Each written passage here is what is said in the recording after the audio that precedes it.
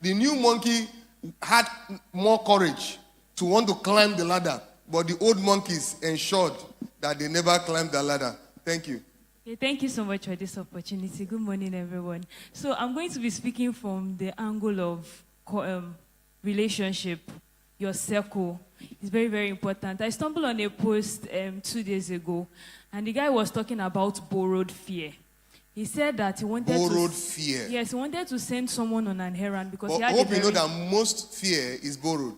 Yes. So he wanted to send someone on an errand, wanted to pick up the phone and call and say, if you can help me with this. And he said he had someone who was standing beside him who said, the person we want to call, the person always give attitude to things like that. And immediately he said he just started feeling like, should I call? Should I not call? He was just skeptical. He doesn't want to be insulted. He likes his teas and all of those things. And he just meditated over it and he ended up not calling. And he said later on he was thinking that what if he had called and the person had actually responded to him? So, and I can actually trace back to when we just started our business. I and my husband. He was the kind that he had a mentor that anything he tells the mentor, even if it's a stupid idea, the man will say, it's very good. I love this. Keep it up. And honestly, he was not the kind of person that is really educationally, like all this smart kind of thing. But we see ourselves doing a lot of amazing things that, I don't know, I just feel like, God, where is this grace coming from? But I feel like this is associated with right circle that we have. Yeah, so we actually have, we can't totally remove ourselves from wrong circle, but we must surround ourselves with much more better circle that will be able to suppress the wrong circle of people. Wow, thank you very much. Because really, from what we watched, you could tell that the major problem was the circle. The other monkeys that have experienced hardship. Usually, because I'm into real estate and we do a number of things, you get to hear people who say, they duped me. They took my land. They did a lot of things. I remember many years ago, the first time I ever traveled to the UK, we went to do our business in the UK and all of that. The first set of people that we met were all, people who were very resistant to anything called investment. So I decided to interrogate one of them. And while I was interrogating the person, I discovered that the person who was talking to me was not even the person they duped. It was somebody that they duped, that told somebody that they duped, that told somebody that they duped, that went. And before you knew it, a mindset has been formed by just what is not real. You have not experienced it. So the circle that we belong to is a major one. Who else want to take the mic? Let me give. All right, sir. The man over there.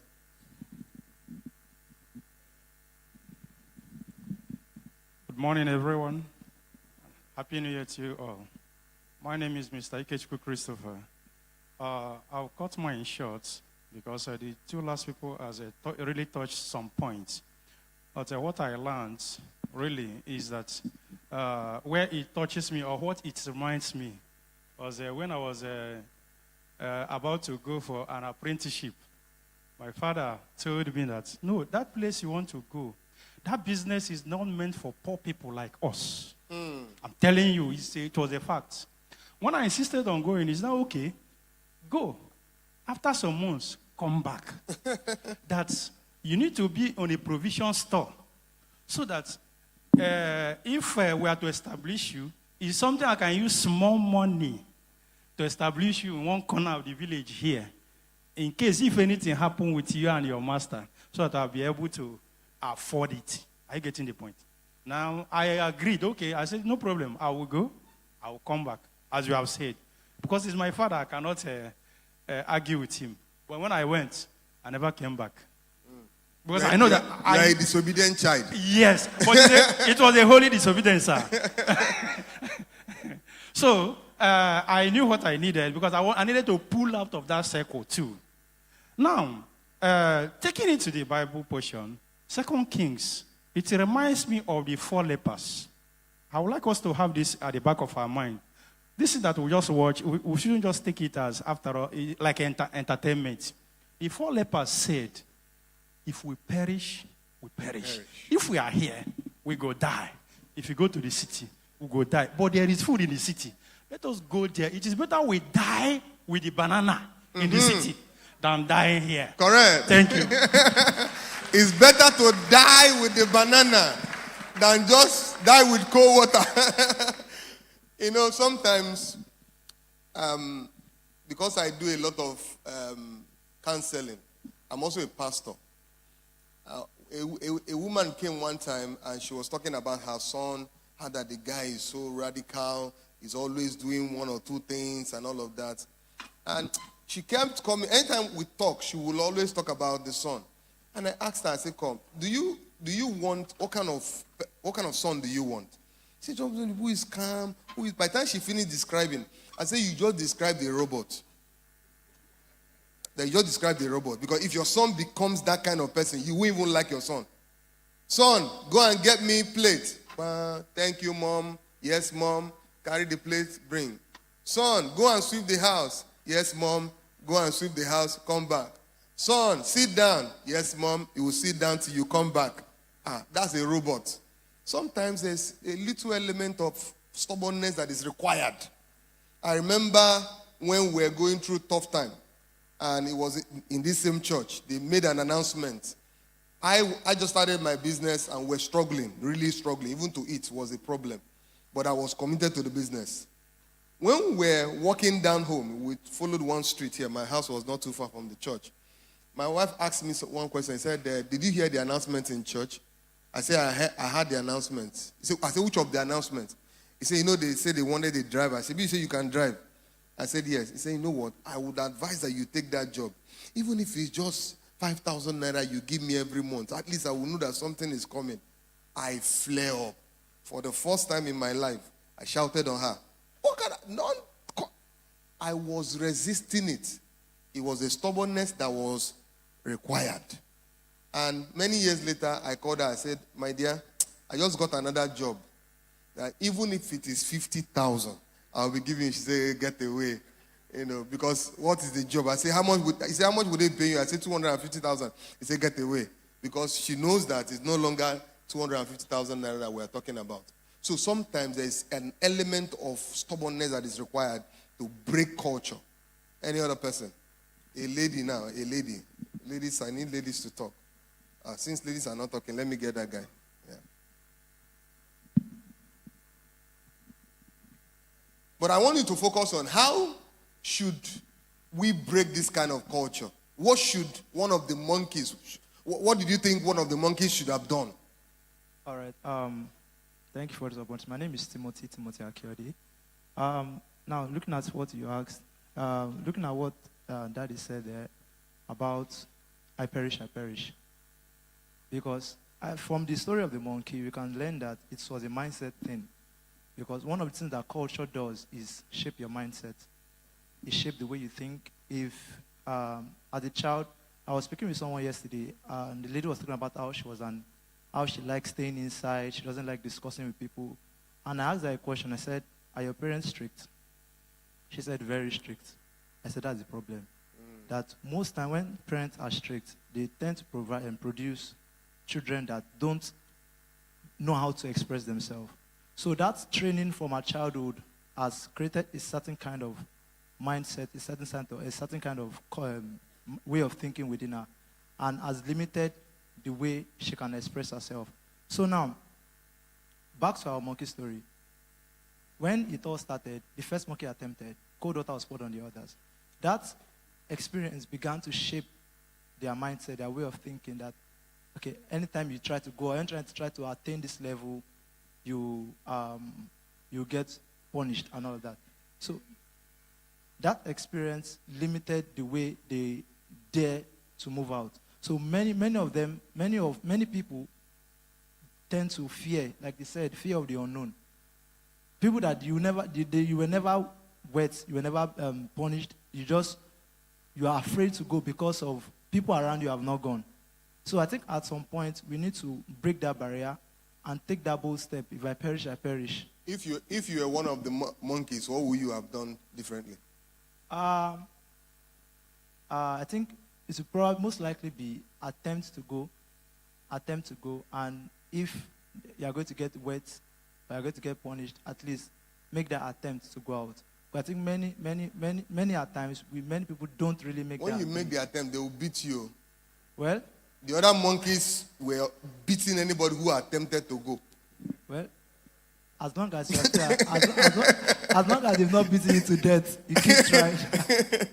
All right, thank you very much. Thank you very much. This is my brother here. I'm looking for ladies. Okay, I have one lady here, so I'm coming to you next. Good morning, everyone. My name is Anthony. Let me just go straight to the point. If I'm the one, I will notice that they have stopped spraying us water. And I will try to convince them. Yeah, that they but have you are stopped. a new monkey. You don't know about that water. You didn't experience the water. They only told you. They only told you about the water. And they beat you the first time you went there. No, I will know that I will be among the old monkeys. I will start convincing them before I will become the new monkey. I don't get that. All right. No, please, let's get to this lady. I will come back to you. There's a lady here. Where is she here? Good morning, everyone. My name morning. is Bumi. I can see, I would say, the passion to stand out, the monkey does not have. If the passion is there, you beat me, I will go. So the passion and the drive to be There were someone 4 different. monkeys beating one monkey. Oh. Yes, you with everything. And I want to be different. that's typical of culture. There will be more people who are aligning with the culture than the people who want to break out of Stand the out, culture. yes. So it's what more we like want. the majority can carry the vote in most cases. So what will you do differently? If I How will want you to stand how will you out, break out? I would have to be rugged and make them know this is my stand. Let me first go. Okay, let me go. Then They will beat let you. us see. Wait now, let me go. Let me go first. Don't And you we'll think see. that calling a meeting and helping the monkeys to understand that old times have passed, some new times have come, and try to convince 1 or 2 more monkeys? Are you getting what I'm talking about? But let me listen to somebody else. All right, that man, the guy in white.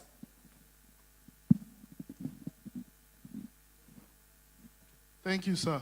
My name is David Bamikunle. So, differently from what everyone has said, if I'm one of the new monkey, I will start by questioning the status quo. Why is it that whenever anyone tries to climb the ladder, why is it that there's a reaction from the other monkey? Ask. You will find out that most of the new monkeys does not know the origin of, they don't even know that they poured water on the first monkey. They just know that, our parents said we should not do it. That's their, so I'll start by asking what really happened. What really caused this, that whenever anyone tries to go up the ladder, there's a reaction of beating from other people. Then when you have the understanding, you start reorientating other people one after the other. So that by the time there are 5 monkeys, right? By the time you orientate 1 or 2, that's 3 to 1, 2 to 3 to 2, 2 to 3. By then, even if it is 3 that you are able to convince, it will be easier to do the job rather than trying to fight alone. Thank you, sir. Because if you only do the fighting, they can beat the person to death. When they say if you cannot beat them, join them. So the way not to join them can also be to try to convince them, try to implement training, try to do some reorientation. Let me go to that far end. The guy standing. Okay.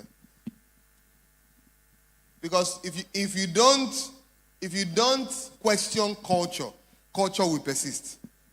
It will persist. Why are we doing things this way? Yeah. Good morning, sir. Good morning, everyone. All right, I would say this.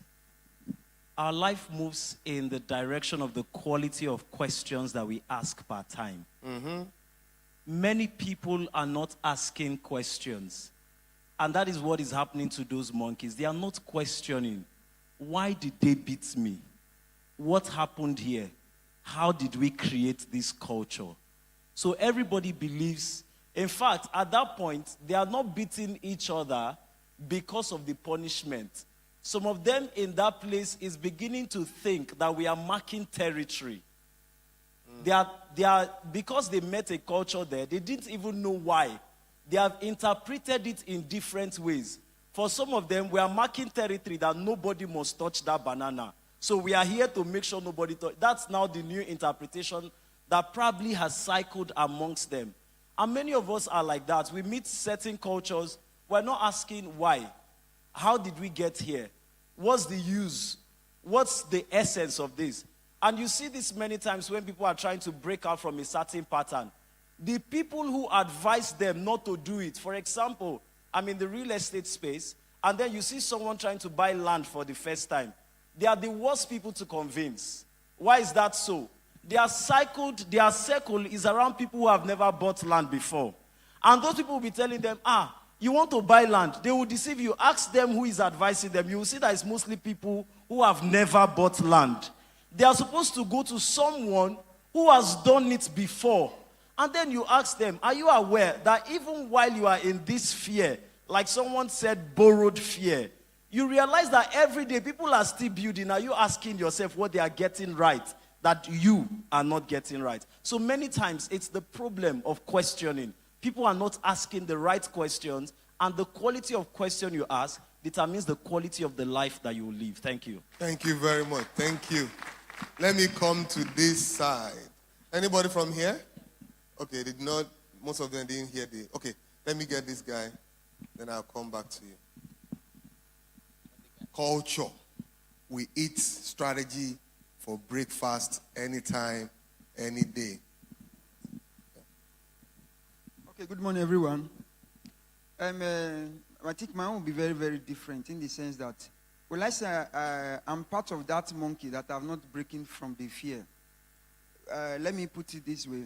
I think it's not about attending meetings. It is the impact of the meeting in your life. For instance, I came here now. Last year, School of Money, I was here.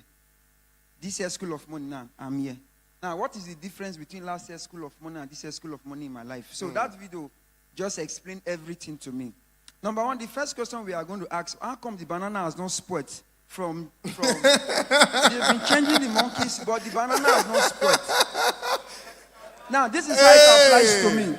How come they are telling you to be, you have been filled with fear, but businesses are beginning to thrive, or the different businesses, you understand, are still thriving. But we have been exposed to those that have failed. For instance. But hold on, my brother. I want to think about that thing again. How come the banana had not spoiled?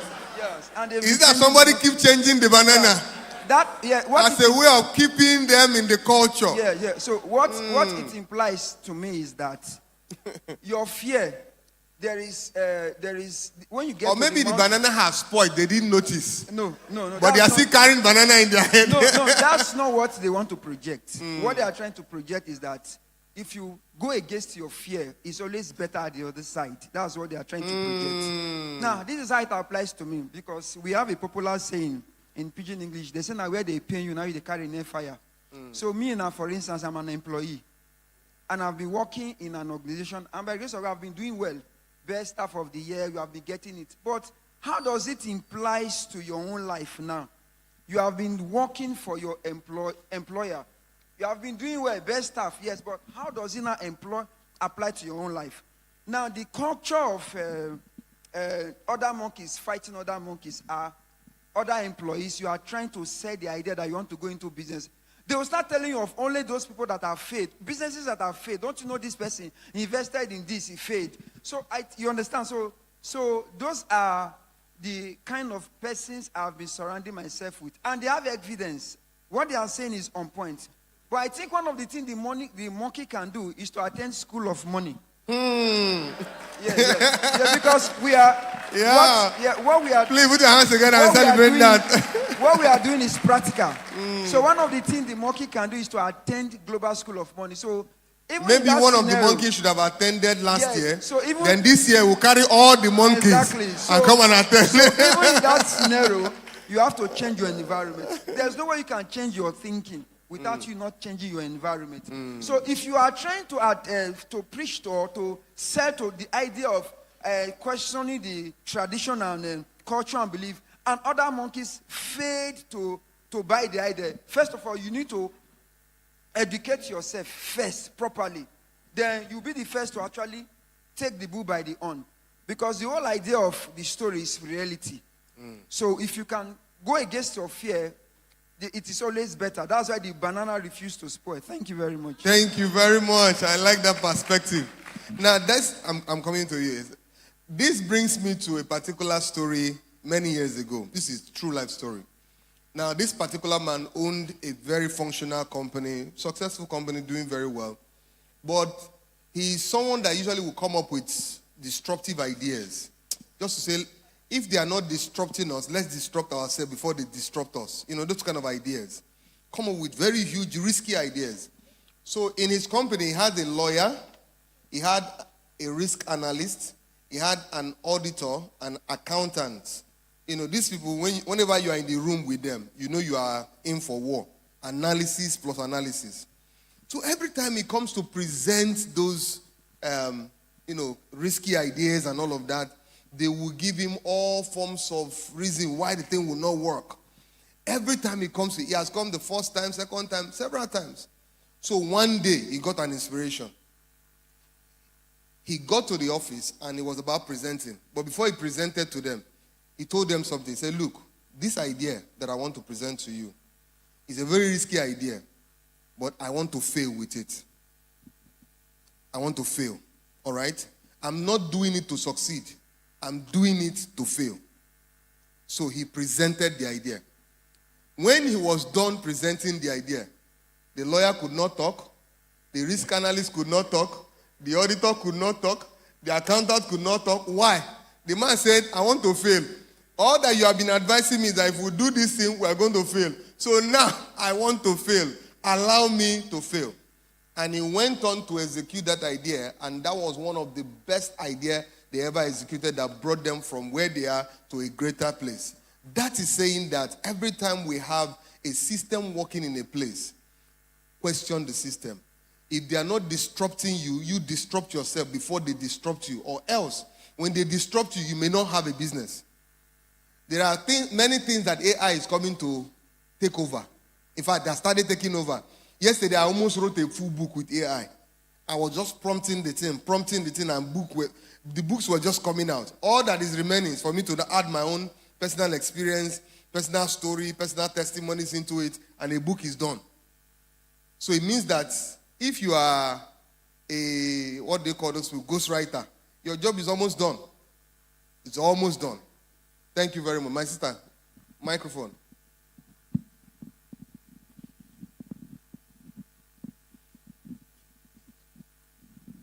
Thank you, sir. Good morning, everybody. My name is Esther Oluwole. I think the monkeys, the difference between them and the lepers in the Bible is that they were not hungry enough. It was the same story of the lepers that we heard that women were eating their children. There was desperation. There was hunger in the land. But I guess because banana is the food for monkeys, so what happened that one of them was not really hungry enough. When you are hungry, there are things that you will do. Other things. You will already get it before you remember fear because of hunger. So I think sometimes when we are not hungry, we give up easily. When we are not desperate and we are not hungry for success, because everything will come with challenges. But one thing that will keep you going and will help you to overcome fears, both internal and external, is your hunger and desperation. Wow, thank you very much. Thank you very much. Who else? Let me go somewhere here. All right, that guy there. The guy. Hunger and desperation. Thank you. Good morning, everyone. My name is Victor Tony. From the story, I noticed that their culture is fear, because culture is a way of life. Then they are taking their culture as fear. Now, fear, which is false evidence appearing real, has now made even the new monkeys. Now, because of them, because of the way they are now fighting the other monkeys, they are now like, okay, since they are not fighting me, let me just take it as a way of life. Now, that's how many people are.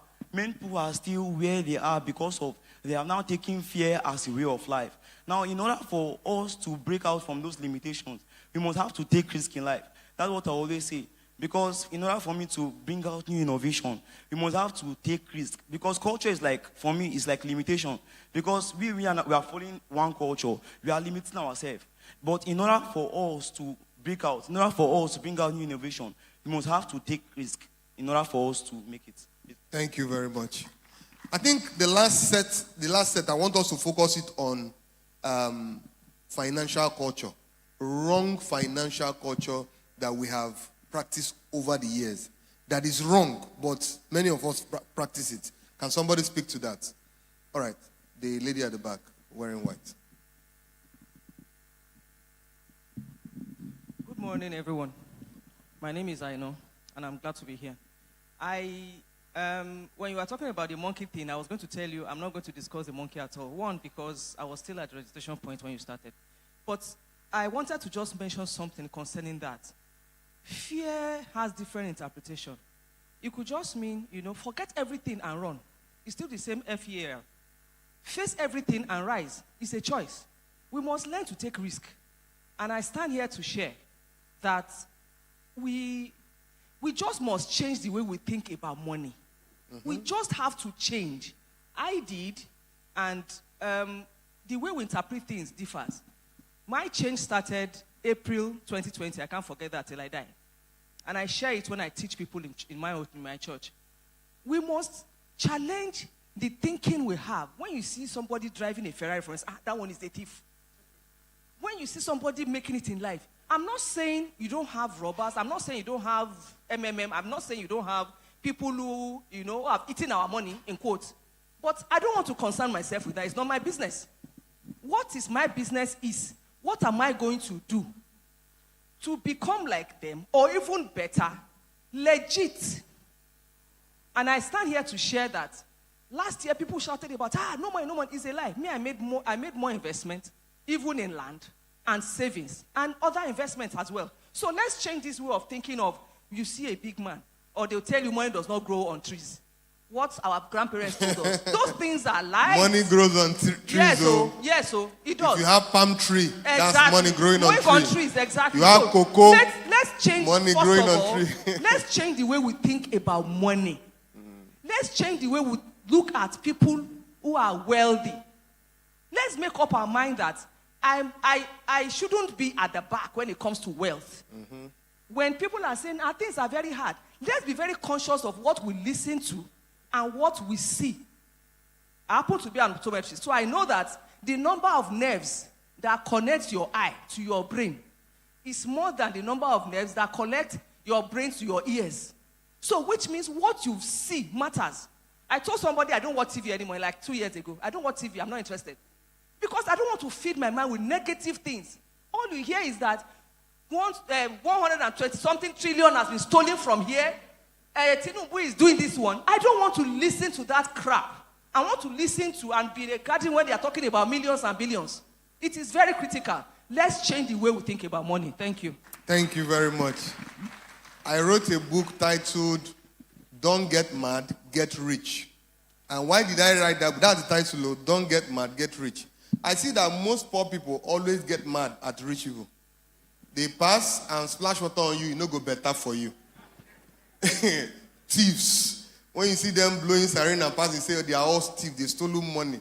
So most people have that mindset that when a rich man, somebody becomes rich, is either is lucky or he has stolen the money. Somebody said the government has supported Dangote to become wealthy. Did Dangote stop you from getting support from government? What did Dangote do that gave him support? So you don't just carry unnecessary wrong mindset. Dangote want to monopolize the refinery sector. Did Dangote stop you from starting your own refinery? Maybe there were other people that had a license, but they did not start their own refinery. So it's a mindset thing. We need to really change it. I want to round up with a couple of things that I've written down here. And I'll just run through them very, very fast. You see, because I am a business owner and I also run a church organization, or I pastor a church, I can see the impact of culture in many of the things that we do. This is what we call culture versus human behavior. Culture shapes human behavior. Now, one of the things I've come to realize is that sometimes it is not your values in your organization that people follow. It is the structure that you have put in place and the things that you have allowed and permitted. I discovered that I don't go late to events. This event was to start by 9. I came in here by few minutes past 8. I stayed in the car for almost 50-something minutes waiting for the event. Why did I leave my house early? That is my own culture. That's my own value.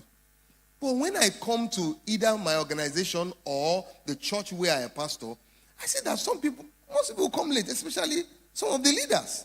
And I started wondering. It was last year I got the code. And the code is that you have been permitting late coming. That's why late coming have persisted. You have not been showing, you don't come late. So it's not your value. But you have been permitting it. So if you look at it, many of the culture that have persisted in our organization are things we have permitted. You allowed it, that's why it stayed. The day you become critical about most of those culture, they will start changing. The next one is that most people in your organization will not change until you change. Most things around you will not change until you change. You see, it's a reaction thing. Once you change and you start demanding what you want, things around you will start changing. I recently changed to a number of my staffs, and the way they have adjusted, I'm just wondering. So all this while, I've been permitting you guys to just be mediocre, to just serve lackadaisical the way you want. But because I changed, they changed. So when it comes to this culture thing, we must ensure that we are the one pioneering and pushing culture and making sure that things move on. If you don't investigate culture, you will keep repeating it. If you don't investigate, how did this culture how did it come to reality? What promoted this culture? Because there are people who are culture promoters. They are the ones who will constantly come and say, this is the way we have been doing it. Let's do it the way we have been doing it so that we can keep getting the same result that we have been getting. And there are people like that. So one of the major things you need to do is to constantly question culture. One time I had a discussion with my uncle. And I asked him, somebody that asks some very, very, very nasty questions sometimes, but good nasty questions. I said, why are we poor in our family? Imagine me asking my uncle, I say, why are we poor? Why is it that all of you don't have money? And he's worried. He said, shut up your mouth. You don't ask those kind of questions. I said, I will ask. Because I don't want to end up like you people. Are you questioning things in your family? Are you questioning things around you? Some people even have businesses that are doing well. The fact that your business is doing well does not mean you allow it. You still question the things that are doing well so that you can make it do even better. So question things. Question things. Culture will always fight back. When you fight culture, it will always fight back. It is persistence that ensures that culture becomes a norm. If you don't fight culture consistently, you will not be able to overcome it. So any wrong culture that has been instituted in a place, you need to constantly fight. One of the things I felt that those monkeys should have done, especially the new monkeys, is to start asking questions. Why is it like this? Why are you guys beating people? Why can't we eat the banana? Why, like my brother said, has the banana not spoiled all these years? Does it mean that somebody is coming to change the banana? Does it mean that somebody is trying to put us in a particular circle that we are not supposed to be? Question culture. Now, this one is very interesting. Culture is a mode. Anything you pour into it takes the shape of that mode. If you see people who have worked in organization, I have seen some very vibrant guys or ladies who enter into an organization. The first 3 weeks, they are very vibrant. Or let's say the first 1 month. By the time they are getting to the second month, they start relaxing. By the time they get to the third month, they have totally relaxed. Why? It is the mode. Whatever is the cultural mode in that environment is what they will relax into. And that will make them now fit into the perfect shape of what that organization is all about. There's one particular lady that joined us. She was very vibrant, doing everything. One of our staffs went to tell her, say, Omatore. That was what she told her. You will soon get tired, don't worry. This is what you are doing. I want to change it, you will soon get tired. And true to the talk, she got tired. In fact, she got tired to the point that she resigned. Say, I can't keep up with all this. So culture is a mode. If you want to change what happens, change the mode. Once you change the mode, everything takes the shape of the mode. Because the culture you don't change will change things around you. Thank you very much. God bless you.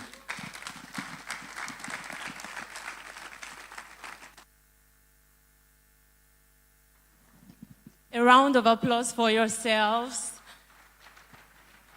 A round of applause for Mr. Wisdom Ezekiel. Put your hands together for him.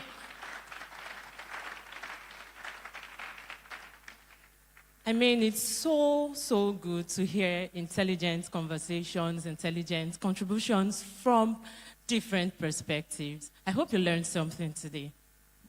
That was an insightful session. Please give him a round of applause once again. The 5 monkeys case study. Yeah, and I'm sure we've been able to understand that we need to imbibe culture in everything we do, in our daily life, in our organizations, and I'm sure we've taken a thing or two from here today, and we're going to do better as it's a stepping stone, and we've also been open to various things.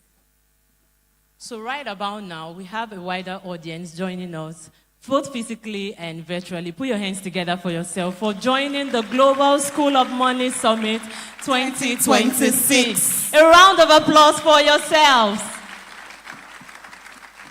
So a few announcements. If you would like to use the restroom, it's just by my left here. Once you come out, then the men's restroom is by my right, and then the ladies' restroom is by my left. All right, to take us further, let's put our hands together as we make welcome Mrs. Abiola. So thank you very much. So next we're going to be bringing on Dr. Olumide Emmanuel. So I'm going to be, taking a few profile.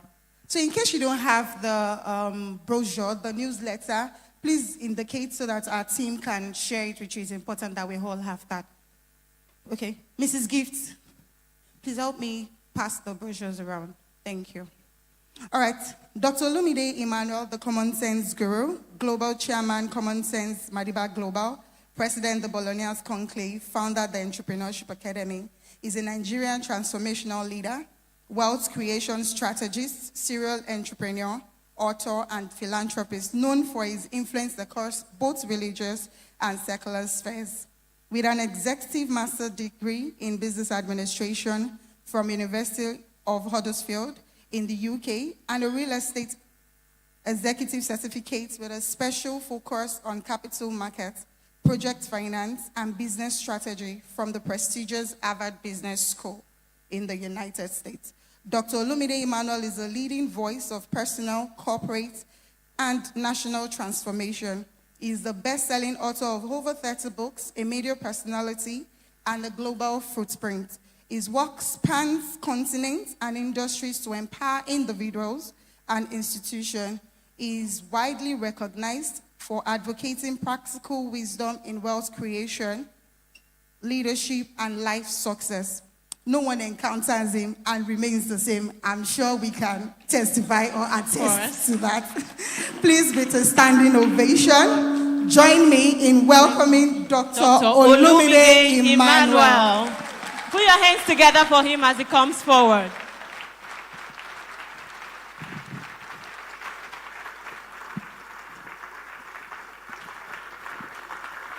Good morning, everyone. Happy New Year to you all. I wanted to go and help me ask your neighbor, which kind of monkey are you? Are you an old monkey, a new monkey, a special monkey, aggressive monkey? Wow, you may please be seated.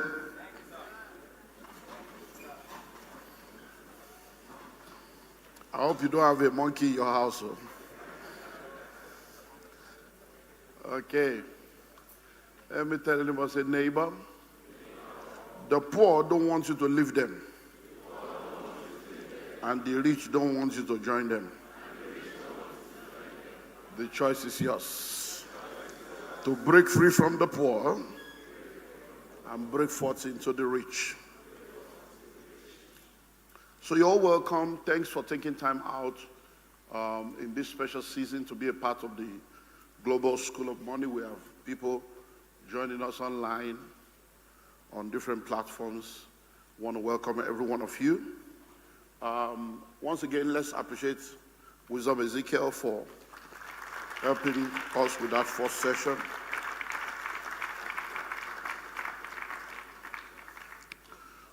So today, we're going to be launching a lot of stuff. Apart from the session we've just had right now, I'm going to take us on a very long stretch, share a few things with us, and then reveal to us a lot of opportunities that are available for you to take advantage of. We're going to be launching the Palm Tree Farm today, launching some new books today. We're also launching the School of Money University today.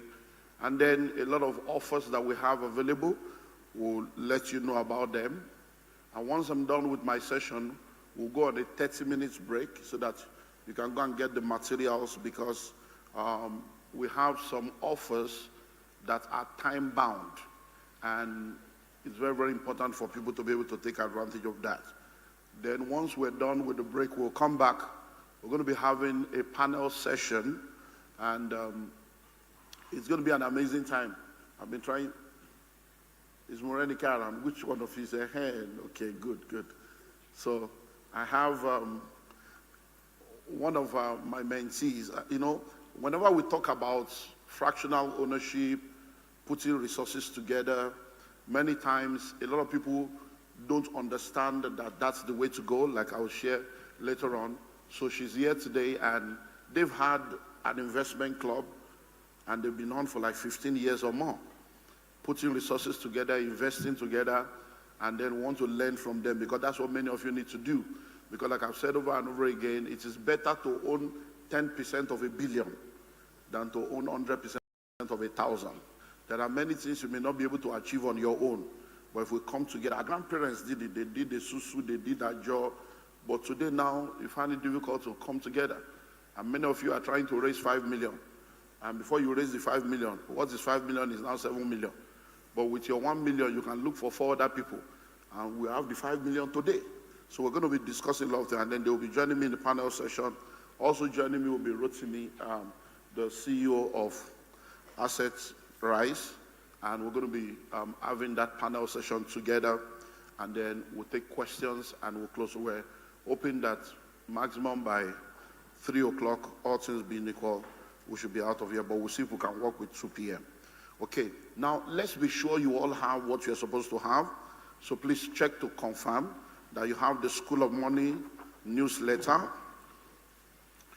Then number 2, you have the Palm Tree brochure. The Palm Tree brochure are 2 brochures. You have one that is AI. That's Agric Intelligence, Agric Investment. This is the real AI.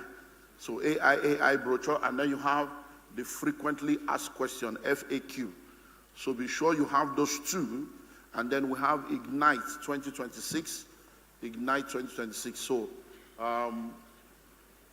which one don't you have? Ignite, okay. So many people don't have the Ignite brochure, the flyer. So ushers and protocol, let's just go around and make sure if we have more of the Ignite, we'll pass it on to people. Especially give the Ignite majorly to women, because it's very important for us to ensure that our women are empowered, so that there will be no monkey in the house. If you know, you know. If you don't know, don't know. Okay, so let's go. So I want to share with us on developing a wealth mentality. Developing a wealth mentality. It's very, very important for us to understand that our mindset goes a long way in determining how far we go. So, multimedia, let's have my PowerPoint. Developing a wealth mentality. That's one of the reasons why I decided that we're going to use the 5 monkey experiments as our first session, just to help every one of us understand the importance of your mindset in the things that you do. When you don't have the right mindset, it goes a long way in affecting how far you go in life. So many of us are where we are today because of our mindset. And it's very, very important for you to have a wealth mentality in order for you to become wealthy. And we're going to look at that today. So to become wealthy, we have to break free from poverty and develop a wealth mentality. We have to break free from poverty and develop a wealth mentality. Whoever is on the slide, please try and follow me and make sure you have the next slide in view to know where I am so that we can all walk together. Now, poverty is in levels, but the mindset level is the real issue, just like the monkeys. Now, you see, there are 5 levels of poverty.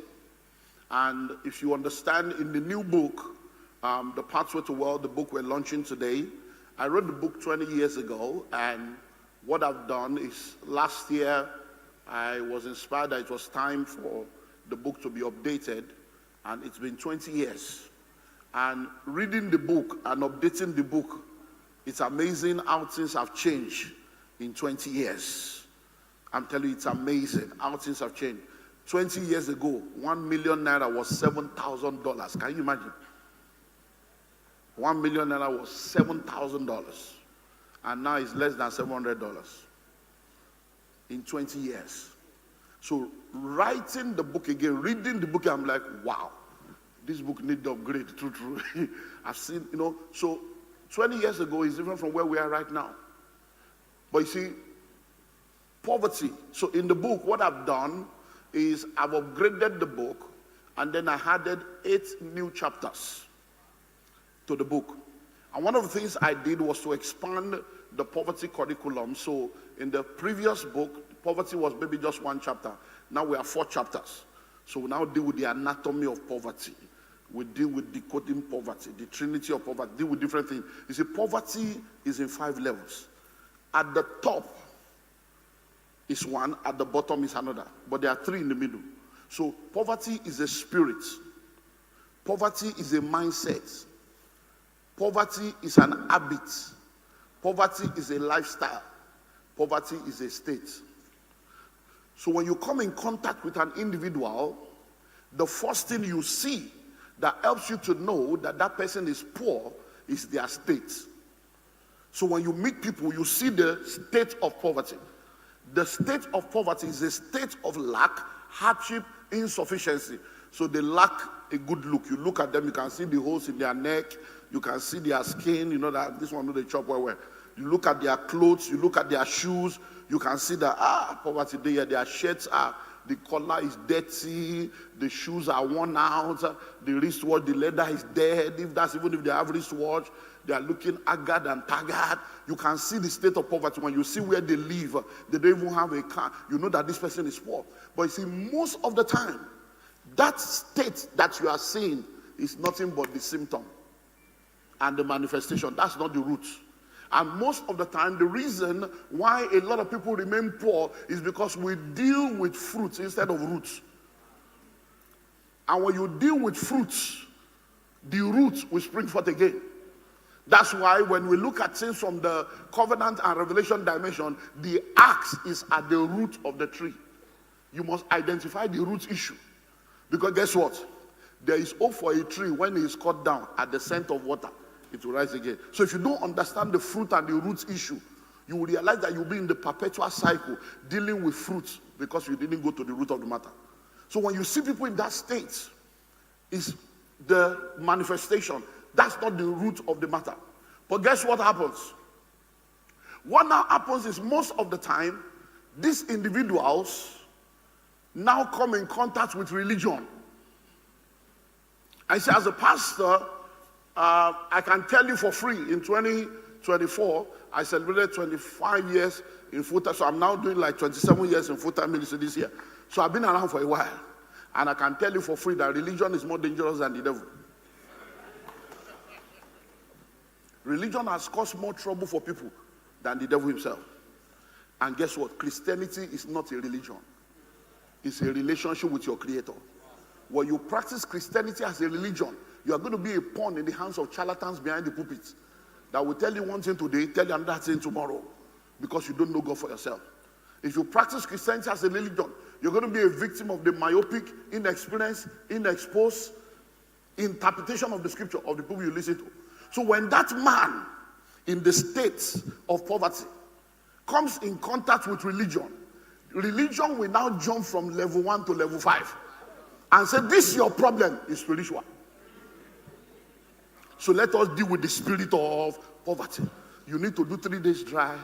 You need to do vigil. There's an altar in your father's house. All these things are incomplete. They are not incorrect, but they are incomplete. Yeah, there are demons. Yeah, there are curses. Yeah, there are altars. But this issue is not an altar matter. Because guess what? Are you ready for this?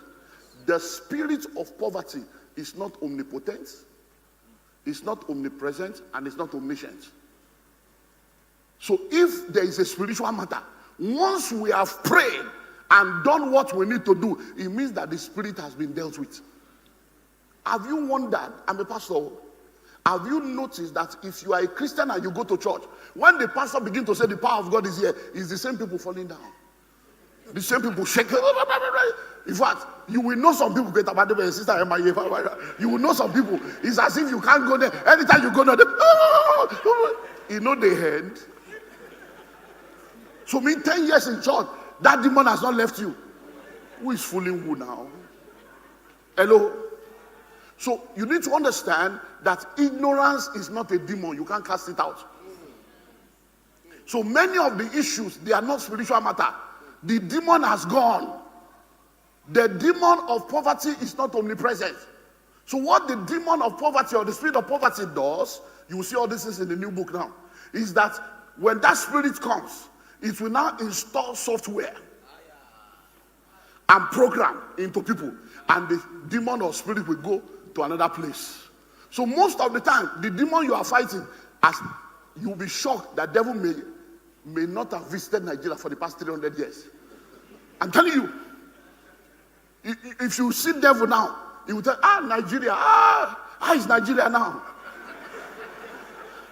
I've not been there for like 150 years now.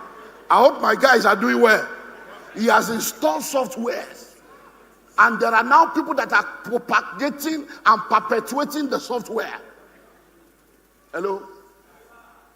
Are you getting what I'm saying now? So most of the time, when you move from state, they go to spirit. Please listen. Many of the problems in your life has nothing to do with the spirit anymore. Especially for those of you that claim to be Christian. The day you got born again, the power of that spirit is broken. The day you became conscious that you don't want it anymore, and you told God, change my story, he has answered. But the issue is like the colonial masters. Even though the spirit has gone, there are softwares that he installed.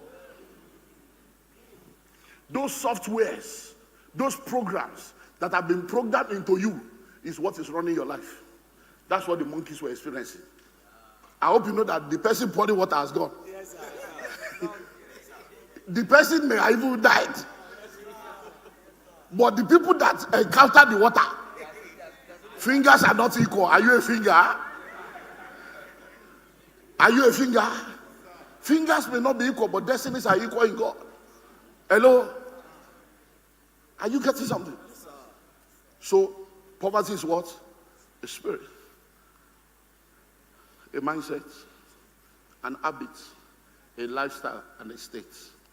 So, in order for you to break free, which is what we're looking at now, poverty is in levels, but the mindset level is the real issue. So, what is that mindset level? That software that has been put into you that now leads you into the habit.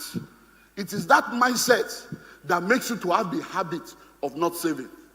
What are we saving for? Let us eat and drink, for tomorrow we die.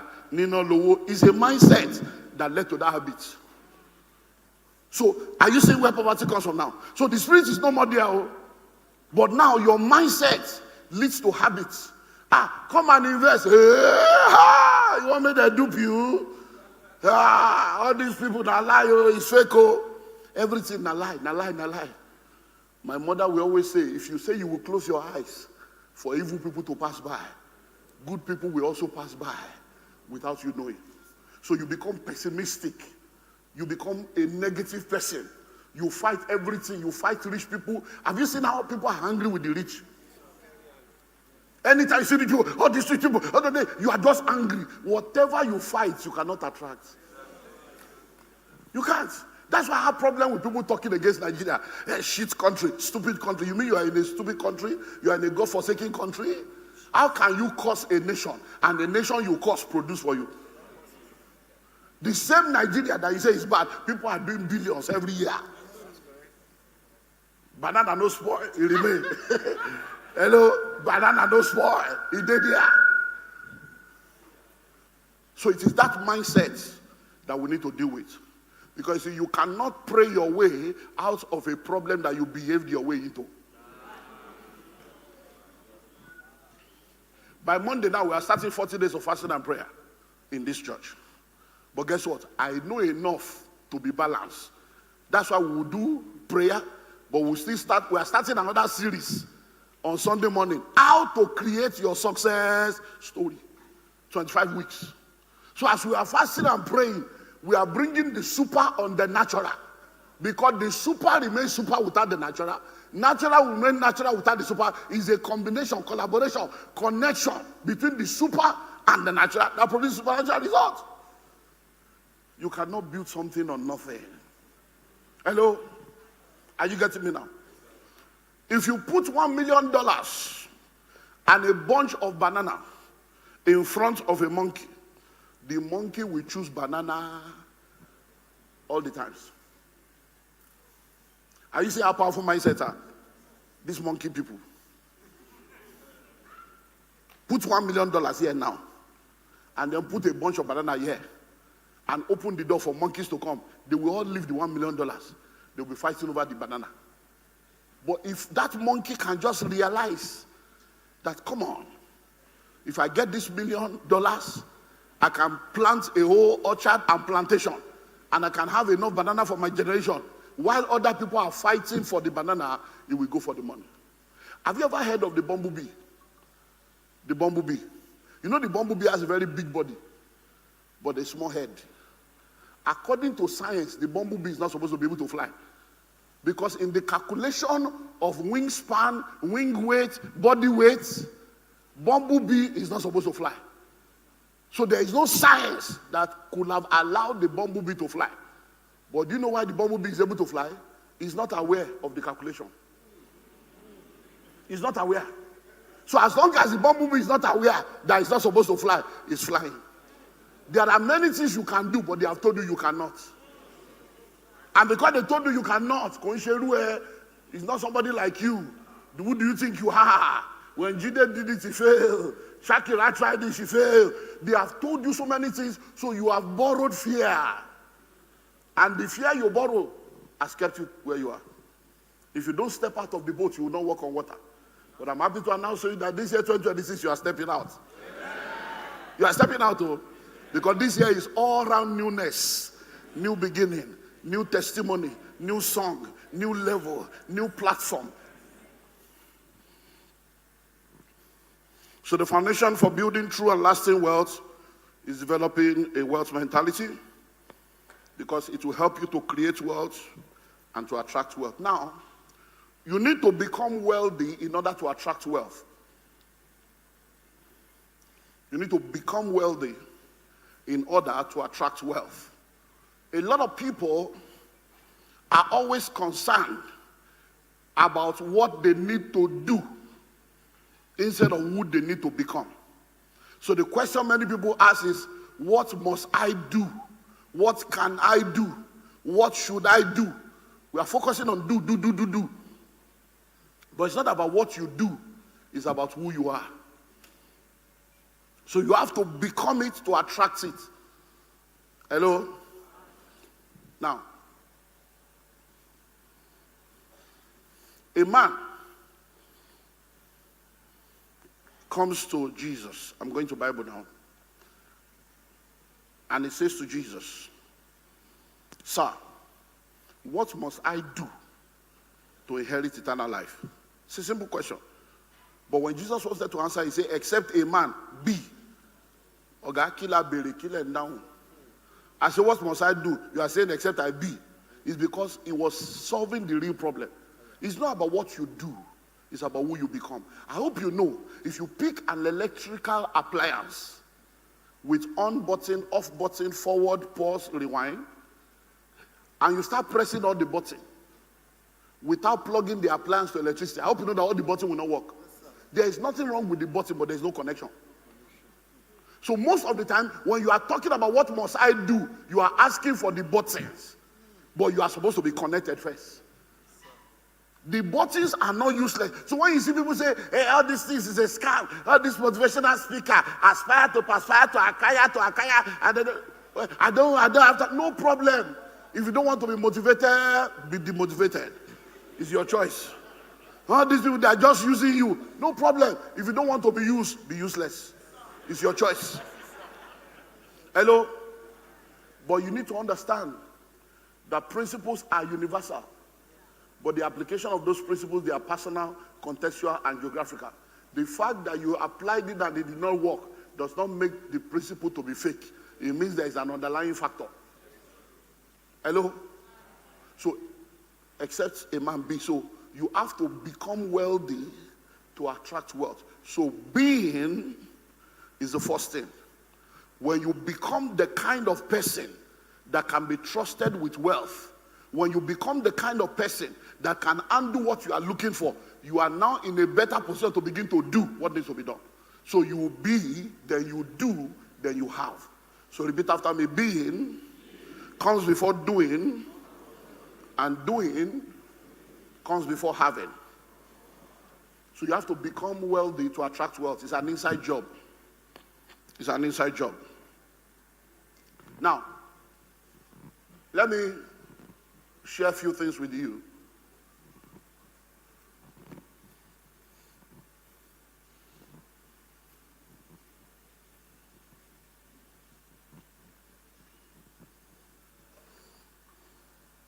Are you ready? How do I become wealthy? You must become wealthy to attract wealth. Being comes before having, and it comes before being, then doing, and having. So how do I become wealthy? Because the real issue is not the wealth, it's about you becoming. The version of you that exists right now cannot undo what you are asking for. That's the issue. I hope you know that what you are dreaming for is somebody's coins. Hope you know.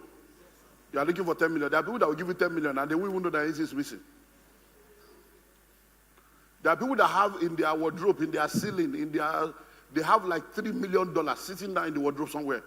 Their house girls, house boy, and driver are stealing $10,000 every week for the past 1 month. They don't even know anything is missing. There are people buying cars of 15 million for a side chick. Hello? That is in 300 level in the university.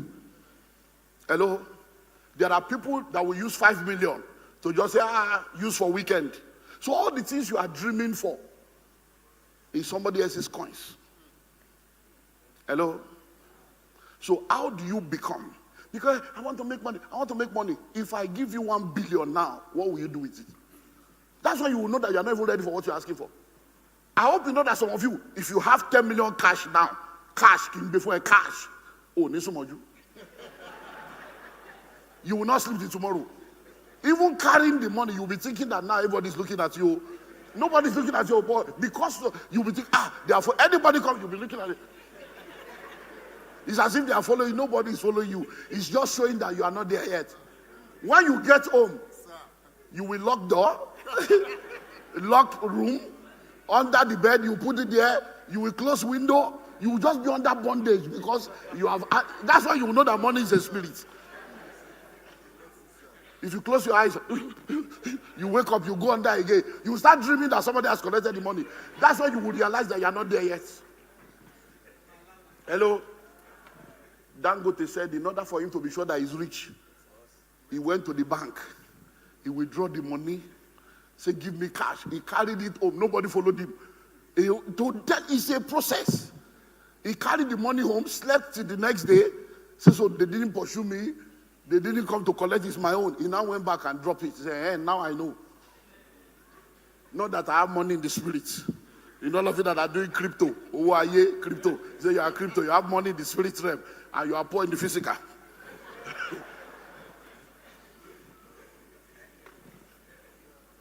There are 5 ways to become rich. I'll give you 3 because you didn't pay. Is it not a free meeting? You want to be collecting? When you don't pay attention. But I know you will pay attention because you are serious people. For you to come out today, you are serious. You know, some people, they have done dirty December in nightclub. Then when they finish all their dirty life, they will now come on the 31st to say they want to cross over with God. I know there's a difference between God the Father and Godfather. Small girl, big God. We know your God is in Abuja. Okay, so 5 ways to become wealthy. Number 1, you become wealthy by knowledge. So you have to become it to attract it. You become wealthy by knowledge. If you're a medical doctor, you don't become a medical doctor by prayer. If you're an engineer, you don't become an engineer by fasting. If you're a lawyer, you do not become a lawyer because somebody laid hands on you and destroyed the altar of your father's house.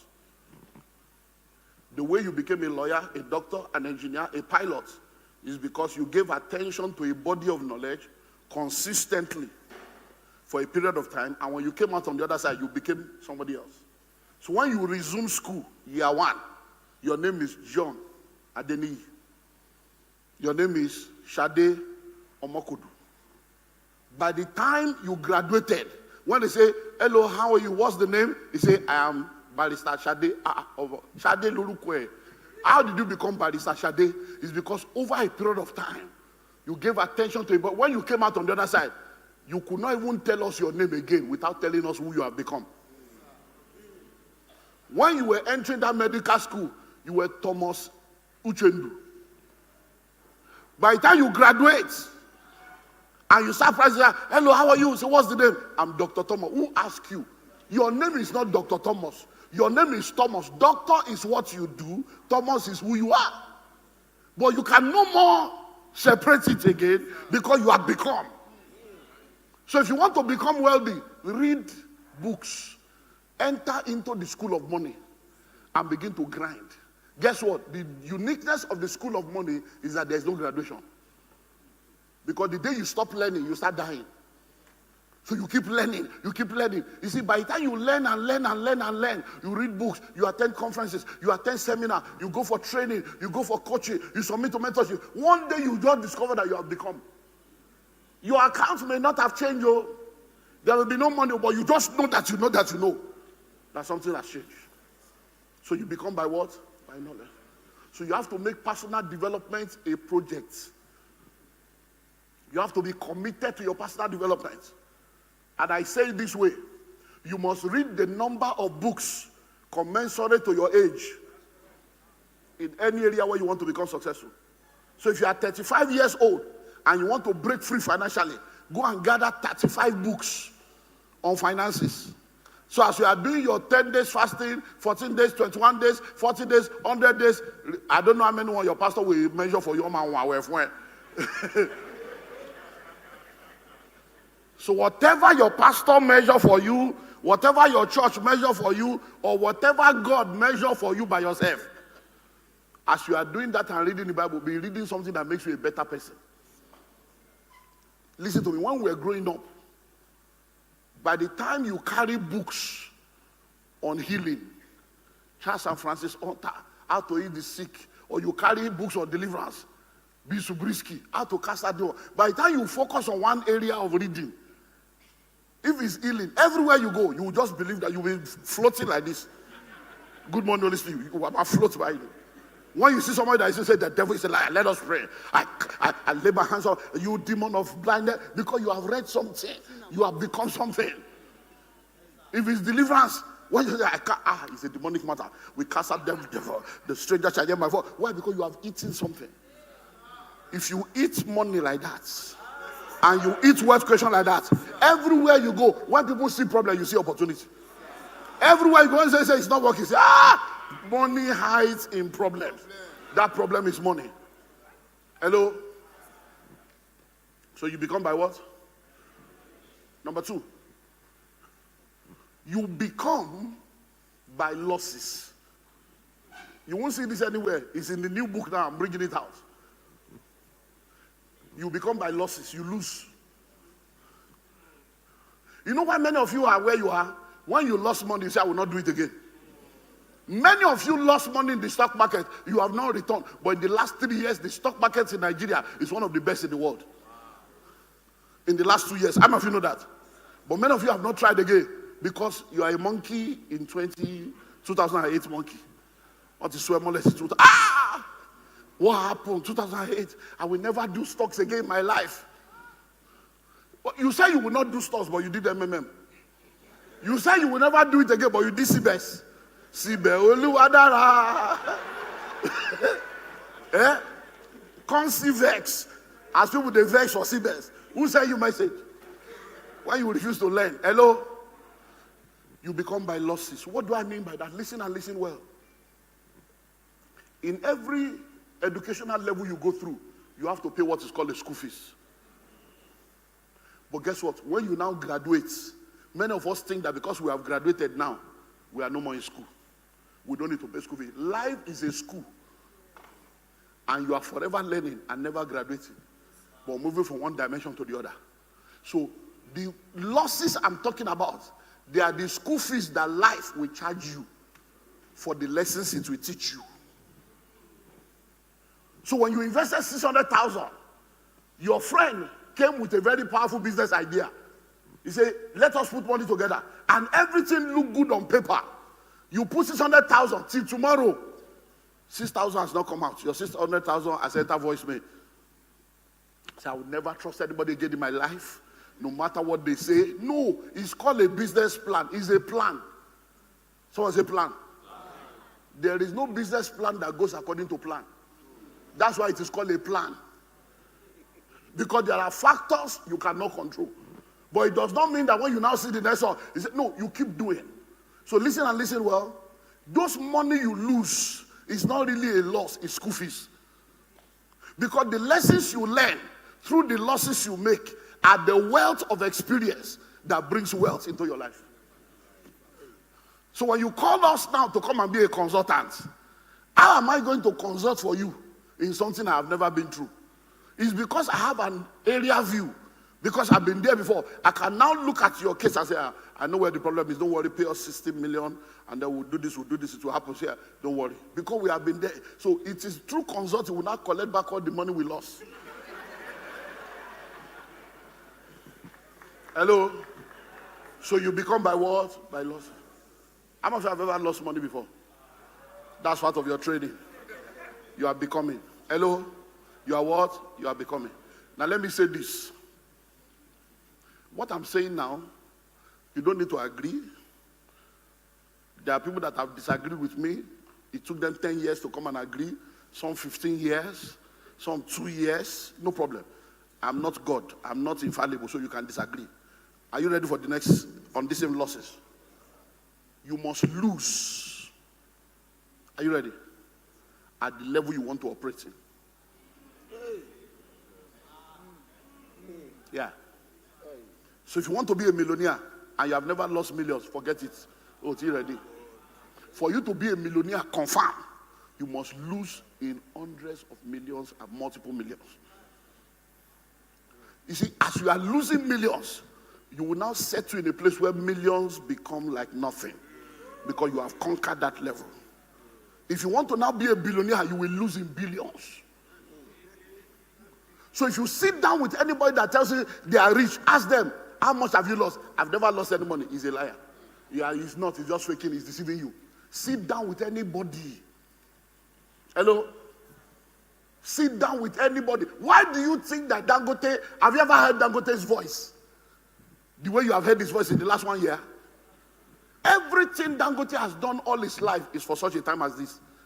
If this refinery fails, you will see how a billionaire can become poor. Do you know how much he's owing? Billions of dollars. Engine on that refinery. But one party will lose money doing press conference. What are you talking? You will be shocked. You see, have you read $10 book? You see how much he was owing? 230 billion. Billion, you. You see, when you see billionaires, don't envy them. Big head is big headache. It's big responsibility. So you must also, if you are sitting down here right now, you have been losing 200,000, 800,000, and you are crying. Oh Lord, make me a millionaire. Forget it. Oh. Those prayers cannot be answered. And I don't need you to agree. Your experience will tell you. So when people say, Olumide, do you know how much I've lost? At a point, I was in debt of like 8 billion. At a point, I had 89 court cases. 89. EFCC every week, the collected passport every week I'll be going. When I'm going, like my wife might say, let's pray for your daddy that he will return.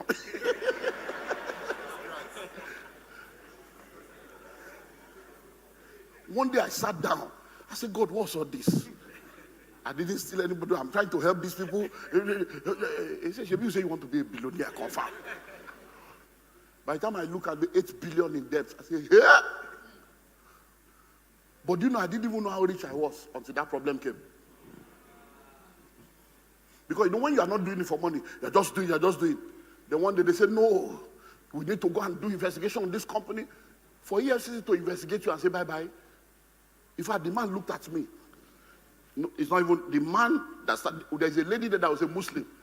She looked at me and said, sir. He said, I've been watching you.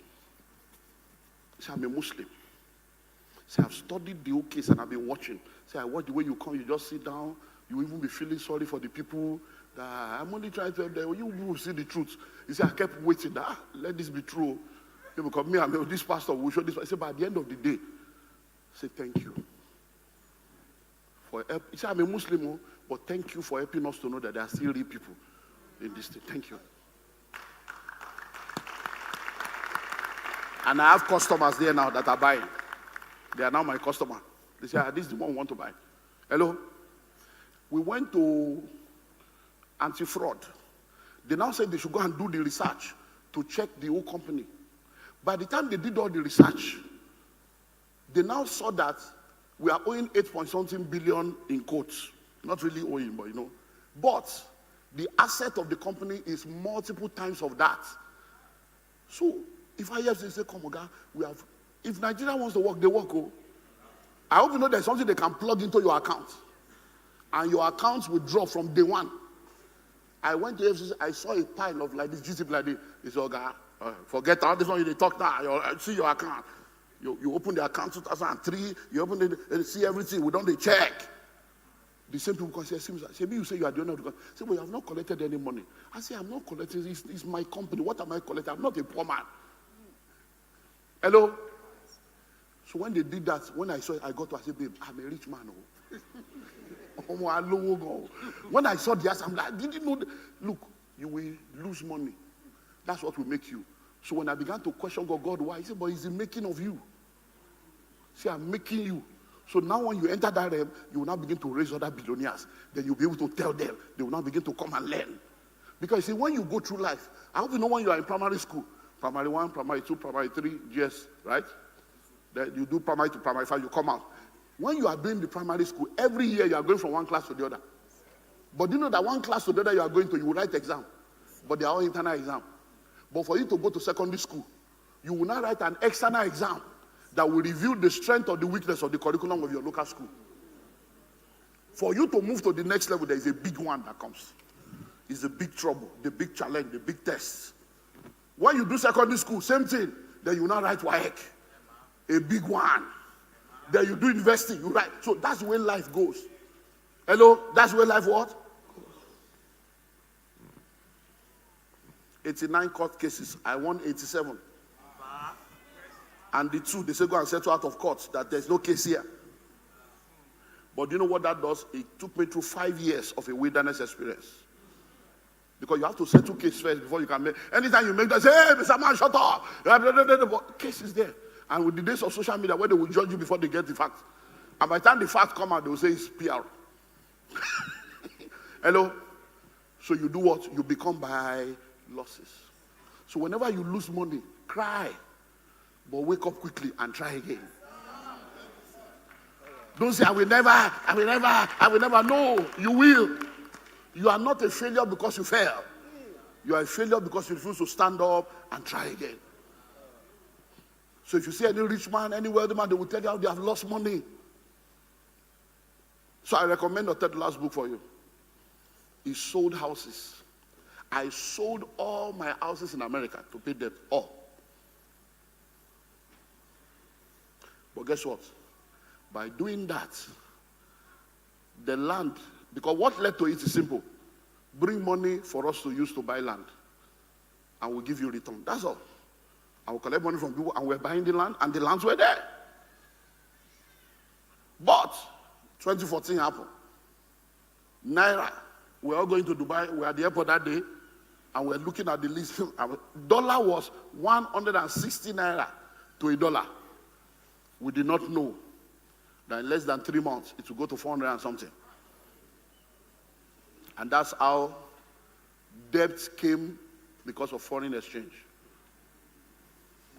And I learned many lessons. Lesson number one, never collect foreign investments for Naira business. Hello? That's the first lesson. Because we're exposed to over $1 million. And $1 million was supposed to just be 150 million.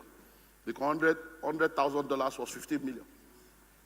So $1 million that was supposed to be 150 million, we ended up paying 450 million to return 1 million in a space of 4 months. And my thinking was, let's settle abroad first. Since I'm in Nigeria, I'm not going anywhere. They know I'm a pastor, I cannot lie. I settled everybody abroad. Paid all the money down. The second mistake is don't collect a short-term fund for long-term investment. Those are mistakes I made. So by the time I finished paying everybody abroad, I now made the greatest mistake, which is not a mistake, but it's a mistake in a chaotic system. The law of integrity is open communication. Honestly. So I use my hand. I use my hand to write letter to everybody to say, update. We have been running this investment for 16 years. We don't have any problem. However, in the last 1 year, it's been, you know what's happening in the economy, but we are happy to announce to you, I thought I was doing the right thing, that we have paid up every foreign investment to keep our interest. Since the asset is here in Nigeria and it's visible, so we are now writing to you to let you know we can no more continue the way we used to continue. So all of you, we have houses, we have land. Come and collect house. Come and collect land for your money. If you say you don't want land, you don't want house, give us authorization to be paying you small as the funds come in, but no more interest. Interest will stop. That's how the gate of hell open up. That's why some people run away from Nigeria. It's not because they are bad. They already know that people don't love you. They love what you do for them. Hello? A guy invested 8 million. He has collected interest of 14 million on his 8 million. And he fought, he said he will collect again. And I looked at him and said, you have collected 14. Buy it, come along. He said, no, that's not the agreement. I still have 8 more years to go. Are you sure we became now? So when you see us talking with the boldness, we have become something you cannot understand. You can name it anything. Number 3, how do you become? You become by sacrifice.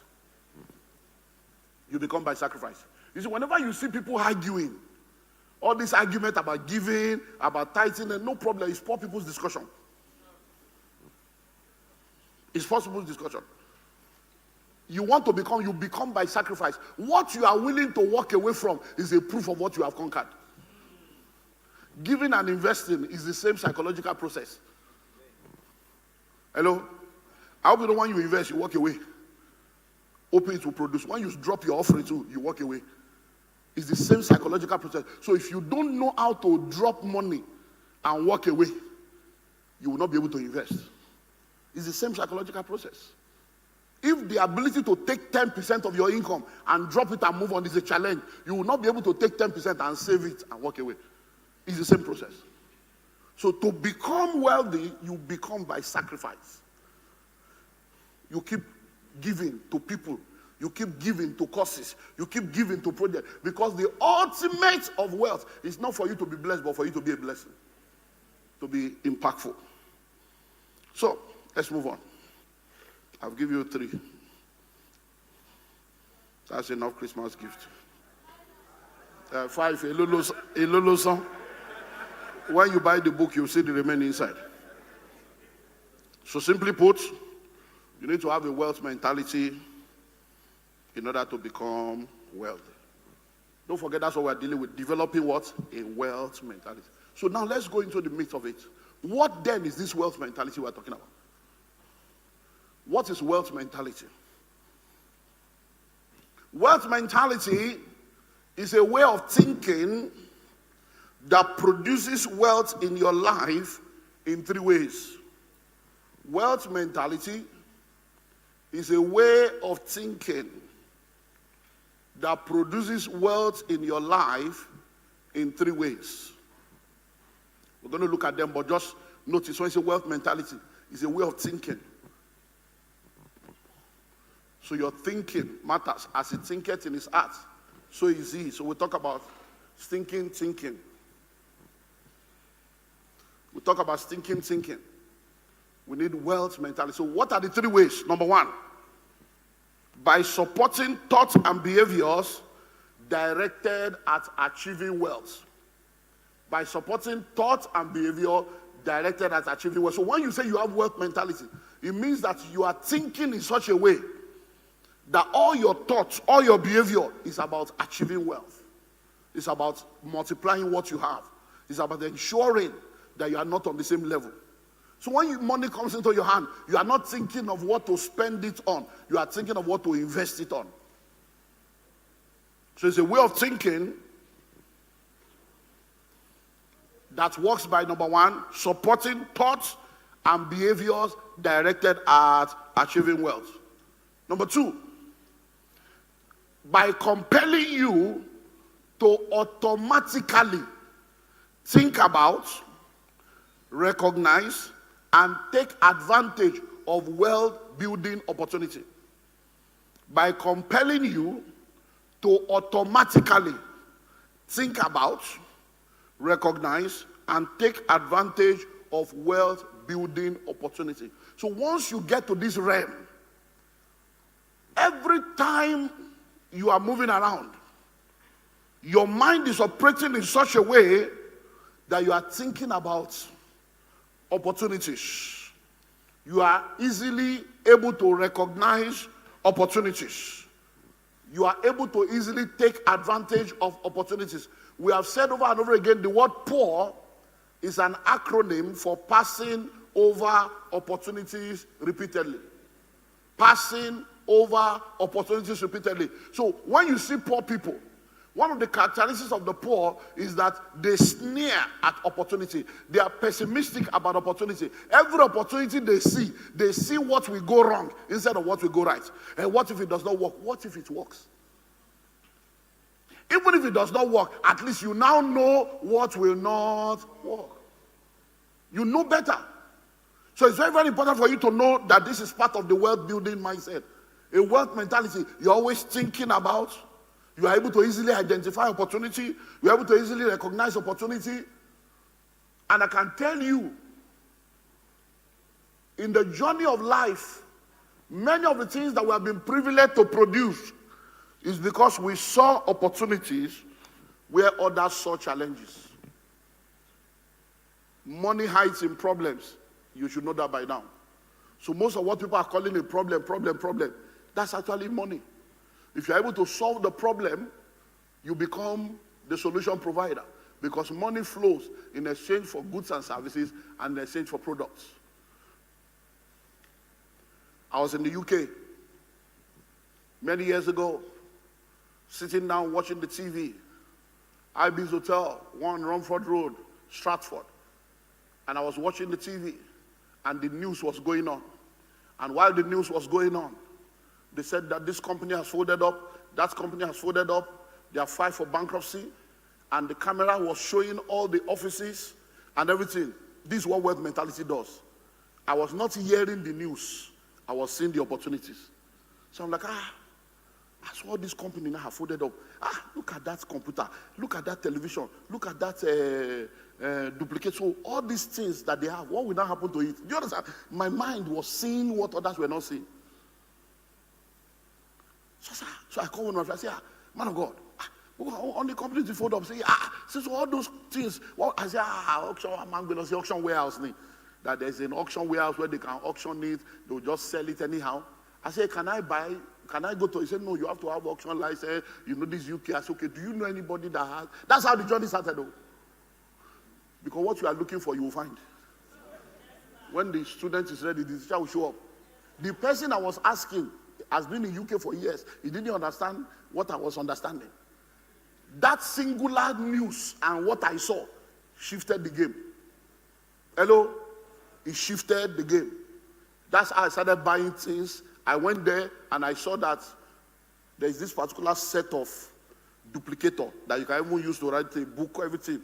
It's like very tall like that. I know you've seen it in the business center in those days. Very tall like this with level. They say it's 200 pounds. I said, 200 pounds. And 200 pounds then was 250 naira. So that's 50,000 naira for a whole duplicator. When I called Nigeria, they say it's 1.2 million. I said, 50,000 naira, 1.2 million. So I called the people that do door to door. How much per kilo? They say £3.50 per kilo. If I tell you the multiple millions I made from that deal. But how did I see it? Many of us were watching the news. Hello? But not all of them made news. I was in the US one day, and I was watching the news, and I saw people destroying houses like area boy, breaking glasses, breaking. I said, They said their houses have been foreclosed, that they couldn't pay their mortgage. And I started seeing houses upon houses, houses upon houses, that nobody was there. And they were interviewing people. This is just bad. It's just fact.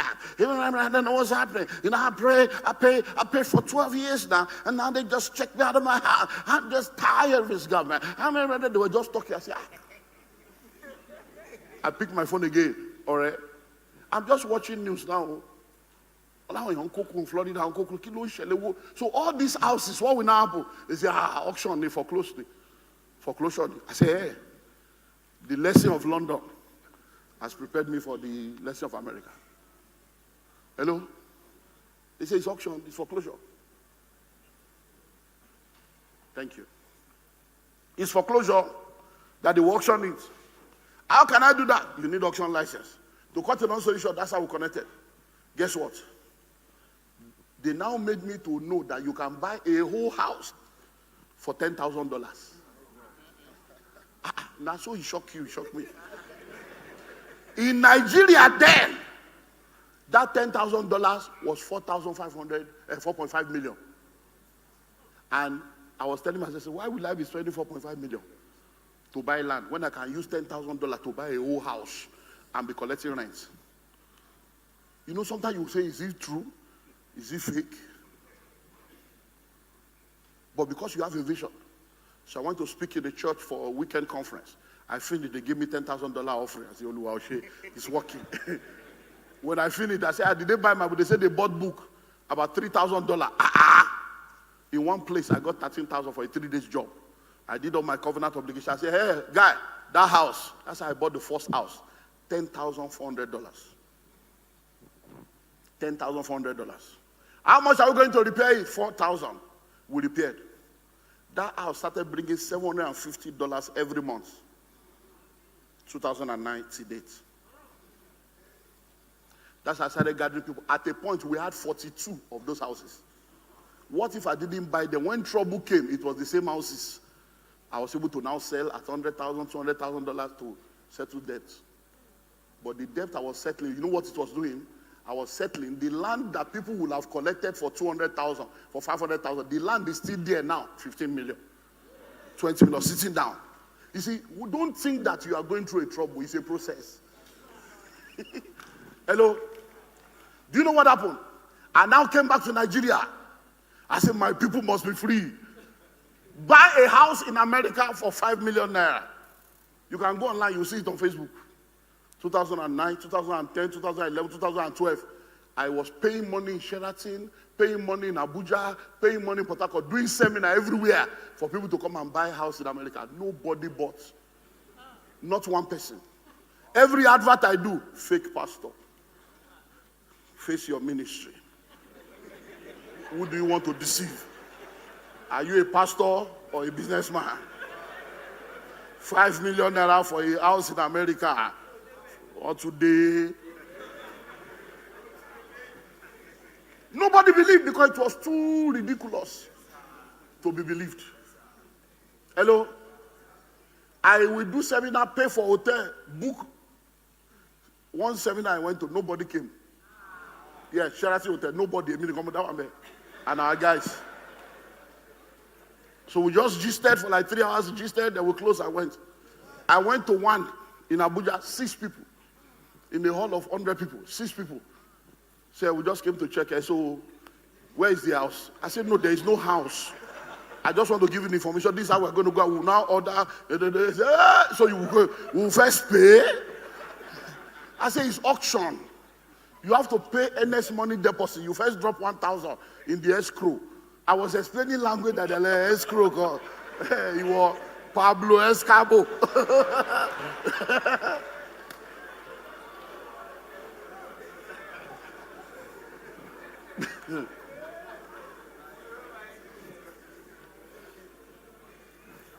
So when people insult us today, no be today. Number 3, wealth mentality. It drives you to structure your lifestyle to preserve and continue to grow the wealth that you have created. When you have a wealth mentality, you don't live anyhow. I don't know why. I will go back to the $10 book again. When you read that book, you will know. You know one of the reasons why I love that book? Many reasons. But one of the reasons why I love the book is because it validated everything I've been teaching. So now people can now see that, okay, because now somebody in that realm has brought out the secret. He validated many of the things I've been saying. And number 2, he spoke truth. I don't agree with all the things he did, but it just shows you truth. The way this nation works, the way things work, he spoke everything there. I was on the plane coming back from a trip, either from Abuja or one of these states, and someone was sitting next to me in business class. And he greeted me when I came, oh, bless you, sir. So I knew that he knew me. Oh, it's an honor to sit next to you. So, but when we now sat down, I brought out the book and I started reading. I just noticed that the guy did not talk to me anymore. I didn't say, I just thought maybe he's respectful. Maybe let me not disturb the man of God. I kept reading. At the point, it's as if he couldn't say, excuse me, sir, why are you reading this book? What are you reading here? That I don't understand. With all that you know, do you agree with all those things? These are the people that spoil this country. He was just talking. What are you reading here? So I asked him, I said, sorry, have you read it? I don't have time. How can I be giving rich people money? They are rich. They still want to collect our money. The book is very expensive. I said, hell.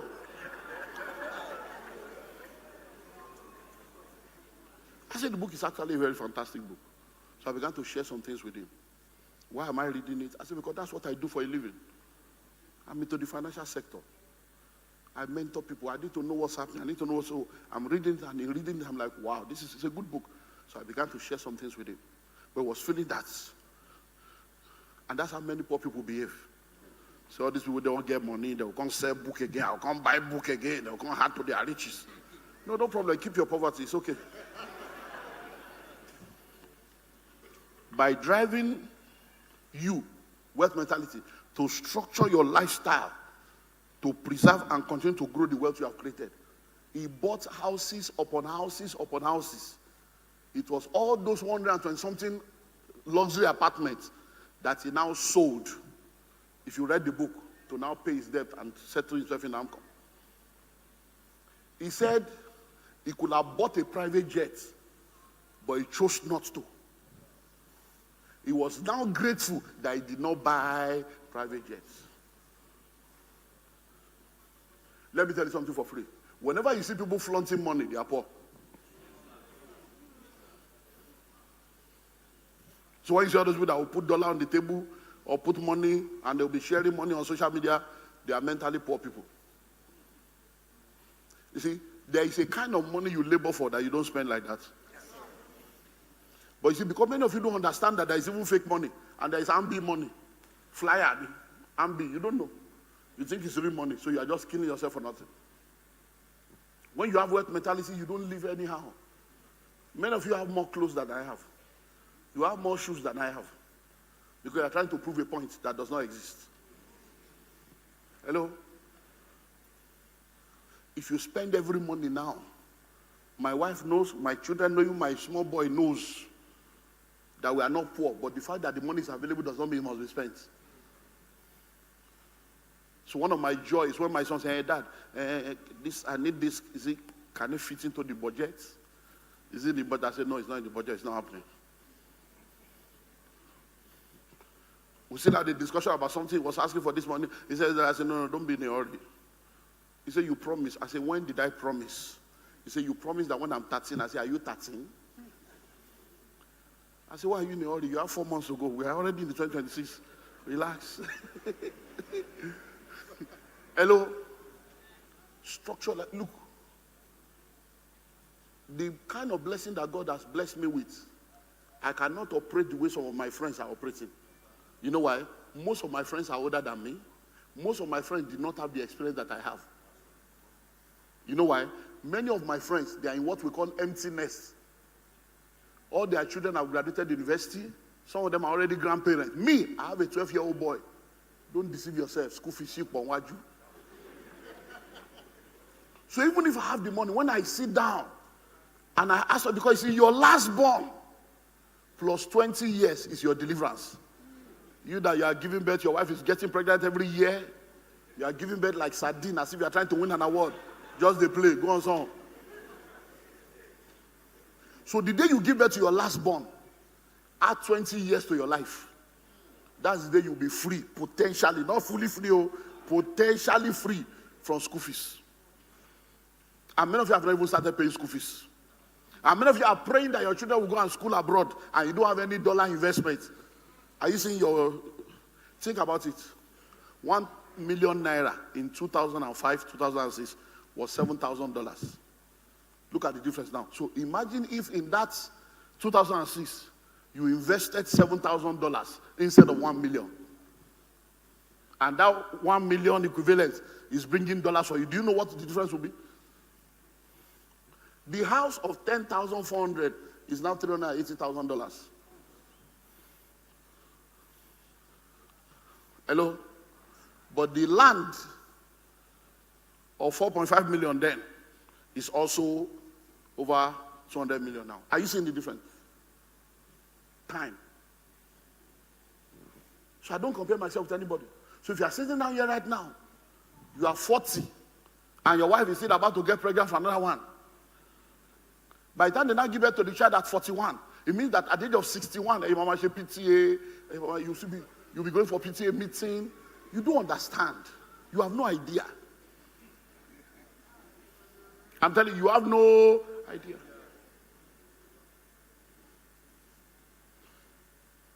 So I don't compare myself with them. I will not spend money the way they spend money. They say, you are an Igbo man, you are too stingy, but no problem. Whatever you like, call it. All their children have gone, many of them, their children are working. They don't have any other expenses.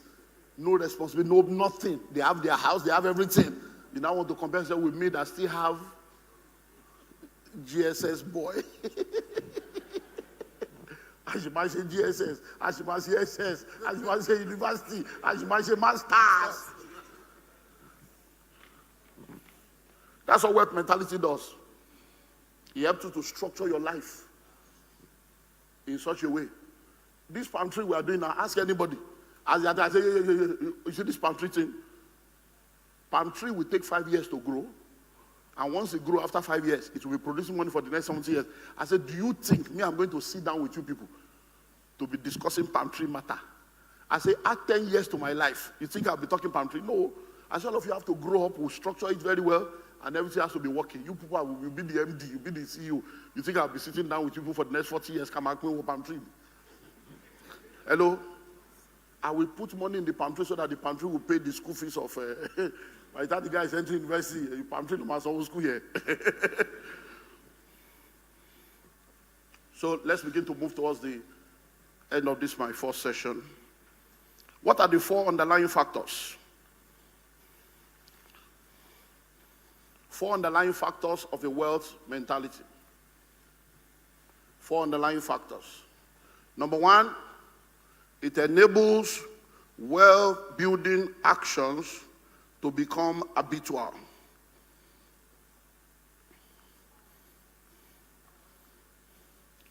So savings should become an habit.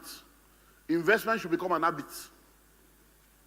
Habitual. So savings should not be something you struggle with. Investment should not be something you struggle with. So people call me from time to time, sir, have you heard there's this business? Oh, there's this shares. So I have 2 stockbrokers that I use. And I've given them a blank check for every opportunity in Nigeria. So if you know any opportunity, any stock, any shares that is about to blow, you get any inside information, just call me. Oh. They are doing any private placement, anything, and that's so many of you don't understand that there's so much money going on in the market in Nigeria now. Hello? And when you have somebody on the inside whose primary assignment is stockbroking, they know what others don't know because they have privileged information. Hello? So there are opportunities like that. So that's what it does. Wealth-building action becomes habitual.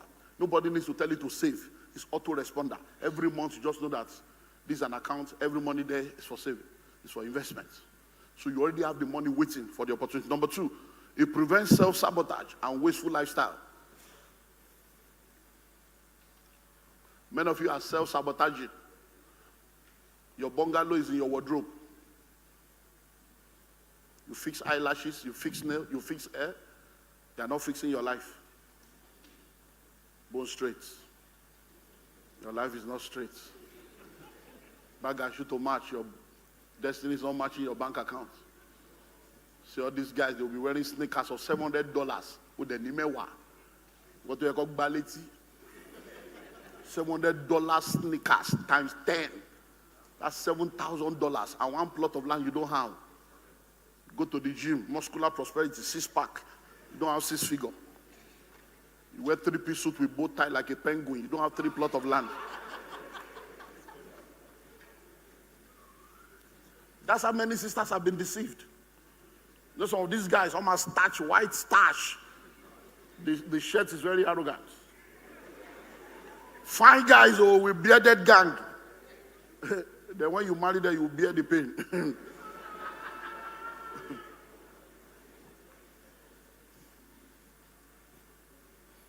Self-sabotage. Many of the money you should have used to plan your life, you have finished it in December. How far? Welcome to the new year. School fees and house rents. And you won't collect salary until February. Were you not thinking? That's why people fight pastors. So you already know the covenant of first fruit. You know. Come on, first fruit. Oh, more. But January till already. Oh, yes, you go in December. When they paid you 13 months in December and they paid you bonus, common sense should have told you that my December salary will take care of my January expenses, my bonus will take care of my December. There's many free food everywhere in December, so I can plan well. Then when we now enter January of first fruit, you now begin to re-examine scripture. You are now looking for different translation to tell you that first fruit is Old Testament, New Testament. You now enter dichotomy that is not your own. And you now use January to mess up the whole year. You now fast 40 days with disobedience.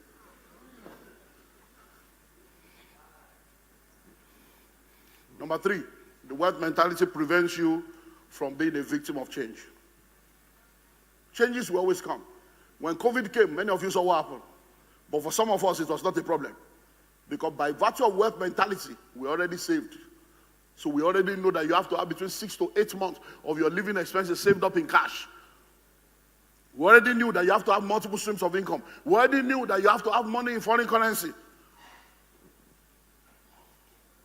So today now, no matter what happens to the Nigerian currency, no matter what happens to the economy, some of us can never be affected anymore. Why? We have learned by the mistakes we have made to now know how to structure our life so that change will not affect us. Did you not see how dollar moved? From 650, 700, 750 to 1,005, 1,007 was going to 2,000. He even entered one night for a day or two and came back again. Do you know how many lives have been ruined in the last 2 years? But for some of us, it doesn't matter. Why? Because we have structured our life in such a way that dollar money takes care of dollar expenses. Pounds money takes care of pound. Naira takes care of naira. So it's not going to be... By the time, do you know how many people brought back their children from school to come and school in Nigerian University? Do you know how many people have to let go of their houses in the UK, in the US? People that have relocated. I can tell you stories, fact and figure. I pastor thousands of people, so I can tell you stories. These are not real life. People that had houses in London, that had come to Nigeria, and they were still paying their mortgage. And mortgage in London then, they were paying mortgage of 2,000, and 2,000 was just 5 million naira. So every month they're just sending 5 million in 2,000, and then all of a sudden, it became something else. All these people that did jakwa, do you know what they're going through? You better don't envy anybody. All those people say, where's your family? They're in London. Where's your family? They're in Canada. If you know the sweat under the suit, 2 bedroom like this in Canada, 2 bedroom like this, 2007, $3,000. So somebody that the $3,000, so with 5 million from Nigeria, when you change it to dollar, they'll pay car, this, pay that, you are good. Now, I know the problem. I don't know. I know many of you may be in that, so let me help you. You see, the business in Nigeria, I wish I have a flip chart. That's why they are not only facing financial pressure, their marriages are in shambles. You know why? Because you are here now struggling to gather naira. Before, all you needed was 5 million naira to take care of them in Canada. Now you need 15. Please help me understand. Which job will you be doing in Nigeria that you can easily let go of 15 million monthly to go to Canada? And you two will still take care of yourself and the house here in Nigeria. Whatever business you are doing that can let go of 15 plus your own 5, that means you are taking an average of 20 million times 12. That means you are going to be taking like 300 million from a business in Nigeria to finance a relocation in Canada. That is not generating revenue because your wife is in school or she doesn't have a good job and you are believing God. And then the business here is now dying. Then that's just that one. Then you now want to go and see them. At least, worst case scenario, you do twice a year. So somebody is servicing your wife for you. So you do twice, they will do 10 times. Reality, because when the cold enter, it's your wife that will say, can you please just hug me? You know, it's your wife that will go and ask for hug. Not that they will say, this your wife, she just needs a hug. Because there are cold that winter jacket cannot handle. So to now save yourself, say, no, babe, don't worry, I'll be coming every 3 months. So every 3 months, economy class is 3.5 million. Economy. Then you're a big man, you don't do economy. So that's 9. 9 million times 4, plus all the other. So are you seeing how you spend almost $500 million? Now, the family you are now spending $500 million on, you are not there, your children are growing up without you, your wife sees you as an absentee husband. So upon all the stress you are going through, when she's stressed out, no, what are you even doing? What did you even do for us? You feel angry, you feel bitter, then the covenant will tell you, be a man, relax, have mercy. What did I do for you? Your father and mother combined, could they take you abroad? But you can't say that, Okole Road.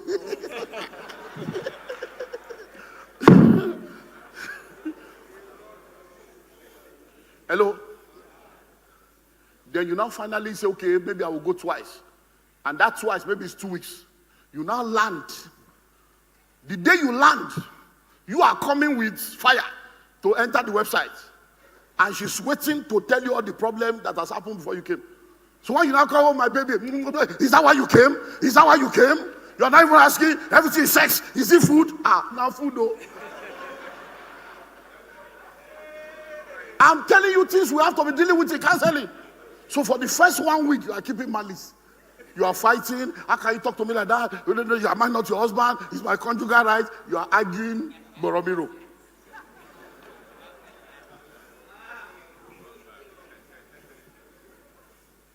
Then maybe it's not a day or two before you go.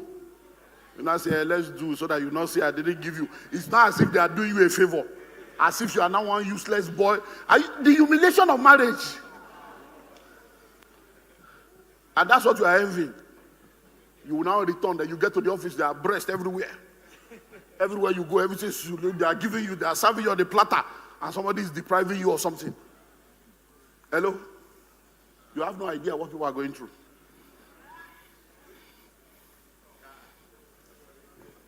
Why are you crying? Sorry, I didn't plan. Sorry, I didn't know it would cause somebody to be crying. That means it's don't worry, the Lord will heal your marriage. The Lord will intervene for you. Camera, please don't show them. So I don't know. I didn't know that somebody will be crying. It's prophetic then. Okay. Number 4. It shields you from multitude of consumer-driven proposition. Consumer-driven proposition. Everywhere you go, everywhere you turn, everybody wants to collect your money. Everybody's coming up with products and services to take their portion from your pocket. It is wealth mentality that helps you to know this one is not for me, that one is not for me, this one is not for me. That something is raining does not mean you should be a part of it. Because everything that rains will stop raining. But there are some things that will rain forever. That will rain. So you don't have to join every move, every fad. By the time you join every move and every fad, one day you will now wear your own. They say, this is 2002 now. You're like, what do you mean 2002 as well? My own clothes will never spoil. Your case will not be like the case of people that do ashwebi for wedding. And the ashwebi lasted more than the wedding. They say ashwebi 50K, 70K, 120K, 200. So we now spend 150 to buy ashwebi. Then 2 weeks later, you now say the marriage is no more, respect our privacy. Just the play. Which privacy? Respect your privacy. When you were selling clothes to me, did you consider my privacy? When you brought it to social media, it is no more a private matter. It's now our matter. We are social media in-laws. Respect our privacy. Please, nobody should wear the clothes. Not to save us of the trauma of the pain. Omo, Asha 150. Tailor by 15,000. Oh, the 165. Omo, we go wear. Oh. I will wear it till the fade. In fact, I will use it to do Insta life.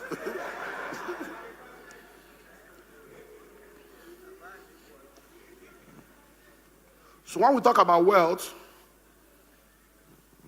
there are 7 components of true wealth.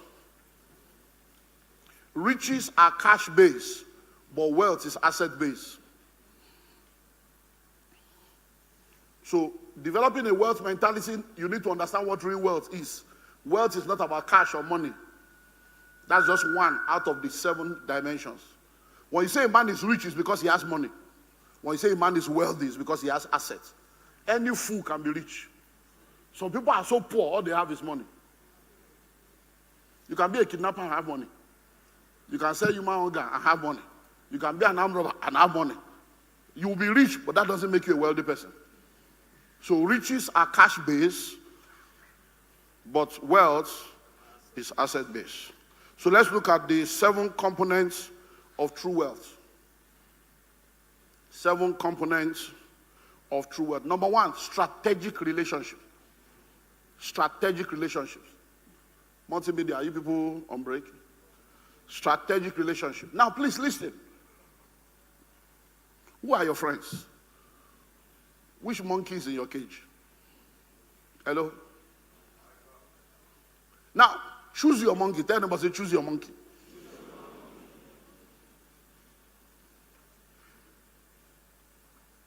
Marriage is like a life sentence. where you are permitted to choose your cellmate. Because once you marry, it's forever. But you use your hand for you use your hand to choose the soul. That's the same way friendship is. But the difference between marriage and friendship is that in friendship, you can hire and fire. So choose your monkey. They say it takes a village to raise a child. You say, I don't do village. You can create your own village. Hello? That's what Moradika and her team will help us see. Create your own village. So I teach in this church, I teach to people. I say, look, we still need villages to raise children. No? So look for other couples that share your value. Let's come together, 5 couples, and sit down and say, look, as a family, we want to be our village to raise our children together. These are our values. If you see my daughter doing anything on social media, tell me, oh, don't say you don't. Tell me. If you see my son, Bami Koniko, give people permission to be in your village, to help you raise your child. Look, as a pastor in this church, there are people whose children have done abortion, and the father says, oh no, my daughter is a virgin. I command that will not. Just they fool yourself. Hello? Because will you not go and say, no, your daughter is not a virgin? No, she's a virgin. Amen. We thank God. That's the so you need strategic relationship. There are 3 ships that must be in your life. If you have to sail through life, you need internship, you need apprenticeship, and you need mentorship. Internship, apprenticeship, mentorship. You want to sail through life, you need to choose your friends. Everybody cannot be your friend. If they don't share your value, put them in the outer court. Hello?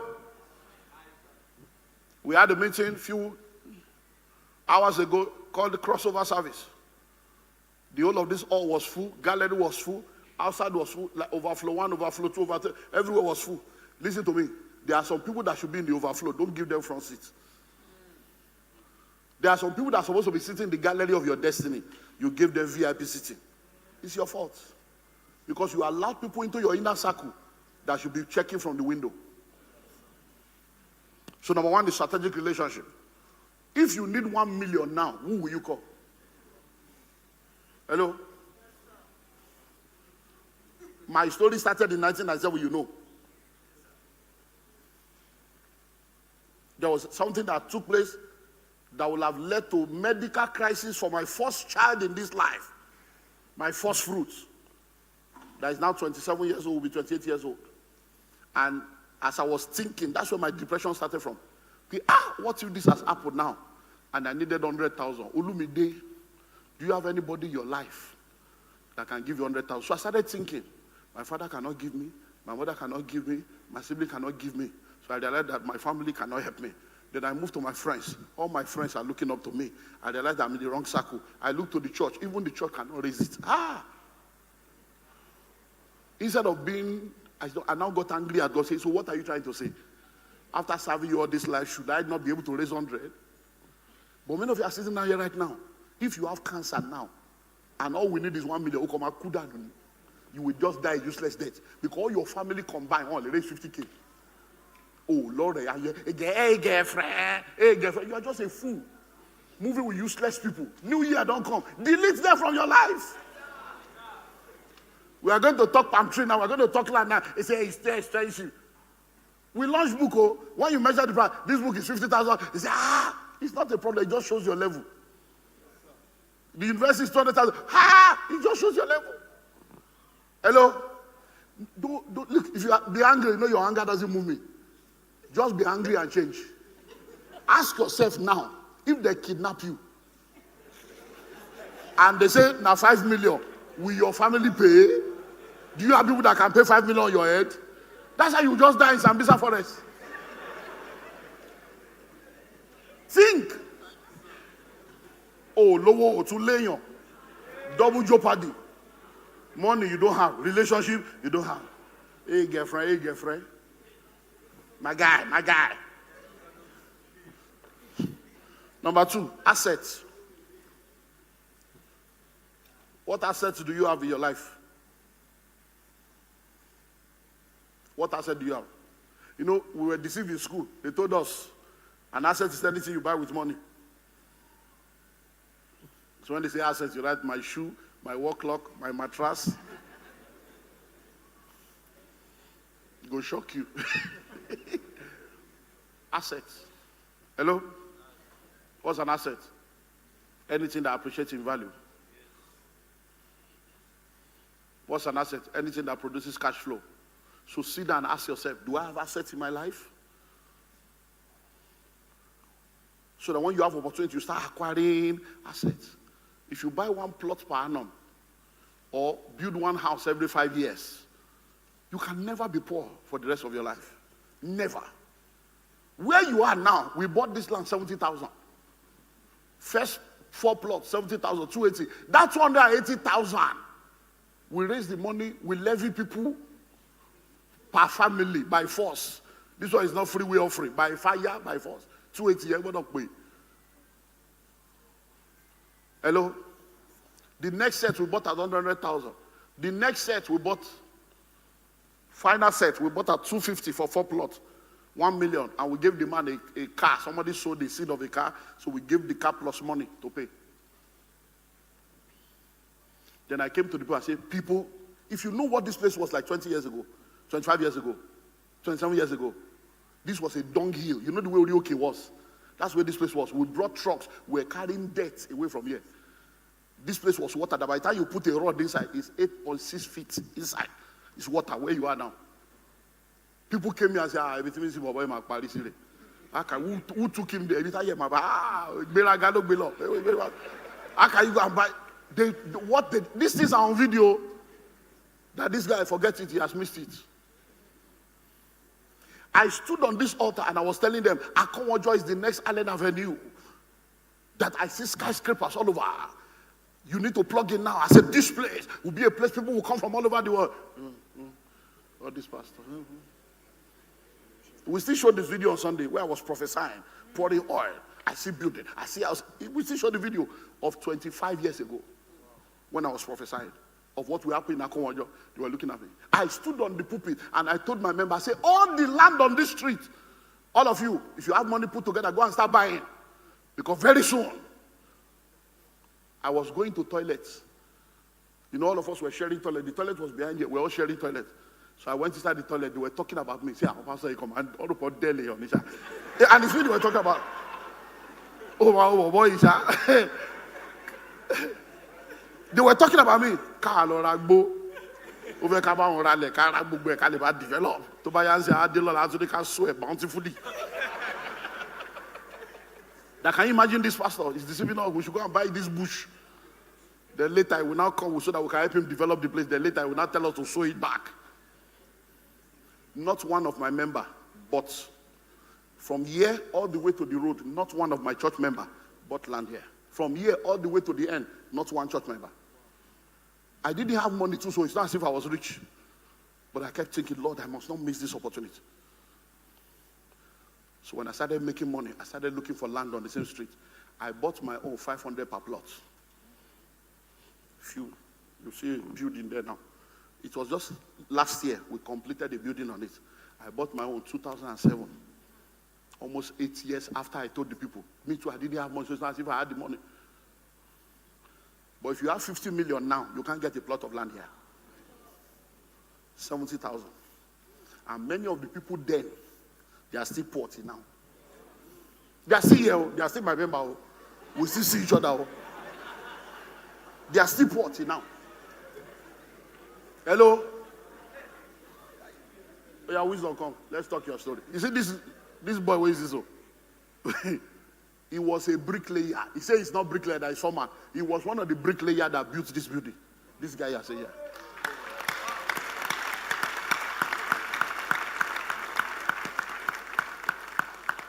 As at 2013, this person has said so. When he got married, you saw the story he was talking about his wife. That's his wife is my own younger sister, my last born, Emmanuel. When he was getting married, he did not even have money for wedding. To marry we gathered money, the family sat down and said, look, this guy is a Christian. That's the most important thing. Let's support this. He's born again.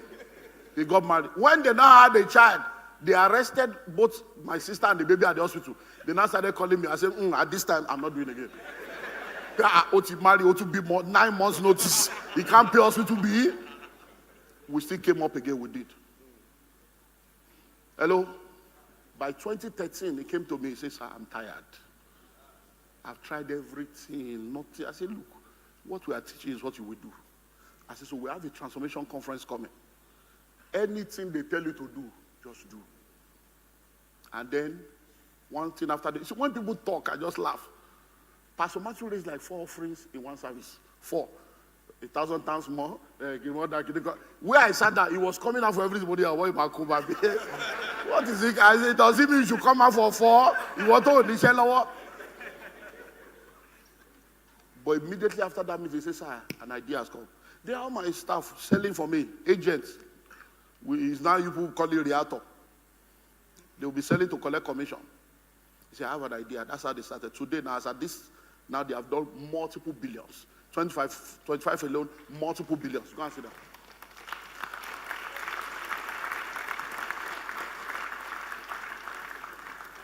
Hello? There are people that follow. Hello? And they produce the results. The red will come. Na Nepa boy, see Nepa.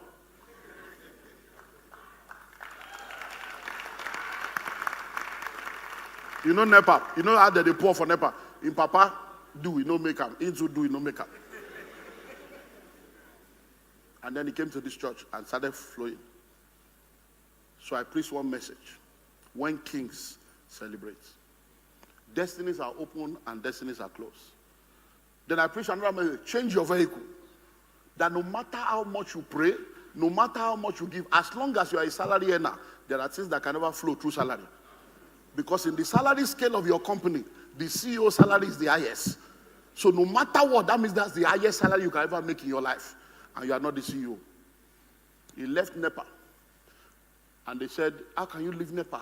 You should be waiting to retire. And started a power company. Right now, Prenedo's Power. If you look at the power companies in Nigeria, they are the top 3 in the whole nation. It's my God bless you. Doing what? Doing billions now. Hello? They were talking about me in the toilets.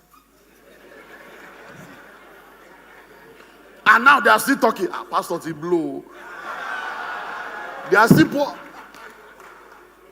Without shame, they will come to and say,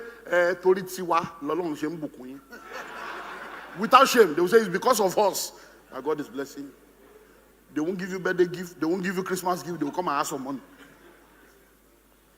Number 3, liquid cash. Liquidity is very important. Liquid cash. Liquid cash. You need liquidity. You need to have at least 6 to 8 months of your living expenses saved up in cash.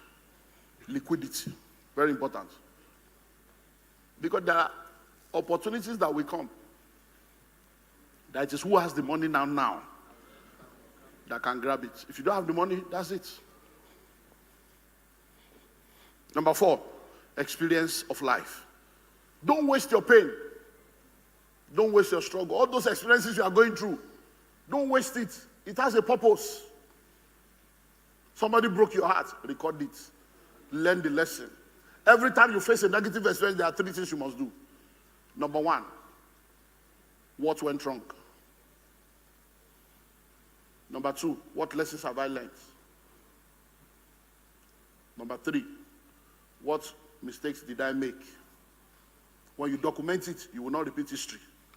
Because history repeats itself when people refuse to learn from history. So today, as I share my EFCC experience, I share my anti-fraud experience, I share my Bill 8 court case experience, 8 billion experience, today billionaires come to pay me to consult for them. Many people pay me thousands of dollars every year to be my mentorship. Why? They don't say the man knows what they talk to because he knows what he's talking about. And then you now add the prophetic. Hello? And then you see amazing testimonies coming from people because they are now gleaning from the experience of someone. You don't need to repeat the mistake of other people. Hello? Mentorship helps you to leverage on the mistake of your mentor to do greater things.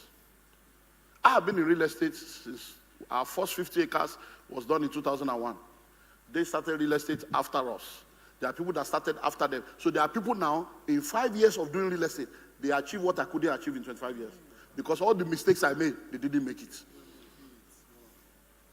Some of the mistakes I made 25 years ago, I'm still suffering it till now. Till now. Because land matter, it will join you to people forever. Hello? Somebody still contacted me yesterday. No, 2 days ago on the 31st. Hello, sir. I'm so and so. I bought land from you in 2008. So I just wanted to know what's the status of my land. 2008, Umbam is around 2025. So I just say, sorry, I'm no more involved in the, contact the office officially. You have the number, you have everything. Are you now saying, are you no more the chairman? I said, you did not buy land from Olumide Emmanuel. You bought land from Commons. Please contact the office officially. Are we safe? So I asked, have you met Jimovia before? Is your money safe in Zenith? Have you met, so I replied with 3 banks. Have you met Elumelu before? Is your money safe in UBA? I said, you did a business with a company. Don't contact me on official matter. I don't carry, so you expect me to know you from 2008, King Besori. That's what real estate is. It's a lifetime business. This is somebody that has a land that has been fenced with gate. So I said, but where is your land? He told me. I said, what they say? We have fenced it and we have gated it, but I'm just asking how far. I said, if you have a fenced estate, and then you have a fenced land inside the estate with gate, why are you calling me? It's your land. You have gated it. Who has the padlock? He said, we have the padlock. I said, then you'll be going there by yourself once in a month, or you get somebody to be checking. What's my business with that? He said, since you are the owner of the estate, can you imagine?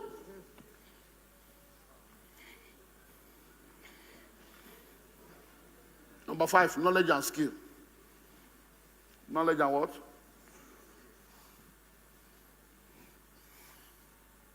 Some people bought land for 200,000 in 2003.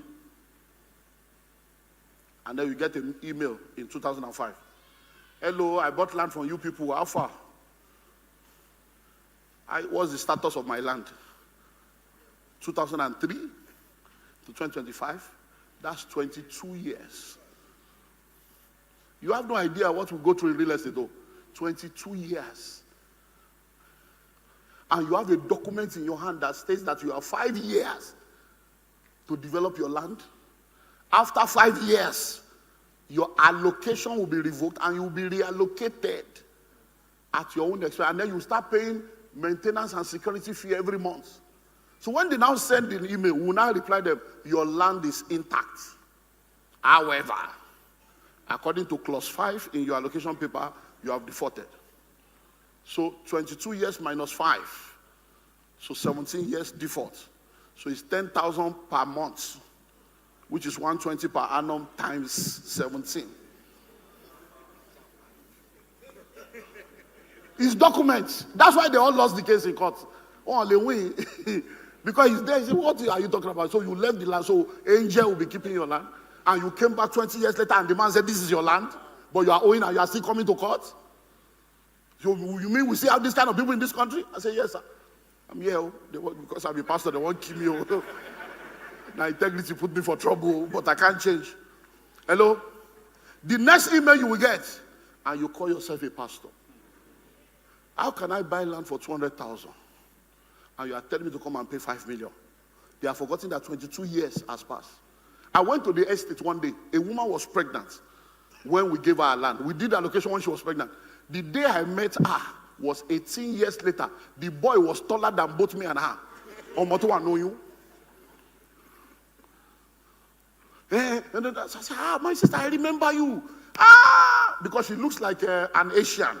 That was asking, are you a Nigerian? I said, yes, I'm a Nigerian from this River State people. So I said, you were pregnant then. He said, this is the boy. I was so happy. I was so happy because my evidence is there. So I said, hey, young man, how are you doing? I said, how old are you now? I said, you are my evidence. I said, you were in the pregnancy when your mother came to collect the land. I said, so you to ask your mother. All your 18 years now, how much has you spent to maintain your life? And she wants to come and collect land without paying. Think of it, how much you have spent for 18 years. Do you know how much me I've been spending to maintain this place? Those are the things that put me in trouble. Spending an average of 8 to 10 million on each estate to reopen the ground and pay for security times 11 estates. So you are spending about 100 million of investors' money that you are paying 20% return on to maintain land by integrity for people that are not serious. And then people will come and be blaming. How much have we returned now? Maybe like 15 billion that we have returned to people. Human beings are very wonderful. So as you are coming here now, I hope you have the brochure. Read it well, oh. Because the kind of questions some of you are, you know that enemy, that you know me, you are investing in pantry. You are asking me, why do I have to wait for 5 years? Don't wait. Because pantry come appear. That's why I don't do customer service. Oh. I don't have, it's only in church I have the shepherd's heart. In business, I'm finished here. So why do you have to wait for 5 years for your money? Don't wait. As you bring the money like this, the pantry will just show up in your bedroom. And you just start drinking oil in the spirit. Number 5, knowledge and skills. Knowledge and skills. These are part of the wealth. So buy the books. I've got 1 book. My wife has 2 books. And then we have the university we're launching today. Go and buy. Start the year. At least you are doing fasting. All the money you are supposed to use to eat. Put it together now. So that you can buy a book. And as you are fasting, you are getting knowledge. Number 6, health is wealth. Health is wealth. Health is wealth. When you are sick, no matter the motivation, no matter the opportunity, you just want to be alive. And finally, faith in God. If you like, join all the useless people that are telling you that church is a scam. Don't worry. You don't believe in a miracle until you need one. Hello? So join them to be talking rubbish. There are fake churches, there are fake pastors, there are fake Christians, but God is not fake. Church can fail you, pastors can fail you, Christians can fail you, but God will never fail you. So don't join people in all this nonsense against church and against God. Hello? Know God for yourself. It is. I tell my church members, follow me as I follow Christ. I'm not your God. The day I stop following Christ, which I will never, abandon me and follow Christ. I am not God. Read your Bible for yourself. When I come on Sunday, it should be a confirmation of an experience you already have. So you will know that me too, I know God. Say, that's it. God was telling me that. Say, pastor, to confirm it. That's it. Not that you will come like, then the pastor will tell you, come without bra and pants. You want to without bra and pants. But only a way. And you call ballet. Pastor will now come. You need to start eating grass. You'll be eating grass. Then the pastor will now pick his phone number. Hello, God. Hello. Hello, yes, your daughter is here. Yeah, God is, I'm speaking to God now. You believe it because, you know when Muslims go to the mosque, they drop their shoe outside. When Christians go to church, they drop their brain outside. So any useless man in suit and tie can just be vomiting rubbish. Sometimes, even as a pastor, when some people talk and people say, yes, and they kill him. I tell my wife, babe, kill him, kill my boy is sonsi. It's so cool. What's that? That is how gullible religion is, the opium of the masses. Know God for yourself. When you know the truth, it's easy to detect a lie. It's because many of you don't know the truth. Because when lie is perpetuated for a long time, it becomes the truth in the system. So, what are the opportunities that we have for you? Before we go on break, listen to the following opportunities, and then I'll give you time to go on break. I'll need the flash drive, the School of Money University. I'll need a copy of that. So let's watch the following. POUR is an acronym for passing over opportunities repeatedly. We are launching 4 new products today.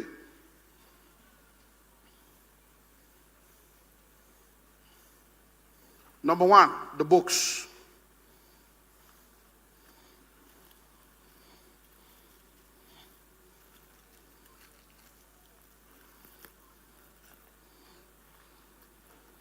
So I have the books, just the university, that's all I need. Thank you. So please listen. We have 3 books. This is my book, The Pathway to Wealth, the book I've spoken to you about. A biblical economics compendium unveiling how to become wealthy God's way. So this book is 50,000 naira, and we are launching it today. This one is for my wife. It's called That Trial Has an Expiration Date. That Trial Has an Expiration Date. It's 20,000 naira. And this one is called, from my wife also, she has a book called Intimacy with the Holy Spirit. I think that book should also be around then. This is the new book, Dwelling in the Secret Place. Dwelling in the Secret Place, a training manual for pastors, ministers, and church workers. So this one is 30,000. So 30,000, 20,000, 50,000 equals to 100,000.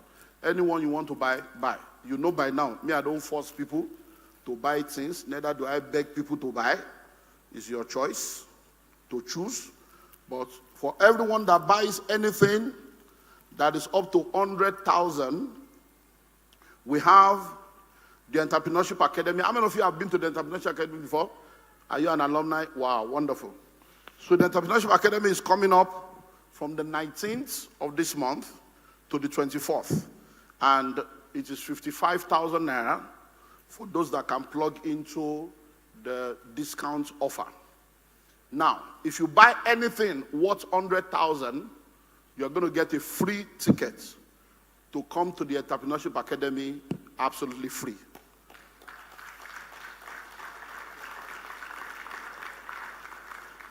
Because a lot of people don't understand how to run a business and make it successful. Now, this is the School of Money University. Now, I want to quickly run you through what this university is all about. Over the years, we have done these trainings. I've been to different parts of the world, been to 6 continents now, gone as far as Australia. I will be back in Australia this August for another 5-city tour. So by August this year, we'll be back in Australia. So we've gone around. And I've come to realize that people can read a book. They can attend the conference. But one of the things that really works is for people to go through a curriculum over a long period of time and consistently go through that and then have a mentorship program attached to help them. And that has produced more results. So what we have done is since October, I've been in the studio and I've come out with 50 brand new curriculum on the School of Money. That includes information from all the books with updated information, updated data that you can work with. Now, that School of Money University is going to be launched globally in the month of March. We have 4 companies, one in the UK, one in the North America, in Asia. So it's going to be a global launch.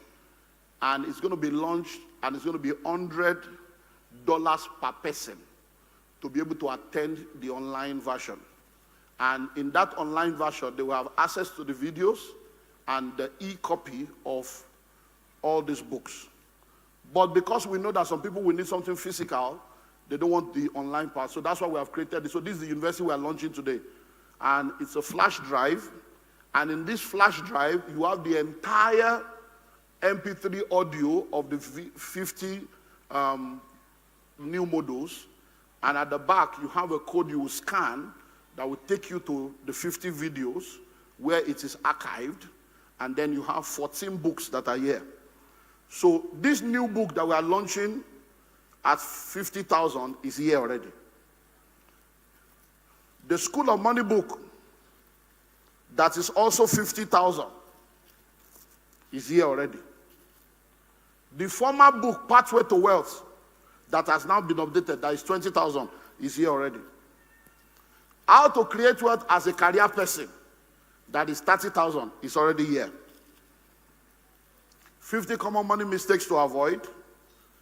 50 things you should never take for granted. Bridging the gap between the rich and the poor. How to create your success story. How to increase your value in the marketplace. All these are in here. How to create wealth as a career person manual is in here. School of Money manual for pastors, ministers, and church leaders masterclass is there. School of Money 100 level manual is there. School of Money 200 level manual is there. So in here, you have books and materials worth 700,000 naira in this flash. So this flash drive is 200,000 that we're launching it. So if you are buying this flash drive today at 200,000, you will get a free entry into the Entrepreneurship Academy. So please listen to what I'm about to say so that you will not misquote me. You know that I said that if you buy something of 100,000, you can get one ticket. That does not mean that if you buy this one, you will get 2 tickets. Do you understand? So that you will not go and start fighting. You know, doctors, if you buy anything that is 100,000 and above, you have 1 ticket. So whether you buy this at 200 or you just buy 2 books at 100, is 1 ticket you are getting. Hello?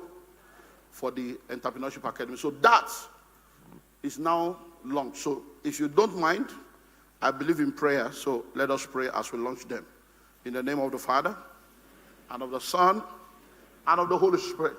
Father, we launch into the body of Christ and into our world today the Pathway to Wealth book, the trial book, and the Secret Place manual, and the School of Money University.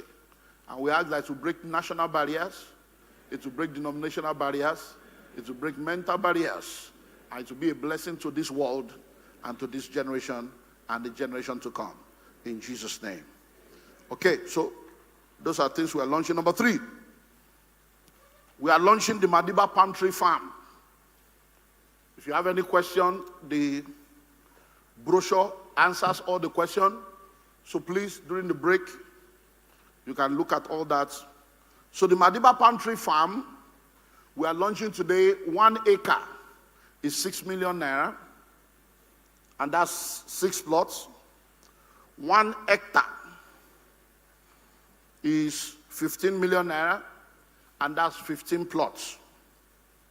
Now, it's not an estate, it's a farm. You are the owner of the land. So you are buying the 1 acre, 6 plots. You are buying the 1 hectare, 15 plots. On 1 plot of land, we are planting 10 palm trees. So on 1 acre, you are going to have 60 palm trees. On 1 hectare, you have 150 palm trees. 1 palm tree will give you an average of 25 liters of palm oil multiplied by the number of trees that you have. And once you pay, this money you are paying covers for everything. You are not going to pay anything again. Like I said on a TV program recently, if you see a lot of people doing palm tree, you will discover that our own is the most expensive. If you think ours is expensive, please don't bother to buy. Go and buy the cheap ones. But I'm going to tell you why our own is expensive. I don't get involved in something I've not researched and done my due diligence on. I invested in cash crop, cashew, palm tree many, many years ago so that I can test it first before I start talking about it.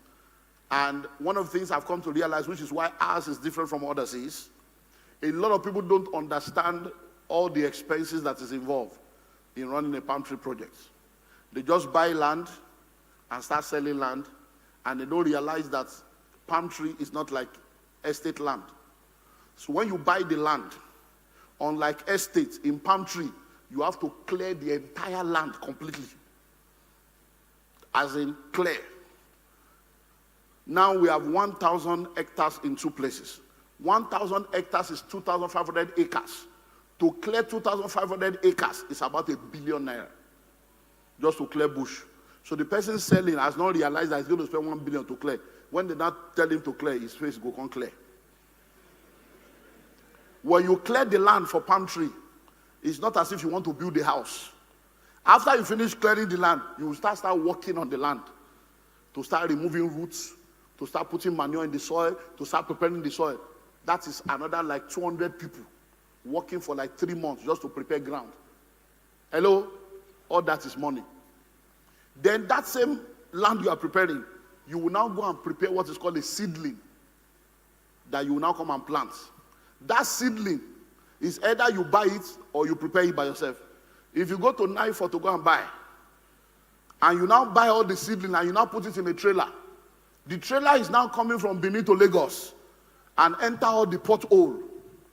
All those potholes that the trailer is entering, all those is changing the system because the thing is moving. All those people don't know that until they suffer.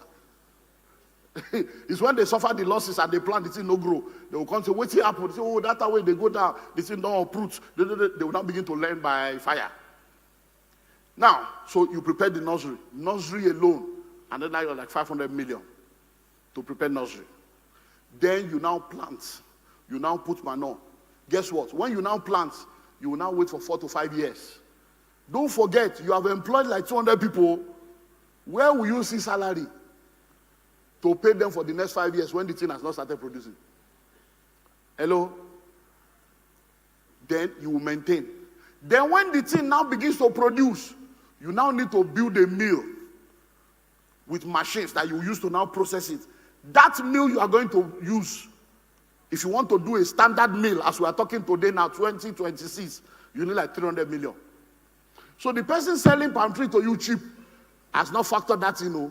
So in 5 years' time, they will now return say, hey, the palm tree is ready, what do we do now? They will now start charging you money afresh in the future. So what we have done, we have put all the money together at once. So what you are paying for our own palm tree is you pay and you relax.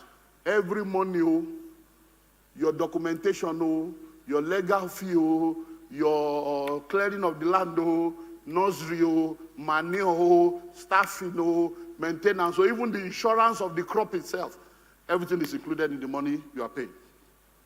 That is why our own is like that. God bless you. So if you plug in now, it's 6 million per acre, and we'll give you 90 days to pay. So you can drop money today, lock it down, because we have only 100 hectares and 250 acres available. And you can see that there's crowd here. There are people online that are already paying. So if you snooze, you lose.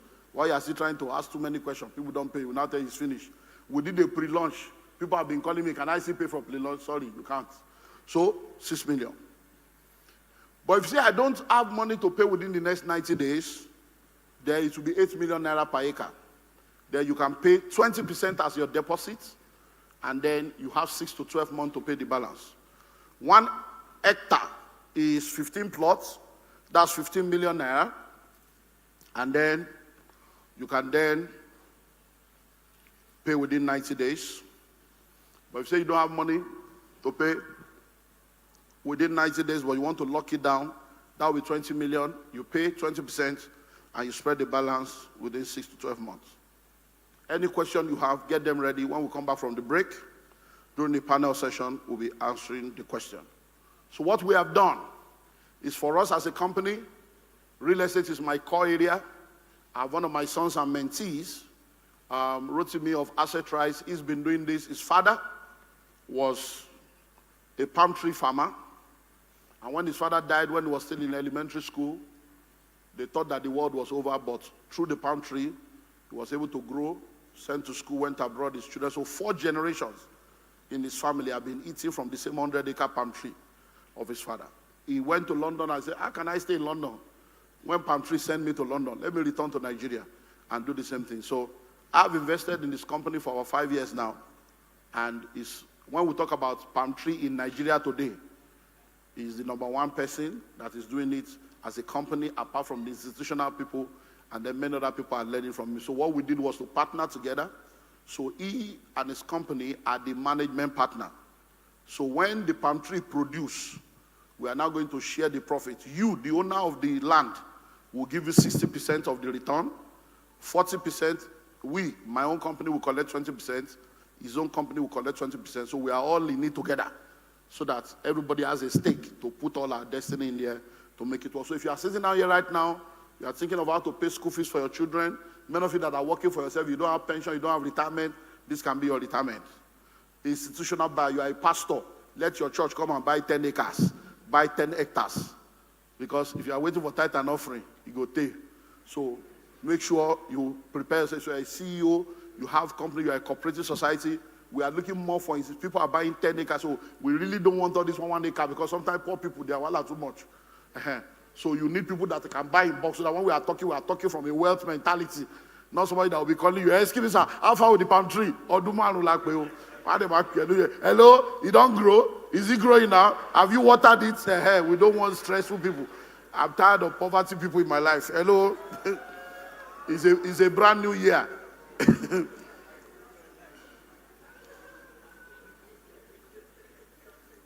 Okay. Number 4, we are launching the real estate partner scheme. I told you about the investment that put me in trouble. So we have learned our lessons, and we have been able to survive and put things together. So we're launching today also the real estate partner scheme. And with the real estate partner scheme is a real estate investment opportunity to partner with us to build. So when you were coming here, I don't know if you saw a land. When you are going now, you can see a land here that is fenced, paint. That's the land we have bought. So that's an investment property. So some investors, we have put money together, and we have acquired land there, and we are building 7-story building. 56 units of apartments, plus luxury apartment, plus commercial. We are building 7-story building there. So we're trying to use this investment to raise 5 billion to put in that investment. So it's a real estate investment scheme. The minimum entry level is 5 million naira. You bring 5 million for 5 years. So it's a 5-year project. You bring 5 million for 5 years. So every year we'll be giving you 20% return. And at the end of the 5 years, you come and collect your money. So if you are interested in being a part of that, it's purely a real estate investment. All the details, partnering with us, all the details. So we are not stockbrokers, we are not fund managers, we are not, so if you want, are you in SEC? No, we are not in SEC. Go and put your money in SEC. This one is purely a real estate company. And that's what we are doing. So we have the CFO, we have everything. We'll show you what we are doing. So if you are not interested, please keep your money. I don't have time to be answering questions. There are people that will easily pay. So please, so the real estate partner scheme, if you are interested, you join. The minimum is 5 million for 5 years, and then you get 20% every year. So if you bring 5 million every year, you get 1 million. After 5 years, you come and collect your 5 million. And every money you are bringing is secured with real estate. Real estate is the security. So nothing will go wrong, but if anything goes wrong, you collect land or house equivalent to the money that you brought by valuation. So we also have existing opportunities that you can plug into. Number 1, Madiba Realtors platform. That's opportunity number 1. So if you are here today now, you want to make extra money, you can become a realtor. And this palm tree we are selling now, you can sell to your uncle and get commission. Sell to your auntie, get commission. So if you sell, you will get commission of 10% for selling to somebody that you know. So you can register to be a realtor for free. We'll train you for free. You get 10% for every sales you make. And then you are able to increase your net worth through your network. So, number 2 is the AWOOF promo. AWOOF promo. We have done a promo that is supposed to have ended in the last year, but it has been extended for 10 days. So this promo will end on the 10th of this month of January, 75%. Genesis Estates in Abuja and Madiba Countryside. So Genesis Estates is 20 million, but we're giving it for 5 million. And you still have 90 days to pay, so just plug in, and then you have 90 days to pay up. Madiba Countryside is 10 million. We are doing it for 2.5 million. You make a deposit, and you still have 90 days to pay up. Then we have the Madiba short let and apartments. If you don't mind, if you can, When you live here now, just walk 2 minutes away into the street. You see a massive 3-story building. It's called Sapphire Apartments. That's the land I bought for 500. And I built 12 units of apartment there now. And our studio, everything is there. So you can go there and let them take you around to see the apartment. So if you need any apartments, you want to, host an event, we have halls, we have boardrooms, we have 2 bedrooms, we have 1 bedroom, we have rooms. So you can come and stay in the apartments. We have apartments here on the mainland, and we have on the highland. So if you need something in the Lekki corridor, we also have apartments there. Number 4, we have the American fractional home ownership. So by virtue of the experience I had with the U.S. property I spoke to you about, and I realized that a lot of people are now knowledgeable and matured about investment abroad, but they don't have the money anymore. So what we did is we came up with a fractional home ownership. So instead of looking for $100,000, with $10,000, you can join 9 other people and own a house. So that we do regularly. Last year, we've done a lot of that. So if you know anybody that can join you, so 10 of you can come together and put 10,000 together and form 1 unit and join the other unit. And that will be giving you dollars income every month. But we share the money every year. We don't share it monthly. Because after 1 year, you have to pay tax, you have to pay property tax, so America is structured, you pay everything, then whatever is left, everybody will now share. But with that, the property is appreciating, and then you're also getting dollars. So if you're planning for your children to go and school abroad, these are things you can do. Palm Tree will be bringing money from here. American houses will be bringing money from America. We have the same thing for UK, but we are pushing more of the America because the UK one takes longer time. And for the America, in 90 days, we're able to turn it around because we have mastered we have the structure in place. For the UK, the one we did in April last year, it was just in December that rent started coming in. So it took so it's longer time, and not many people may understand the need to stay that long. So we're slowing down on the UK one until we have serious-minded people that are willing to wait for whenever it comes, because we can't give a promise on when it will be ready based on the experience we had last year. But for America, once the money is complete in 90 days, the house is ready with the tenants. Madiba houses. So you see this picture of the Madiba houses for sale. Let's move on to the next slide. Yeah, this building, that's the building right there. This is the exact picture of the building. So you can go there, you'll see the building. So we have sold some, the units we want to sell. We have short let there, we sold to some people. Now, what we want to build here now is 7-story, and it's even more luxury than this one.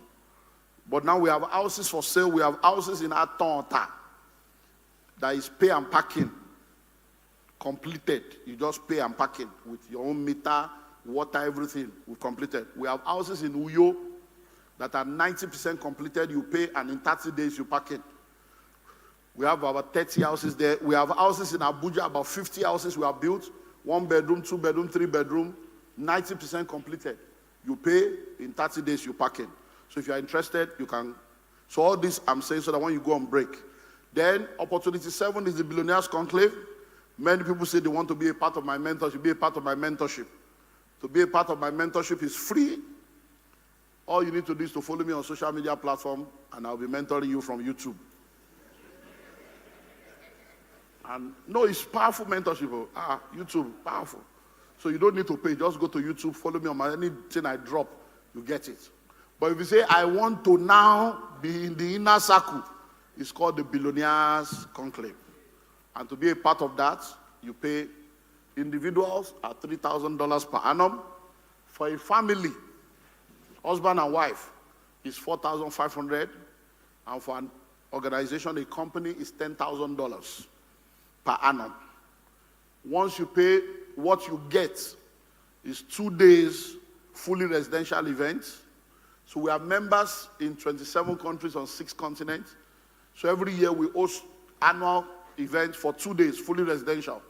So if you are a member in Nigeria, on the 6th and 7th of March, you come for the free event in Marriott, 2 days, fully residential. You can go and ask Marriott how much is a room. As at last year, it was 750. As at now, it's 950 for one night.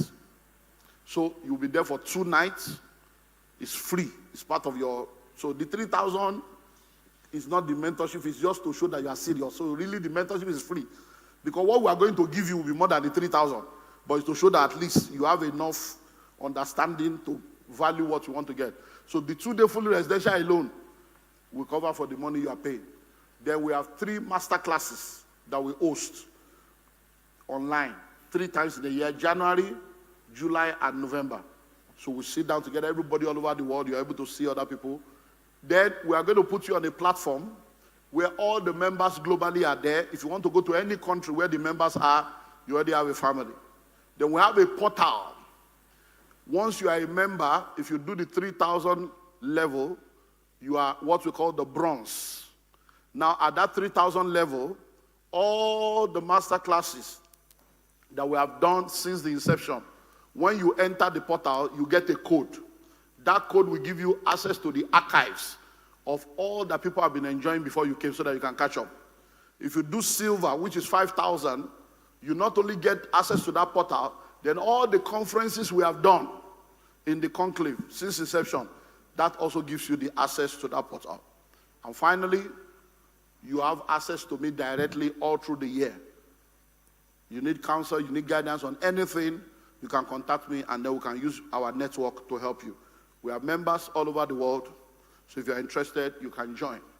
And once every year, we advise people in the conclave, if you cannot travel every year, travel every 2 years. So every year in December, we'll go on a mentorship tour for 1 week to 10 days. We were in Canada in December for the winter experience. This year, December, now we're going to China. So every year we go to a different country. It helps you to have global experience and helps you to grow your wealth. Then we have the events for 2026. So the Conclave Summit for 2026 is R10. Renew, rebrand, reposition, reinvent, revive, restructure, reorganize, realign, retreat, refire, retire. So we're going to be dealing with all these different aspects. Joining me will be Feladre Toye, and he's going to be speaking. Festus Keyama will be speaking, and Baby Clement will be speaking. Now, this conference is $3,000 for residential, so you can see now. So if you are a member, you are coming for free. So even if you are not a member, you still pay the $3,000. So is it not better to be a member? So if you can afford that, non-residential is $2,000. There's a 50% discount that we have opened up right now. So if you are able to pay between now and the 31st of December, instead of paying $3,000, you pay $1,500 for the conference, fully residential. And instead of paying $2,000, you pay $1,000 for the conference, non-residential. Those that are in New York, this is their own conference. So those that are in North America, once we finish with Nigeria, we move to New York for the New York conference. And we are dealing with disruptions, individuals, families, and organizations. Then from New York, we move to UK. We'll be at Marriott in Milton Keynes for the UK conference, and that will also be disruptions. And then the real estate, Global Real Estate Executive Bootcamp. Many of the players in the real estate sector that you know right now, there are people that have been trained directly or indirectly through me or those that I've trained. And in 2023, about 3-4 years ago, we hosted the first edition. It was 7 days fully residential. Never happened before anywhere in the world. And it was $10,000 per person. And we had people from all over the world that attended. About 80% of those that attended that event in 2023 are already doing turnover in billions in less than 3 years. So in 2026, which we have entered right now, we are hosting another one from 5th to 12th of July. It's one event, 45 speakers, 72 modules, and it's 7 days fully residential. We'll be at the Sheraton Hotel for 7 full days. And this event will take you to another dimension. It comes with money back guarantee. Anybody that registers for this is not for boys. It's for the big players. And you know the amazing thing about this is that any money you pay, you will get your money back, guaranteed. We are giving everybody 300 million naira inventory of land. We are sharing 30 billion naira land because we're only hosting 100 people. 30 billion is the land we're going to be giving to people. So each delegate will get an inventory of 300 million naira worth of real estate to go and sell. And when you sell 300 million, you get 10% of the 300 million and your money is back. And we give you time to go and do this. So we teach you and then we empower you. This particular event is 50 million per person. And we have a discount going on right now for 25 million. The discount expired in December. But for those of you that are listening to me right now, if you can plug in by the 31st of this month, we extend the 25 million discount to you. It does not mean you have to pay 25 million now. We are still doing July. Just pay 5 million to lock it down. And you can be paying for 5 million every month and make sure you pay up before the events. What do you get for this money you are paying? 7 days fully residential, all the hotel, feeding, everything. We are giving you materials worth 7.5 million. All the manuals and all the master plan for all the regions in Lagos, Badagry, Ekpe, Lagos Island, and Limos, all the master plan. The 30-year master plan for Lagos, the master plan for Abuja, all the master plans and different things that will help you to know where to position yourself. We're going to give all that to you. Then we will also give you 1 year mentorship. Real estate mentor. I will mentor you for 1 year to ensure that you do well for coming into this event. And then, of course, I said we'll give you 300 million naira worth of inventory of land that you can then go and sell.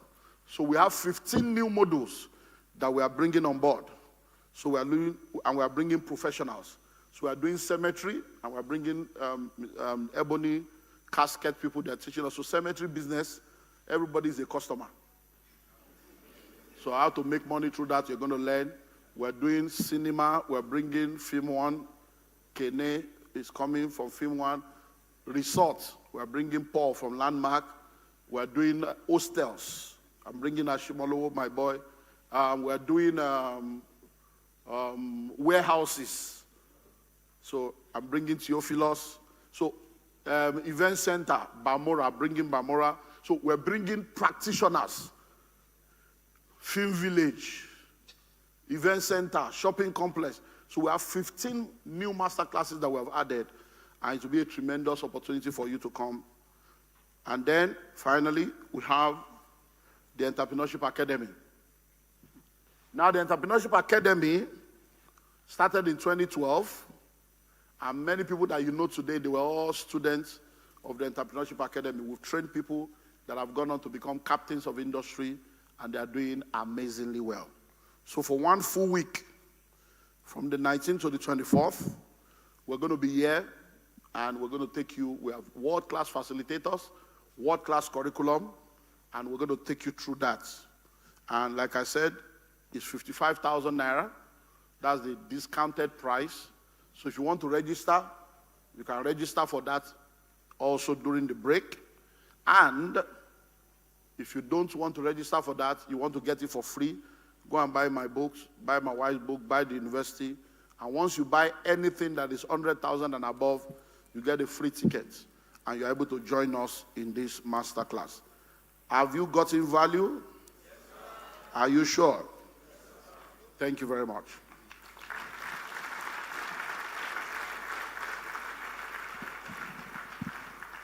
So, to the best of my knowledge, the clock in front of me says 18 after 12. So if we do a 30 minutes break, that means we are coming back by 12:50, if I'm accurate.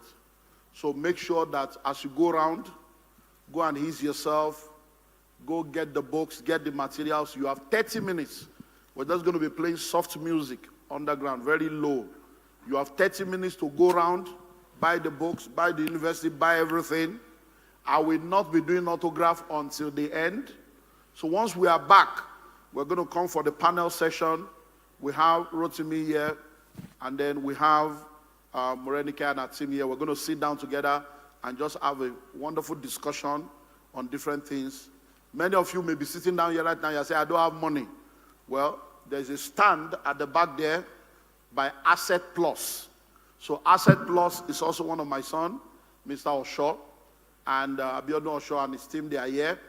So if you don't have money and you want to use mortgage to pay, you can go to them and then they will give you a mortgage to pay for the palm tree and they will charge you interest.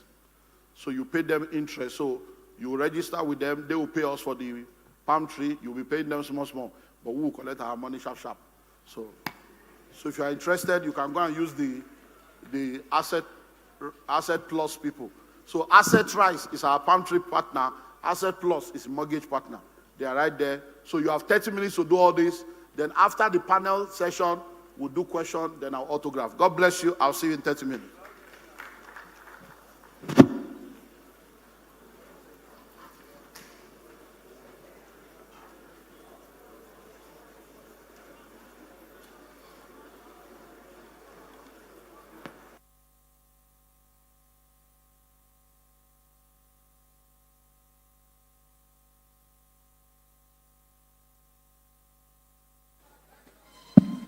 There are 2 locations for the sales. So don't go to one location. There are locations on this side.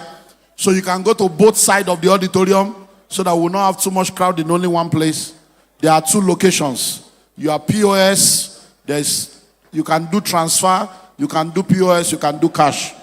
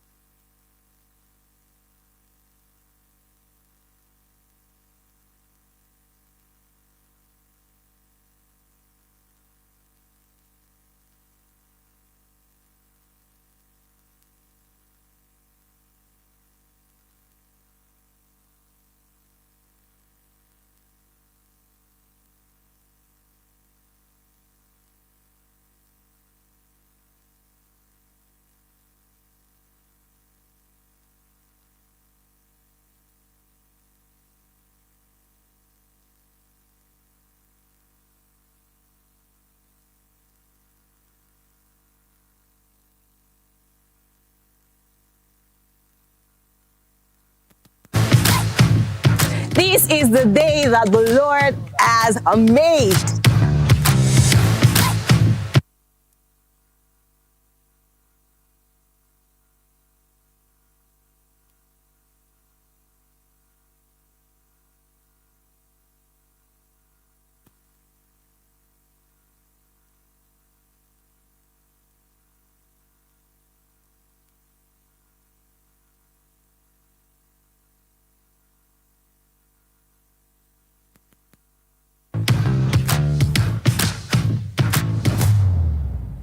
Nine months ago, we were at Madiba countryside for the launch, and 9 months later, it's November, and we are going back to see what has matured. So let's go and see how far the work has gone in Madiba countryside. But before we go, Grace, how are we doing over there? Hi, freshers. As you can see, it's going so well over here. Yes, we are currently onboarding and ready to take off. Yes, I feel so excited because the long-awaited day is here again. See you on site. My name is Grace Robinson.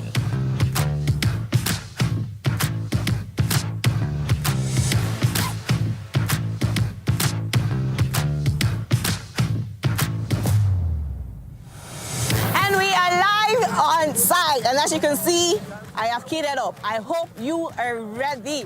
I'm about to take you on a trail like never before. And join me as you can see, work is going on. Follow me as I take you back to where we started 9 months ago.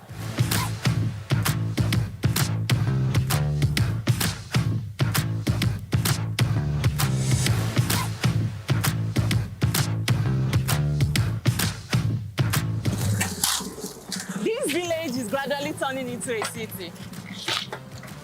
We told you to plug in few months ago, but you didn't see the vision.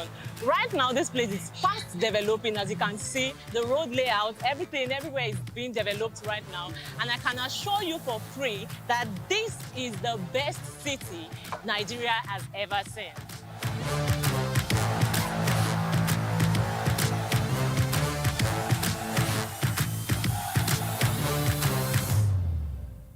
Really, you don't wait to buy land, you buy land and wait. Hello everyone, my name is Precious Ochaya and we are back at Madiba Countryside, and it's been 1 year since we came here last year. So today joining me, of course, is Dr. Olumide Emmanuel. Remember last year we stood around the same place and he told us to come back and ask how far. So we are here to ask you, sir, how far? Can't you see?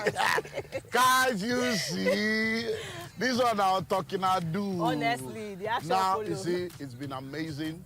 In fact, I wanted to shock people. Yeah. But the rain. If you see the road, the last 3 months, trailers, cement, everything has just been stuck. Or else you would have been shocked with what we have in mind. We are even shocked with what we are seeing. Because this is a 2-story building. Wow. We had paid 100% for this project as of July. But they can't move because rain. So look at the road, it's already going on. So right now, when we came last year, it was pre-launch. Yeah, pre-launch. And then we launched in January. And right now, the entire land fully paid for and settled, checked. Register survey completely done, checked. Wow. Topographical survey completely done, checked. Approved layout now ongoing. That's what we're waiting for. CFO assessment paid for. Wow. CFO in process. Oh my God. Then fencing 30% done, because we are talking of 1,000 acres. So we have fenced 300 acres already. Wow. We still have 700 acres, so that's almost 4 billion. That one is going on. Now you can see NEPA poles. The gatehouse will be completed this year. And then you see the road. So we have a very wide road going all the way because we've done the topographical survey. So there is no reason for anybody not to plug in now, because I'm almost certain that by March 2026, so April 1st, it's not going to be April Fool. By April 1st, we'll be talking minimum 10 million. Minimum. Because by then, approved layouts will have been out, CFO should have been out. Yeah. So why should we sell it cheap? No, now. Honestly, it's been a lot. You know, when you said this last year, it didn't look like it. Yeah.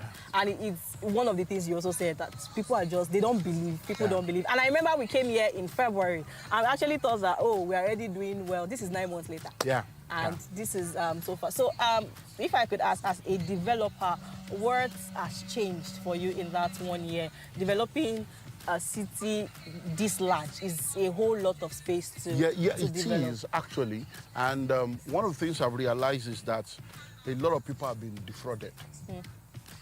A lot. Defrauded, deceived. They paid money to developers and to real estate companies that didn't deliver. So there is a lot of trust deficit in the market. But by virtue of the fact that we've been in this thing for decades, the integrity, it has made people to trust us. And that trust has enabled us to be able to use the money to do the work. And that's why we are saying what we are saying. And then the fact that it's a coalition, because we are talking about over 25 developers coming together to turn this place into a city. We started out looking at 5,000 acres. Right now we're at over 8,000 acres. Wow. So what you have here now is 2,000. We are going to the next 2,000 that we have divided among 16 developers. And then we have the next 3,000 for the third batch. So, like I said, in 5 to 10 years, nobody will recognize this place anymore. Yeah. Wow. So when you say that in the next 5 to 10 years, this place would have changed, what exactly is that change that we hope to Okay, so now, number one, once you put infrastructures in place, automatically it changes the game. One of the things we have done is that in the coalition, listen to this, we are not just buying the land, we are taking care of the infrastructure. We are not waiting for government. So every company in the coalition is bringing money into what we call the Joint Infrastructural Fund. So that Joint Infrastructural Fund is over 10 billion. So we are doing the road, we are bringing the masts for telecom, We are bringing internet. We are doing our own power station. Oh. Yeah, so it's going to be, the coalition is bringing about 10 billion. Wow. So all these things are things that are in the pipeline. And then when the government came, if you look at the road, well, what you see there is just half. The road is very wide. They say it has to be a dual carriage road. That because it's a city, that we are not doing estate planning, it's city planning. So that's why we have to move the gatehouse back. We have to, you can see the road very wide. So they came here and they said this must be done. We are doing everything. And I'm telling you, by virtue of the infrastructure, by virtue of the collaboration of the coalition, we are not waiting for government. We are doing all the infrastructure ourselves. You'll be amazed. By the time you get to the next one, now you'll see what's already happening. And then we are doing what we call the diaspora plots for people in diaspora. So the diaspora plots are plots of land that are fully fenced with gates. Fully fenced. With gates for people. So we have 300 of that. So you have 300 plots of land fully fenced with gates that diasporans will buy into. So there's nothing like, oh, what's happening to my land? I give my own. And so it's amazing what's going to be happening here going forward. You know, there's so much noise about the increment of price when it comes to countryside city. Yeah. So can you, throw some light about, because people cannot grab their head around how we have like over 100% increase in less than a year. Now you see, number one, when you say you are doing a pre-launch, a pre-launch means that people are trusting you with the vision to join you in doing it. So when we are doing pre-launch, all we did was to sign MOU with the government, with the family, and make a deposit. At that point, no documents, no survey, nothing. That is one that people will do and collect money and relocate and jump out with their family, go and buy Jeep. But because we are not of such character, it is your money that we have used to pay. So if we are using your money, it means that we are doing joint venture now. Yeah, you are part of us. So that's why you are buying cheaper. When we now launched, we did pre-launch at 500. Yeah. Documentation we say is 500, developmental levy 1 million, which is 2.5. Yeah, that's true. So which is 2 million at pre-launch. When we launched at 1 million plus 1.5 became 2.5. But right now, you can go and verify this. You see this, all this caterpillar work is 180 million naira. The man is here. Go and ask him. I can put him on camera, let him talk how much he has collected. 180 million to cut grass. 180 million to cut grass. Because you have to cut everywhere for you to be able to do the topographical survey, at least be able to start all the infrastructural work. Just grass alone. So divide that by the number of plots, 180 million. Fencing is 4.1 billion to fence 1,000 acres. Divide 4.1 billion by the number of plots. So by the time you look at all that now, the topographical survey is there, approved layout is there, CFO is there. So by the time you put all the money together, you now divide it by the number of plots. That's why we help you know how much. Now, survey now, the state government is there. These things are facts you can verify. How much is a plot of survey in Ogun State? You go online, it is there. It's not a secret. Do you understand now? So are you not going to pay for survey? So when you are buying land, you have to now pay for survey that will go and give to government. Government will collect, surveyor will collect. It's like buying a car and asking for plate number. You have to go and pay plate number and vehicle particular separate. So everything will increase because as inflation continues to increase, the price of materials increase, everybody has to pay. So we have given them an extension, which I believe is expiring anytime from now, the 90-day concession. Once that is done, developmental levy, in fact, I was still saying that with this thing now, developmental levy alone may be going to 5 million, just for developmental levy. But I know that you are currently running the end of the year sale. So what is, so right so now, that people can have a chance? Right now, we are giving people opportunity to pay 5 million. Okay. All inclusive. 5 million all inclusive. And then we are expecting that by April 1st, we should be able to now move to 10 million. And then we are no more rushing to sell or whatever, because the one we have sold now, we want to make sure we do the infrastructure and then we do the allocation to people. And I'm telling you, people will be surprised. I thought we'll be happy. I'm telling you. We can see the handwriting is on the wall. So this is not one of such projects. Okay, sir. So as we wrap up this episode, is there anything you want to say to? So what I want to say is that if you have already bought and you have not yet made payment for your documentation and developmental, we do that now because the new price is coming up. If you have not bought, buy now. If you have bought, buy another one. So that you can lock it down, because the opportunity will not be there forever. So you have heard it from the guru himself. If you have not bought, buy now. If you have bought before, buy another one. And see you at the top. Do not forget to subscribe, like, share, and comment at my CSTV Global, and follow us on all our social media pages, also at Dr. Olumide Emmanuel. See you soon. I would like the following people to please find their way to come and stand beside me so that I can introduce them to you. Our general manager, our realtor manager, the surveyor, the engineer, and then Mr. Benga and Surveyor Malik. All the people that are working, want to introduce you to them so that you will know what everybody is doing. And then for those of you that are also planning to do the same thing, you can always pick their brain to assist you. So let's start with those that bought. So if you bought from us, we already told you that we are hoping that by first quarter of next year, we are going to be doing physical allocation. And we are still working towards that. Now, if you bought last year, or you bought early this year, or you bought in the middle of the year, let's all continue to do what we can do to ensure we play our parts. Our responsibility is to play our part to ensure that we do the physical allocation as soon as possible. 1,000 acres of land is not a joke.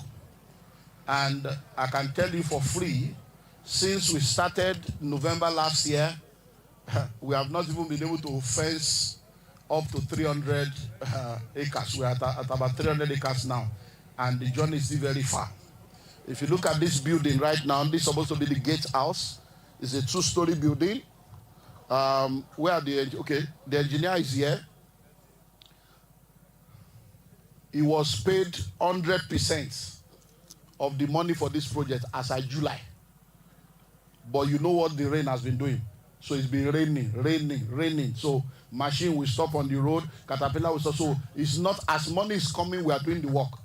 The plan today was to shock you. I wanted us to meet in the first floor, inside air condition. But the rain is just, so this is engineer, Chesson is the engineer here, doing all the engineering work here. Where is Surveyor Adeogun? Now this is the estate site manager here. All the fencing work, borehole and everything. This is Benga, is one of our staff. And this is Surveyor Malik, is our internal staff. So they are the one doing all the lighting, the curves and everything. And then we have Surveyor Adeogun. This is the surveyor for the entire coalition. The entire coalition. So all those of you, so this is the surveyor for the entire coalition. So all those of you that are part of the developers, when we leave here now, we're going to leave here latest by 2 o'clock. We are now going to the next location. That next location is 2,000 acres that we have divided among 16 developers. So we'll go there so that you will see the other part, because like I said, we're looking at 8,000 acres in total. What we have here now is like 2,000 acres, our own, and Realtor Max. You saw Realtor Max when you came in. They are the first set, we are the second. Then the next one is 2,000 acres, and we have 16 people. The next one is 3,000 acres. And in that 3,000 acres, we are now going to divide the next set of people in the third batch. So if you have bought from us and you have paid for your documentation, congratulations. If you have not paid for your documentation, please note, we have said this from the beginning, until you pay for documentation, you cannot be physically allocated. Because your documentation is what we use to pay for them to do your survey and give you your documents.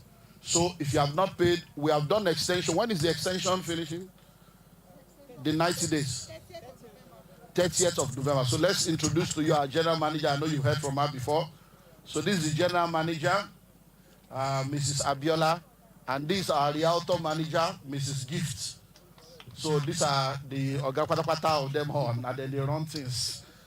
So if you bought from us and you have not paid for your documentation, please, you have the next 29 days to do that because the price has changed. Now, if you have not paid for your developmental due, also do that so that you will plug it. So let me explain that developmental due. It's not compulsory that you pay for developmental due now if you are doing land banking and you want to resell. What it means is that when you sell, whosoever you sell to is the one that will come and pay. But let me tell you one thing. Developmental levy was 1 million. Now it's 3 million. Before you know it, it will be 5 million. Is it not better for you to pay the 1 million so that when the person is coming, you are making the profits of the increase? Because if somebody wants to buy land from you in 2 years' time, and you now tell the person the land is 20 million, but after you pay, you go and pay the company another 5 million, it will look somehow then. So I will advise you, if you don't have the plan to pay, pay. Because by the 30th of this month, the 90-day concession is gone. Developmental fee is 3 million already. But if you pay now, it's easier for us to gather the money and continue the work so that we'll be able to beat inflation. So for everybody that has paid, your land is in here. Right now, we have sold to over 1,000 people, but less than 500 of you have paid for documentation and developmental levy. That means we have like 2 billion in your hand. If we have that 2 billion now, there's nothing to do with the money, just continue the work. For those of you that are the members of the coalition, we already gave you the layout so you know where you are. So once we leave here now, we are going to go to that place by 2 o'clock so that the surveyor can now give you where your own is. And then we have also given you the cost for the survey. Once you pay for the survey, about how many surveys we are doing now? Like 6? 6 companies have paid for their survey. And their survey will be ready by the end of this month. So you can quickly pay your own because they are going to change price. Anything we say, go and verify. They are going to change price. So Abeokuta is there. Go and call anybody you know. They are going to change price by January. So that what change? See. So they are going to change price. So that you will not say, but that's the price you gave me that time. Whatever price you are giving, if you don't pay on time, once price is changed, that's the end of it. So that's that. Then for those of you that are our realtors, I will advise, if you are a realtor, that this video we are doing now, which we are going to put on YouTube, you make sure that you spread the video to your customers. Because you see, educational marketing is very important. A lot of people have been scammed and defrauded. So when they don't have clarity, when there is no clear communication, it's looking somehow. Because how can you say a land of 500,000 is now 5 million? How? These people will just be sitting there in their condition. They'll just be changing price because people don't understand how these things work. So when you let them see all these videos, they are able to now get educated. As people ask questions, just like we did in February, and we answer the question, that we give answers to your customers. And if you have any customer, I hope you know as a realtor that land matter is forever. Even if it's 10 years' time, if everything goes well, they will thank you. If anything goes on, they will call your name. So my advice is don't be someone that has a mindset of consumption and a survivor, where you just want to collect commission and run away. No. Stand with your customer till the end. And one of the ways to stand with them is to encourage them to play their parts.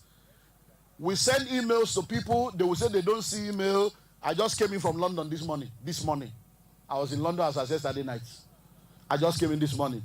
As at yesterday, a customer was in my house in London, coming to beg, and I didn't read the email. And when it was when you told me, can you give me extension? I said, there's no extension. Because everybody cannot deny effective communication from us. Every month we send out email. Every quarter we send out email. People will not read emails. So please tell your customer, if they have not paid for their documentation, there is no physical allocation. No. Because when we are allocating other people, so that's not when they will not say, where is my own? Your own is not going to be allocated until you pay for documentation. And then if they have not paid for developmental levy, tell them to pay. Then for those of you that are customers, that you are still thinking, well, think no more. This land you are seeing now was 500,000 in November, December. We launched it in January at 1 million. Right now, we are at 5 million all inclusive. And I can tell you by the 1st of April, it's not April Fool. It's April reality. It will be 10 million minimum. Why? The entire perimeter survey of this land is out, registered. The topographical survey, done. Gates house, almost done. Fountain, planting, road, everything, work is going on. Now, the government has come here. You can see the road, massive. How many explain the road? Because the city just be like express. 24 meter. 24 meter. 24 meters. That's the road. So this one you are seeing kept now is half. The other half comes this way. So it's 24 meters. The government can say, no, you can't do that small road. This is the road you must do. So they have come. God, we are doing approved layout already. So they have said, do this. So say, you are chopping land and land will for sale. You can't talk there. They say, no, you have to do this. You have to do. Now we are doing everything that they told us to do. But that is money. So we are already doing this, the CFO. They have given us assessment. So work is going on. By the time we pay, is the only reason why we have not paid for all these things now is because you people have not paid us. If you pay for documentation and developmental level, we pay. And once you pay, before you know it, CFO is out. Before you know it, approved layout is out, and everybody is smiling. So if you are a customer, plug in now because the price will not reduce. And I'm letting you know that anything you buy from us or from anybody that is part of the coalition, you are covered. I'm standing here to now tell you, any company, you can see all their signboard everywhere, their CEOs are here. Any company you buy land from in this coalition and you have problem with them, me, I have the koboko for all of them. So you have nothing to worry about. If you have any question, where is the second microphone? You go straight to the point. You ask your question, we answer your question. Good afternoon, sir. My name is Emmanuel. Okay. One of your rectors, sir. Okay, you are a realtor. Yes, okay. One of my clients bought a land at February. And Okay. He bought one plot. And then before your birthday for the promo launch ends, they want to acquire another 5 plots, making 1 acre. But the question is asking that I've already paid for the documentation. That can the documentation fee cover for the 1 acre? Which I spoke with the managers. He said that what they can do is that they can give us 50% discount. Like instead of for him to pay 1.5 for the 3 million for the acres, they can give us 50%. And what clarification on this? What clarification do you need? If the manager has told you, whatever they tell you, is they are the one that run things. So what you need clarification as far whether you should pay more or what? Let's start coming together. But he said that can it possible for that? So let me explain this to you. Ushers, protocol, help us go around the compound. We said if you buy 1 acre, so that people can start if you coming buy back 1 inside. plot, documentation is 500. But if you buy 1 acre, instead of documentation being 3 million, you pay 1.5 as long as it is one name, not commercial. Because in survey, the higher the size, the lower the price. So there is no point charging you times 6 when you are buying 1 acre. Because it's not about making money. We will make money, but not too much like that. So now if somebody has bought 1 acre and 1 plot before and has paid 500 for the documentation, the person now want to buy 5 plots extra later, that person is supposed to pay 2.5 million for the documentation. But you now beg them. They now say, no problem. We will join the thing together to become 1 acre. And instead of paying 3 million, you pay 1.5. So what don't you understand? They are helping you now. Because if now me, you come meet, go, I don't go collect 1.5. Now 3 million, you go pay. So, yeah. Thank you very much. Can we have more questions, please? Don't worry, so any other question? Good afternoon, everyone. Yeah. So my question is, please, is there any promo for this period? The promo is 5 million now instead of 10 million. 5 million all inclusive. Acre buying and all that.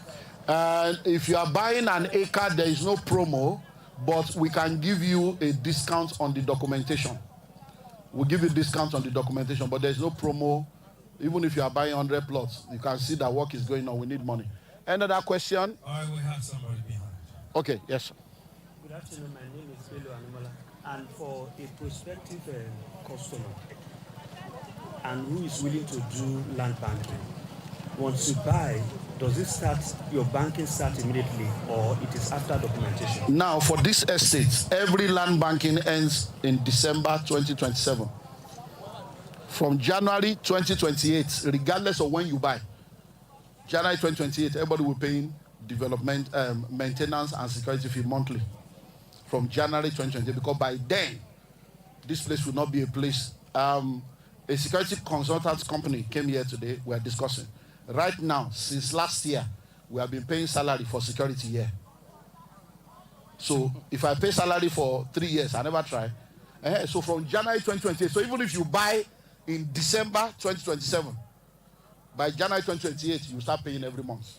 So that monthly money is what we used to be paying for the entire security. We're going to have vans. We're going to have bikes. This 1,000 acres. So We're going to have tricycle. We're going to have all kinds of vehicles. We're going to have people living here. We're going to have... And who will pay their salary? Now all of us that they work for now. So now you can see that we're doing light. There will be lights. We are going to have solar lights. So much. So from that January 2028, whatever land banking you are doing, you start paying monthly. It's already in the contract. Yeah. God bless you. My question is, let's come together. Common sense. What's the Ushers, help us inform people that are outside to come in. The one other question is that because of this very multifaceted as well, you have realtors, you have a combination of people. Now, how inclusive is it going to be that those who buy in as resident owners, how much in terms of governance, development plan, they will have an input into it as well? Okay, so number one, the first common sense there is collaboration. Many real estate companies go into development alone. From your accent, I see you're international one way or the other. Now, wherever you came from, I just came from the UK this morning. If you are doing a development, the government will bring lights to you. You plug in. Gas, you plug in. Water, you plug in. Yeah, now, can you see anything like that? No, we have to do everything by ourselves. We'll do the lights, we'll do the road, we'll do everything. So the first common sense approach here is coalition. Instead of only one person going, let's do it together. And that's why by the time all of us put resources together, it will be easier to use the money to do the development. So we have, apart from people buying from the 8,000 acres, each developer, 50 acres is the minimum. Some have 100, some have 200. We have 1,000. Now, apart from them buying, everybody is also now paying a joint infrastructural deal. That money is going to be about 10 billion that we're raising among ourselves, no government. With that money, we'll do the road. With that money, we'll do the power station. With that money, we'll do the solar station. With that money, we'll do the mass for electricity, for internet, and also for calls. And so that alone gives us a leverage to be able to ensure that whatever we are promising within the next 10 years, so it's a 10-year project, everything will be done. Now, the next thing is that by the time you are bringing a lot of people together, there is innovation and creativity coming up. So you find out that one of them, for instance now, is they did a program last week, Saturday. I was invited. I joined them online. And when I saw what they are doing, I'm like, wow, this thing is beautiful. Because people are now thinking outside the box. Because one of the challenges we have in the real estate sector is that everybody seems to be doing the same thing. But you see, right now in this coalition, the method is what is saturated. The market is not saturated. But with this now, everybody can do all kinds of stuff. Some people are just doing farming. Some people are just doing recreational side. Some people are doing purely residential. Some people are doing purely commercial. It's amazing what's going to be happening. Then when it comes to governance, now for this particular estate is joint governance. Because one of the things we have realized from all our other projects is that when you are managing an estate for people, they think that you are making money. So they need to be part of the management so that they can see things for themselves. I've been a part of many estates. Let me give you 2 examples. In one of the estates we did, they say, you people will just be increasing price. You people will just be changing price. You will not call us for meeting. You will just be unilaterally. As the chairman of the board, I say, these people don't know. Let's come together. So we called the meeting and we handed it over to them. Please, if there's any empty seats in front of you, you can take the seats because we can't be waiting for people. And we need to move on. We have too many grounds to cover. Eating somewhere. Everything is mathematics. We had the property we just did now, 12 units. And 12 units, we said everybody, service charge is 50,000 per month. That's 600,000 per annum. Now, 50,000 per month for the 12 units is 600. Now, we now told them in July that with the way Nigeria is going, from January to be 100,000 per month for each apartment. What do you mean? You people just unilaterally. So I said, no problem. So we called them into a meeting. It should be one meeting. So we called the security people, the security company that gave us 6 security staff. 3 during the day, 3 in the night. We said, how much is your salary? This is the contract. We gave it to them. We said, yeah, cleaner, where is your own? Then PSP, where is your own? Local security, where is your own? Police. By the time they saw, we're spending 1,040,000 every month since January, but we have been collecting 600 from them. We are now saying, let's make it 1.2 so that from next year, we will not be... So I said, so we are handing over to you. Go, no, continue. So sometimes, the best approach for me is joints. We have another estate on Orchid Road where everybody said they want 24 hours electricity. Then COVID came. Diesel increased, everything increased. By the time we started charging them, they say it's too much. Bambi never come. Oh. Now the COVID and diesel, and they now call the meeting that they don't want 24 hours again. The residents, they say they don't want, that they are okay with 12 hours. Let's come together. So that's what we're going to do here, joints. So we're going to have residents, and then we're going to have the company, and together we'll run the whole thing. We're about to start the panel session. Because I have believed over time, stay in your lane. So media guys, we are good. I brought the security consultant, the company, they came here today now to see this place so that they can join us from beginning. So we are going to be welcome Morenica and please come and sit down so that we can. So it's easy for everybody. So security company, bring security. Multimedia, we are good with the video. Let's come back now. Instead of you wanting to be the owner of everything, it's going to be difficult. So that's the plan. Yeah, no problem. Let's come together. Please, if there's any empty seats in front of you, you can fill it up so that, because we don't know if some people are outside or they have gone, so we don't want to.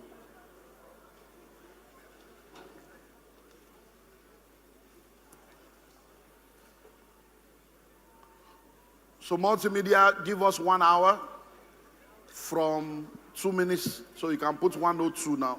So 62 minutes. So the mics are on. So,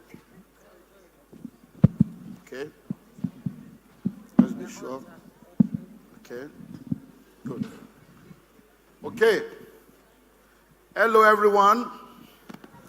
Welcome back. How was your break time? I hope you bought buko. Okay, so we're going to this panel session right now for the next 1 hour. So if you have any question, please feel free to document your questions. You can write them down on a piece of paper, but please put your name and let it be very legible so that I can easily read them. Because of the management of time, we may not be able to give everyone a microphone to ask questions. That may take a lot of time. So write down your questions.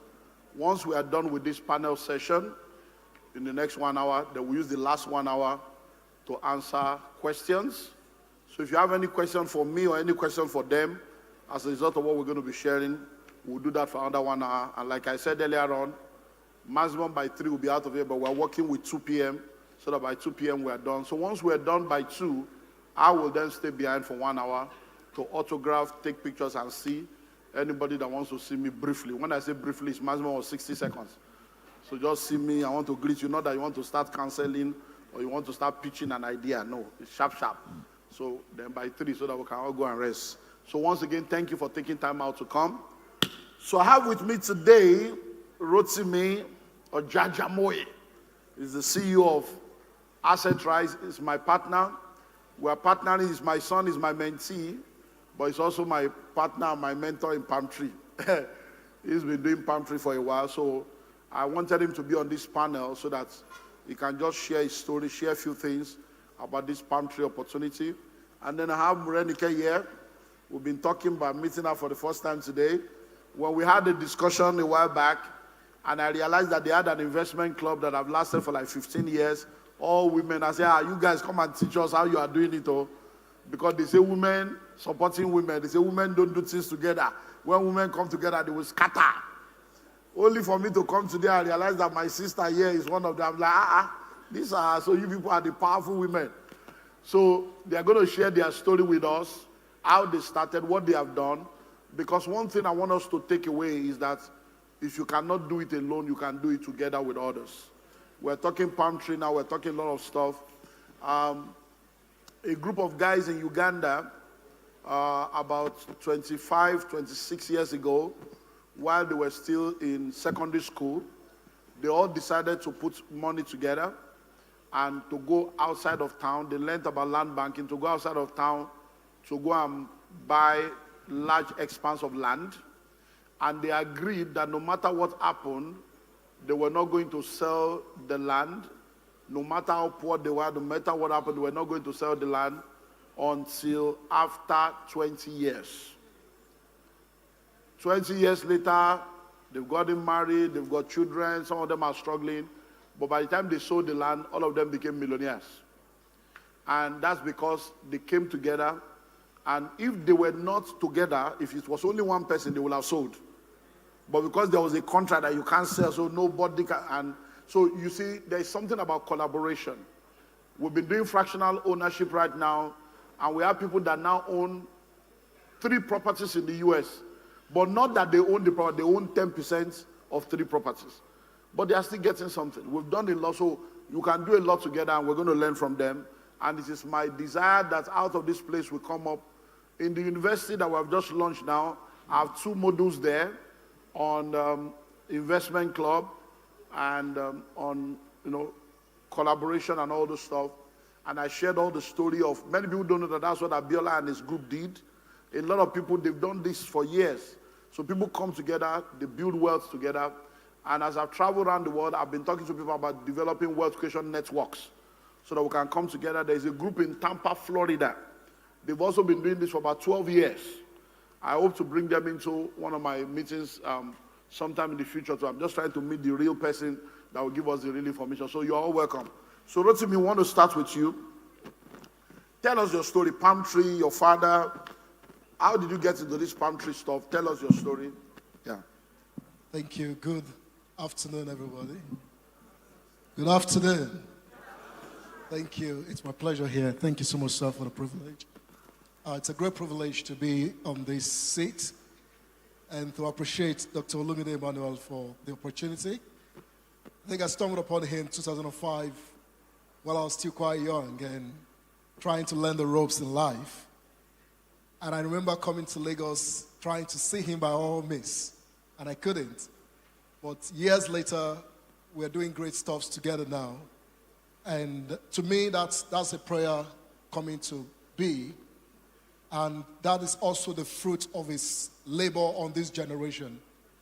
He has labored over us in prayers, in wisdom, in his teachings. And today, you can count several billionaires that have emanated from his platform, and we are one of them. So thank you so much, sir, for the privilege. If you want to clap, you can, please. Thank you.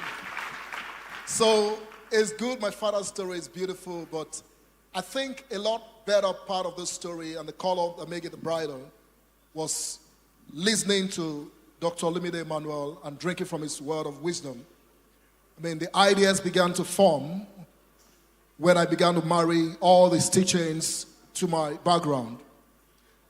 I know Danny used to say, don't let your background put your back on the ground. And it's beautiful that I came from a very humble background. My father died when I was 14. But he was a rich farmer. He couldn't read or write. I remember very distinctively at the time we were in school, and he came to the boarding house with a Mercedes-Benz 230D. And that was it in the entire local government. And you can even count the numbers of it in the state. But he was a farmer. And we thought less, how is he making so much money to afford that kind of car in his time? And shortly after that visit, 2-3 weeks after that visit, he passed on. And to us, that looks like the end of everything. He was the only breadwinner. And the hope of going to school, everything was dashed. We thought it was over. But when we visited back home and his stories of how he has started planting palm trees from a very young age, which is a very story that motivated me, and the total, he has done over 100 acres of oil palm plantation. And every month, my father he doesn't spread himself. So sometimes we used to ask, where's the money coming from? Every month there is money, abundance of money. All we used to see are kegs of palm oil being loaded into the house from the farm. We grew up seeing several cars in the compound. I grew up knowing my father having an orderly, a farmer who cannot read nor write. But his entire wealth was built from the oil palm plantation. So after learning all this, we were stabilized to go to school, and we all went through school without begging any uncle or auntie to pay anything. And that, to me, is the definition of sustainability. So last year, I had the opportunity of sharing the same story at the UK House of Lords. And to me, it was me repeating story to them, how I came to this country to school, and how, in quotes, we were being enslaved mentally while we are also getting the Oyinbo education. But to me, I was challenging them that, see, my father who could not read nor write is the definition of sustainability to me. Because he sustained his entire generation. Even till today, the 4th generation, we are still milling palm oil.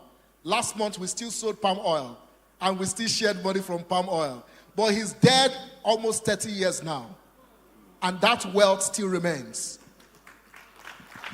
That is unbeatable wisdom to me. And then narrating sustainability, I was telling them that if you are talking about climate change, my father is still contributing to the climate today. He's dead long ago, but those 1,000 plus trees that he planted are still sustaining the climate, giving back carbon dioxide to the society. My father is still sustaining the society, providing jobs for people, because people are still being employed in that farm, and families are still being paid. So that is a beautiful story of sustainability, and I think I grew up going to school, having that story run through my brain, and I remember just one day I walked in the UK. I took a job as a potter. I mean, everybody has to put you under pressure. Go and get something to do. So I took a job as a potter, and you know what potter does? You want to scrub pans, baking pans with very thick substance. And I was doing that job crying throughout that day. So after the evening, I told myself, this is not me. I can't leave my country, pay pounds to come and school here, and then be enslaved again to scrub pans. So I refused to go back to take the wage. 36 pounds I could remember very clearly. And that decision also came from the fact that I've listened to a lot of the messages from Dr. Olumide Emmanuel, and I said to myself, I'm coming back home. So I wrote my final exam, left the UK, and came back to Nigeria, and we started the oil palm journey. And I can boastfully tell you today that we have built an agricultural system that has generated well over 40 billion naira and over 8,000 hectares across 4 states in Nigeria.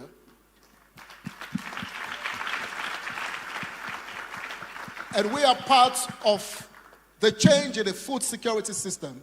In Lagos State today, we boastfully can tell you we run the biggest farm in Lagos State, confirmed by the Honorable Commissioner for Agriculture when he visited our Ekpe farm. Right in the midst of our palm plantations, we were able to do over 1 million tubers of yams intercropped in the state. We have produced gari, we have produced all kind of food. And I am boastful to say to you today that I am a farmer just like my father. Thank you so much, sir. I hope we are learning. Because many times we don't think long term. We only think short term. And the palm tree, once planted, when it begins to fruit, it has the ability to continue to produce for 70 years and above. So it is one investment with a lifetime return. So it's something that I don't want you to make light of. It's just like when you build a house. Many of you are living in houses that the landlord built 30 years ago. They are still increasing rent. The house will be there for 100 years. They will still be collecting rent. So you can't go wrong when you invest in a cash flow producing asset. Morenike, your story is very powerful. So you need to tell us, number one, how did you people start? Why did you decide that, okay, we want to be putting money together? So where did the idea come from? How did you guys start? And number 3, then I will go to other people. How did you start? What led to it? Number 2, what were you people investing in? And then how long have you guys been doing this? Then I will now go to others. Yeah. Okay, sir. Then you need to introduce yourself fully now. Okay, sir. First, we want to say a big thank you for giving us the honor to be on this, your exalted podium, I would say, because I know this is where the word of God goes out to people. So thank you very much for inviting us. And thank you for the wealth of wisdom. I was telling my friends, because we are now friends. In fact, we are family, sisters. We are sisters. Thank you. That what I've learned since I got introduced to you online. In fact, I can't still remember how I got connected to you. Honestly, I wish I had learned it when I was 30 and 40. Even though, yes, I've been investment savvy and all that. But what I have learned, so thank you very much. The Lord will continue to honor you in Jesus' name. So how did we start? Like you said, okay, you still ask them questions. So you've given me 3 things. So we started, okay, so my name is Morenike Akirimisi, and I work in a bank, and I'm pleased to be here. Okay, so 21 years ago precisely, so we started this investment club in 2005. Wow. So we were 10, and one of us has gone to be with the Lord. And maybe we'll now tell you how we were able to even, when she passed on, what we did. So one of us, we're 4, the remaining 5 people are online. One of us, her name is Chichi, she just said, look, we are all, yes, we were young. Most of us are in our 50s now.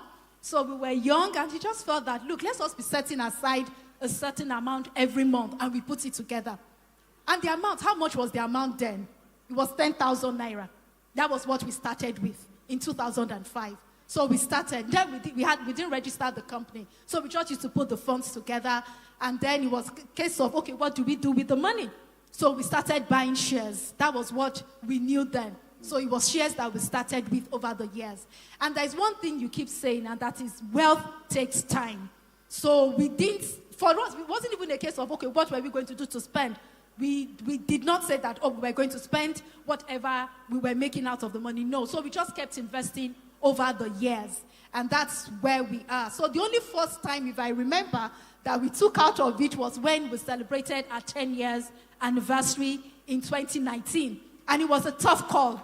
Because, so in 2019, before then, everybody had been saying that, no, let us even spend this money now, Because for me, I just feel that let's just keep investing and investing. But like a club, you have to listen to everybody's opinion and come to a collective decision, because it's not just one person. And also, it is very important who you go into partnership with. Because what has made us stand the test of time is the values we share, what we agree on. Because if you had somebody that did not agree with the values of what we have, we will not be where we are today. So it's very important. And Dr. Olumide had said in one of the messages I had listened to was in terms of having contracts. What do you people believe in? To have it set out standard. We didn't start with that. But I think we have been lucky because we have built friendship, we have become sisters, and we have that. So I would think whoever is going into that today should be done differently. So I think that's how we started, 2005, and we are here. Most of us we were just newly married. Now we've had children. Our children are graduating to the glory of God. So that's who we are. Wow. So before you go, so how much did you share in? What did you do with the money? Okay, so in 2019, we looked at it and we said, okay, let us even enjoy some of the dividends. So what we decided was that we would only spend our dividend. We did not spend our principal. So as at that time, we looked at it at how much were we going to use. We just even went to Dubai, the 9 of us. We went all expenses paid. Wow. So we paid for the ticket. It was like 3 days. So it was in Dubai. And our husbands even felt that we did not carry them along, but we said, hey. You started before you met them now. Wow. Most of us were married then. That's the major spend we've done with our investment. Because so do you still do 10,000 till now? It has increased? No, it has increased. So we increased to 15,000. And then before we stopped, when we were all working together, we all started working together in an organization, British Airways precisely. So after we now decided So you were all British Airways staff? Yes, we were. Yeah, that was how we met. We were all colleagues. Okay. And then we've been together for 21 years. Wow. So let's hear from you. Introduce yourself and tell us from your own perspective. Why did you become a part of this, and how has the experience been for you? So that we can hear individual perspective now. So introduce yourself. Then why did you join them? Why did you say, I beg, I don't have time for this? And then how has it been for you? Yeah. Good afternoon, everyone. My name is Edo Oshoma, and I am the CEO of a travel solutions company called DestinationSomewhere.com in Lagos here. So like she said, we were colleagues in British Airways together. And so I can't even remember where I was when one of them reached out. I think it was Peju. She's flying today, so she can't be here. Anyway, and she said, oh, there's this opportunity, we're coming together to do an investment, and it's going to be a monthly thing. And I was like, oh, great. For me, at the time, I didn't know so much about investment, but I knew about savings. You know how you just say, oh, save and save, because my mom and my dad, so of course we know how there are ups and downs in life. And my dad was retired unexpectedly. So what I saw was she sold the shares to be able to they had bought land and, moved the house to some level. But when that unexpected retirement had come, we had to quickly move away from where we were and move into our own place and all of that. So she sold shares. She had bought shares for us as kids, and then she had also bought for herself. My dad also had shares. So they sold off those things to be able to now quickly bring the house up, and then we now had to move and everything and, quote and unquote, start life, kind of like afresh, my dad not having a job. So for me, it was like, oh, okay, this is savings. To my mind at the time, this is savings, putting something together so that if something comes up. So that was how it started for me, and of course I was open to it. So we started the investment. Now, what it has done for me personally, it has even transcended, it has moved beyond me and moved to even my kids. Even my husband is so amazed that we have been together. Like, all I need to say is, oh, we have a Glenos. Once I say Glenos, the story is over. He knows, when we have our hangouts or when we're going to Dubai, it's just been such an experience that I've even shared with, people, like just small groups to say, oh, try this, this is what I am doing. And when they hear the amount and some of the things that we have done, it's kind of like mind-blowing for everyone. It's not like we're putting 500,000 together, we're putting 1 million together.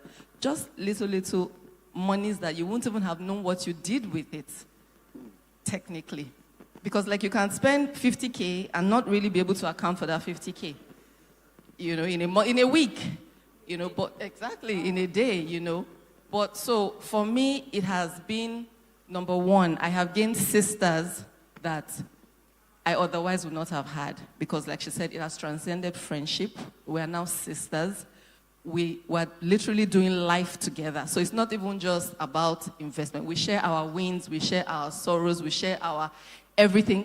Children, like it's grown. It has become a community that is such a safe space for us to come and, say, oh, I'm having this challenge, and we all gather together and, help emotionally, financially. Like it has transcended, dimensions that at the beginning I would not have been able to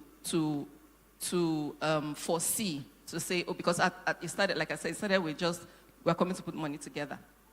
But it has grown over the 21 years, and it's been such an amazing experience for me. Wow. Now, over to you. 21 years. Would like to hear your own experience too. Why did you join? How has it been? But I would like to add something to yours. What do you think has kept people for 21 years? Because what we hear about women is different from what people are sharing about. So if people, I know you fight, but nobody has said, well, forget it. You're me, you're shame. I'm not doing it again. I don't care what anybody is saying. Forget it. And so I wanted to bring in that angle. How has it been? What are the challenges? And how have you guys been able to handle it? Yeah. Thank you, sir. And thank you for the opportunity. Morenike talks a lot about you. In fact, we had to be Googling and reading about you. And coincidentally, I had to take the day off to be here. My name is Bridget Oyefeso Dusami. Wow. And I took a day's leave to be here today. Wow. I also work in financial services, but my discipline is marketing and communications. So thank you very much once again for the opportunity. Let me start from the last thing you asked. So when we were setting up this thing at British Airways, my husband heard. He said, women, you people want to come together and do something. I'm going to sow a seed into that thing because I want to watch how it's going to grow. So our initial investment, actually, when we started, was 100,000. We had to do bulk. So at some point, we did bulk, and then we now had monthly contribution. So I think we do bulk once a year, and then you had monthly contributions. I think that's what our Madam Chair here forgot to say. She's our chairman of our investment club.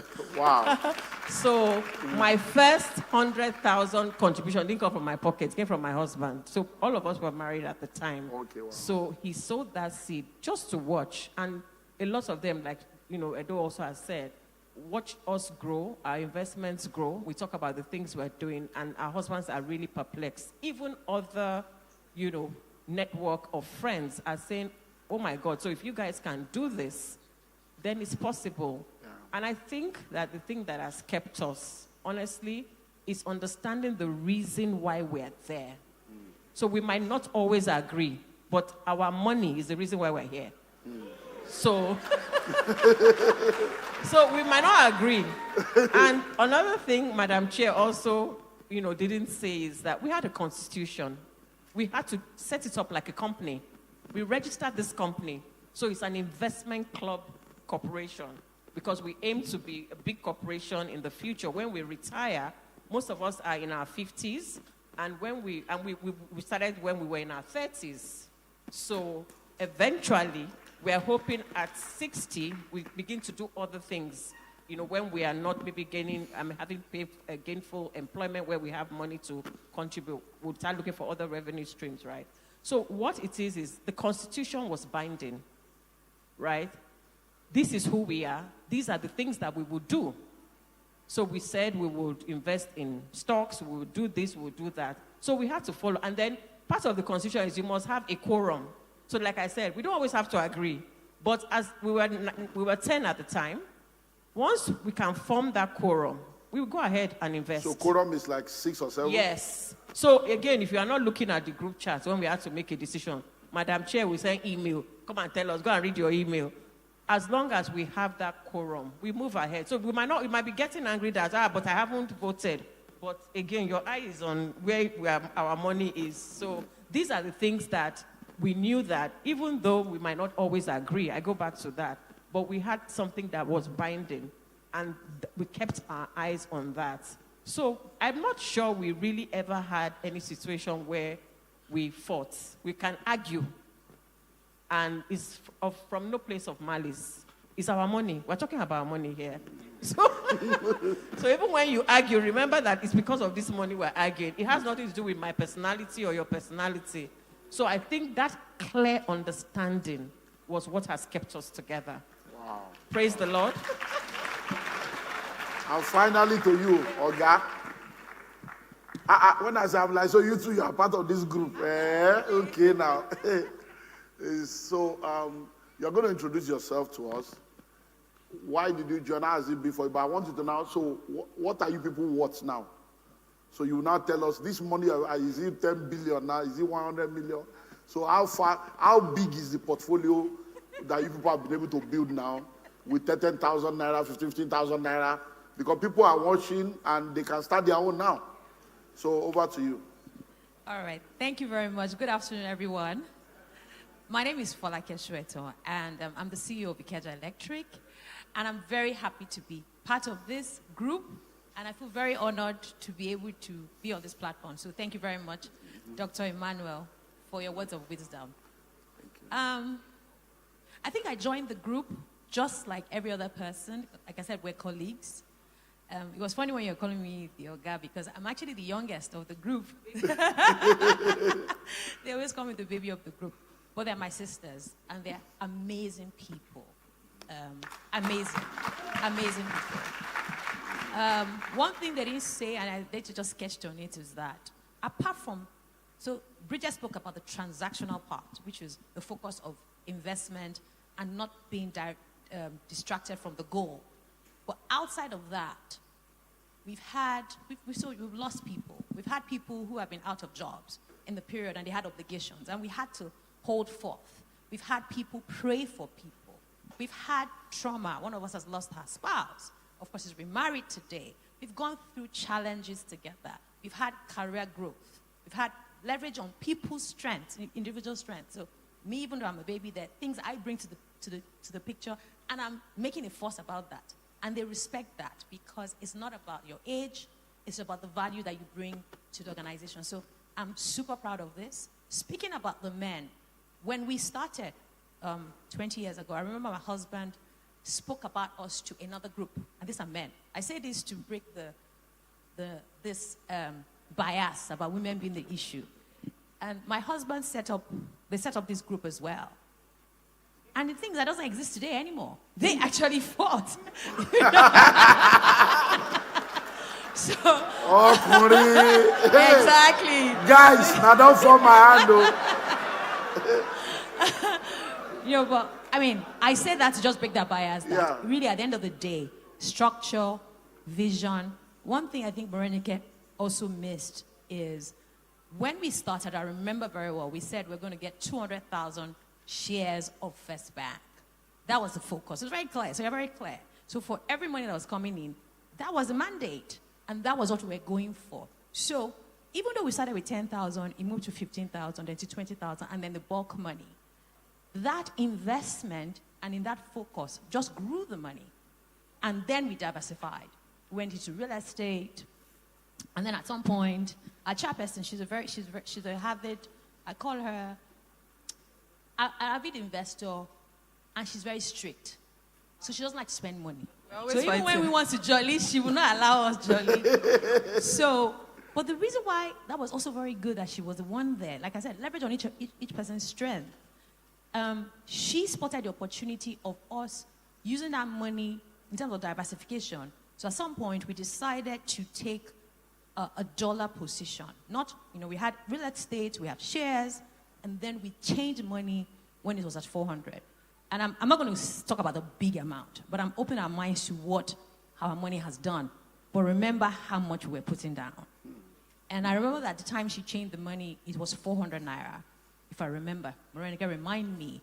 And we did a position, we did a deposit of that money, and it grew. And I think when I was looking at the report the other day, I think we had made $7,000 or so in addition to that bulk amount, which I'm not going to call. So if I say we've made 7,000, you can run the numbers yourself. And from that, we were able to also invest in a property. And the investment is from the returns on the investment that we did before. So what am I trying to say? We told ourselves there, why haven't we increased our minimum? Because all of us can actually increase that minimum. But the point is, with 20,000 naira, compounding 20 years, monthly, 10 people, a bulk sum of 100,000 every month has expanded into real estate, shops, forex, shares that could pay for landed property, that could pay for a holiday for 10 people in Dubai. Run the numbers. I don't need to call any numbers. I think I have said enough. So you wouldn't want to call numbers. But I've called numbers without calling numbers. But last thing for me was, I would say two things, lessons learned, and I keep harassing them. So, and this is for anyone who is trying to learn discipline. So when we started, it was 10,000 every month. And of course, I think I missed the date. And we had a rule that they were going to fine us. And they fined me. I was mad at that meeting. Why would you fine me? And then I said, okay, take the feedback. You missed a payment. And I set up a direct debit. And till today, obviously I haven't missed. One or two people missed too, you have not fined them. But that is offline gist. But the point is, set up a direct debit. I can afford 20,000 naira. Really. I'm sure you can afford 20,000 naira. I'm sure. 10,000 naira. Set up a direct debit. Even if you're not doing an investment club, set up an amount that you wouldn't even think about it and just compound and see what happens. Do the numbers. Imagine if you're doing 10,000 naira, in fact, 20,000 naira 20 years ago, that you would not have felt. At the time when I was doing 10,000 naira, 20,000 naira, I'm a CEO now. I was a sales agent. So it's not because I'm a CEO. I did it when I was an entry level. So who here is not, you must be on entry level, at least minimum is entry level. Yeah. So you can actually create that wealth. And my son is here, he's 22, he's just graduated, that's Tommy Singh. He's here. And yeah, we're proud of him. Tommy Singh, recognize yourself. And we are going to pass that on to generation, and that's sustainability and that's impact, where our kids are going to leverage. He's come here now. He could have been sleeping, even though he's been going for concert, but he drove me here, and he has listened. He's bought your books. He's already called his brother. They're going to take position in the palm tree. It's amazing. So thank you very much, sir. Wow. Wow.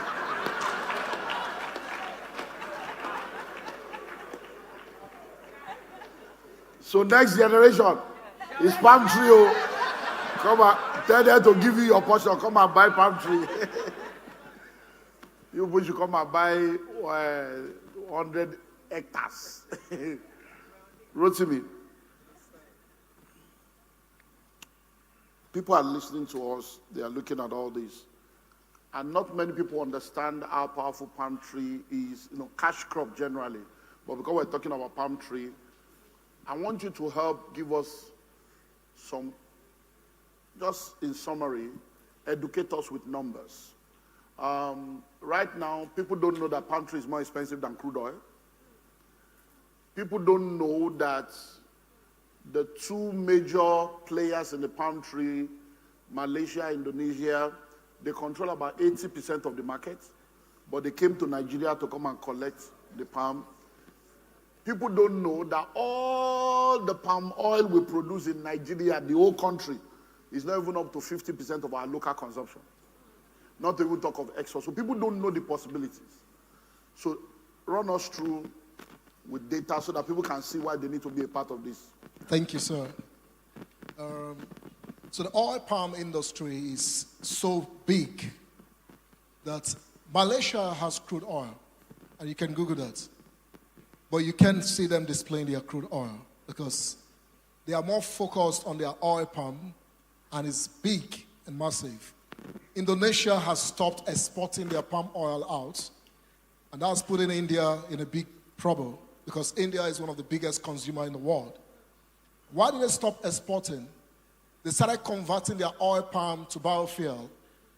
And last year, or 2023, for the first time in the history of the world, Indonesia flew a commercial airplane with refined palm oil. You can Google that. Today, they produce lubricants from the palm oil to lubricate their vehicles and other. There are over 500 products that comes from the palm oil. And research from the World Wildlife Fund in Europe says that 50% of every product, 50% of products in supermarkets contains elements of palm oil. World Wildlife Funds. And this research is so big that by 2030, the global oil palm market will be over $120 billion. And that is increasing. Now let's come back home. Nigeria still imports over 350% of the oil palm consumed locally. We still import the palm oil. Why do we import the palm oil? Because there's virtually nobody in this room today who has nothing to do with palm oil today. From our beautiful ladies with their lipsticks, to your lotion, to your pharmaceuticals, to your food, there are elements of palm oil in your daily life. To your toothpaste, except for those who did not brush today. And I know there is no one. So you cannot actually go through your day without the palm oil. So Nigeria still imports over 350% of the palm oil consumed.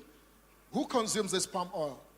Companies like Unilever, PZ, most of the multinationals who produce pharmaceuticals and our daily FMCGs. Now, by statistics, CBN says that Nigeria would generate over $60 billion from oil palm alone. But we need over 1 million tons in production. And that is not a farm of 500,000 hectares. That is not a farm of 500,000 hectares. So if we have done 8,000 hectares, we are not scratching nothing yet. The biggest player in the market today, Presco, has 80,000 hectares. Presco is the biggest. Presco did over 198 billion last year in revenue from oil palm. And I make due to challenge a friend in the real estate. Which real estate company in Nigeria did 198 billion from palm oil? The market is so big and the opportunity is so wide that all of us can key into it. And the history I've learned from my village, growing up, the then Western governments, Awolowo planted 19,000 hectares across 9 communities in my village. From Okitukupa to Irele to all the communities, 19,000 hectares. That was a major sustainability for the entire community.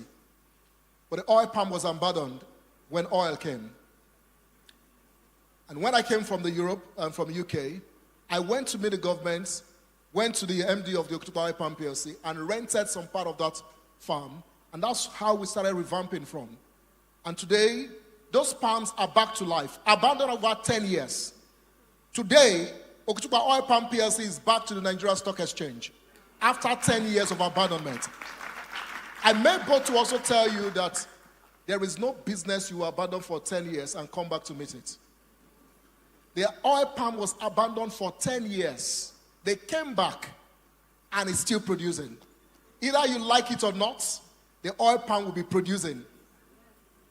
And it's sustained for over years. So, the wisdom that we all can key it in today is to own real estate in Lagos, own residential real estate, but very much important, own agricultural real estate. Because from our analytics, agricultural real estate is far more profitable than even your residential real estate. I live in a Omole estate. A 5-bedroom duplex is about 800 million. And per annum rent is 25 million. And 25 million, if I have done rent, it will take me over 30 years to recoup my capital from rental. If I take 800 million to my village, I will buy over 1,000 acres. And by calculation and projection by NIFO, Nigerian Institute for Oil Palm Research, at an average of 3 million profits per annum from 1 hectare, I will do 3 billion naira per annum from my 1,000 hectares. From 1 acre. From my 1,000 hectares. So which is more profitable?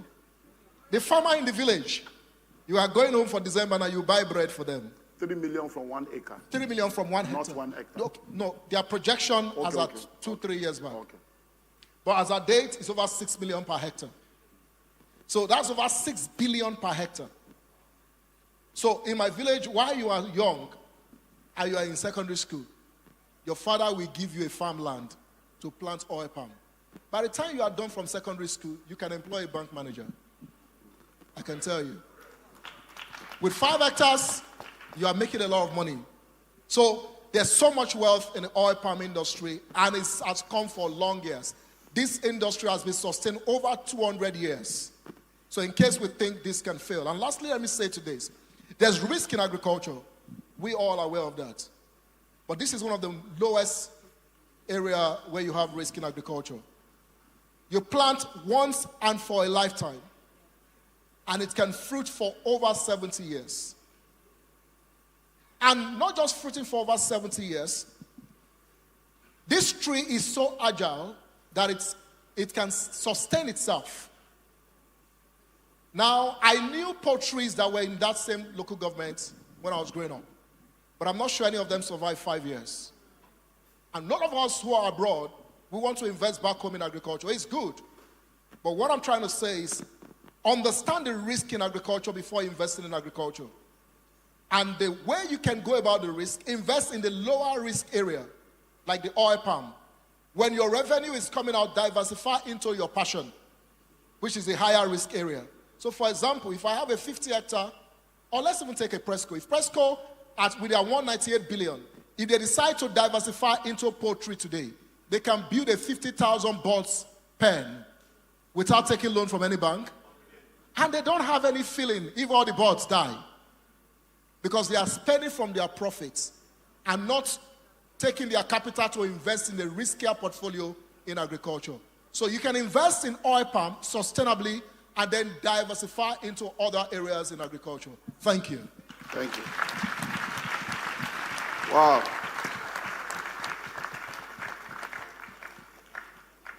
Now you are seeing the power in the palm tree opportunity, and you are seeing in the investment club a strategy that can give you the money.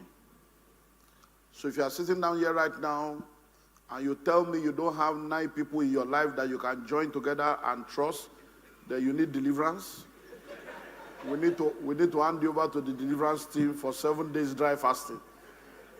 Hey, my guy, hey, girlfriend, all the relationships you have, so lay your man on that year. You have done 25 years, a quarter of a century in your life. You don't have 9 people you can come together to be putting 10,000, then something is fundamentally wrong with you. And when you join the group of me, I don't trust anybody, it's an indictment against you. You don't trust anybody. The flights you took from Abuja to Lagos, your cousin was the pilot, Abi. Because we make statements that we have not thought through. Are you trustworthy? To him that is pure, all things are pure. So you need to begin to think of how to collaborate. Join people together. You see, 21 years, they are still here. And you never know what you can achieve until you try. And I believe that you're going to do that. So, Morenike, we want to get some more insights. Now, we have heard that you people started, that you do shares, that you started diversifying. Now we have known that you are the strict one that doesn't want them to be spending money. So, have you guys ever lost money before in an investment? How did you undo that? And then you were speaking about the fact that one of you have passed on to glory. And so what are the structures you have put in place to ensure that there is sustainability? So the person has passed on now. Are the children and family going to take over now? So what's the next generation? So we need to hear about that. So those two things. Have you lost money before? How are you able to manage that? Then what's the sustainability plan? Your children, somebody passes on. How does that work? Thank you, sir. So I think what we have tried to do over the years is that we have been patient. So, and one thing you keep saying is that wealth takes time. It's not what you just suddenly acquire overnight. So even when we saw losses staring at us, we waited. And that was the case of the shares. So there was a time like the 2008 where shares went down dramatically, and then it was going to be a loss. But like what Bridget had said, what is the purpose that we want? We have a constitution, and the constitution is that we invest to make money. And because maybe we were all working and we're still working, so it's not that we needed the money at that point in time. So we said, you know what? We will wait it out. We will not sell. So we waited. And then years after, that same shares that was going to be a loss to us if we had sold became a profit. And that profit, we were able to take it out. We sold our shares and we plowed it into real estate. So I think one thing that has worked for us and I want to advocate is you wait. Be patient. Don't say that, you see the money, you know what? We've made so much money in just a few years. Let's bring it out. And no, let us plow it back. And I think that's the only real loss that we had done, because for every of that investment, we have continued to plow it back. So like what we had done in 2002, we said, you know what? We had these excess funds and we had not put it into any asset. Let us convert it to dollars, and then when we see any opportunity, we will take hold of it. With hindsight, we never could have imagined that dollars was going to move. Naira was going to move from 400 to 1,900 before dropping down to 1,004. But we just did it as at that time.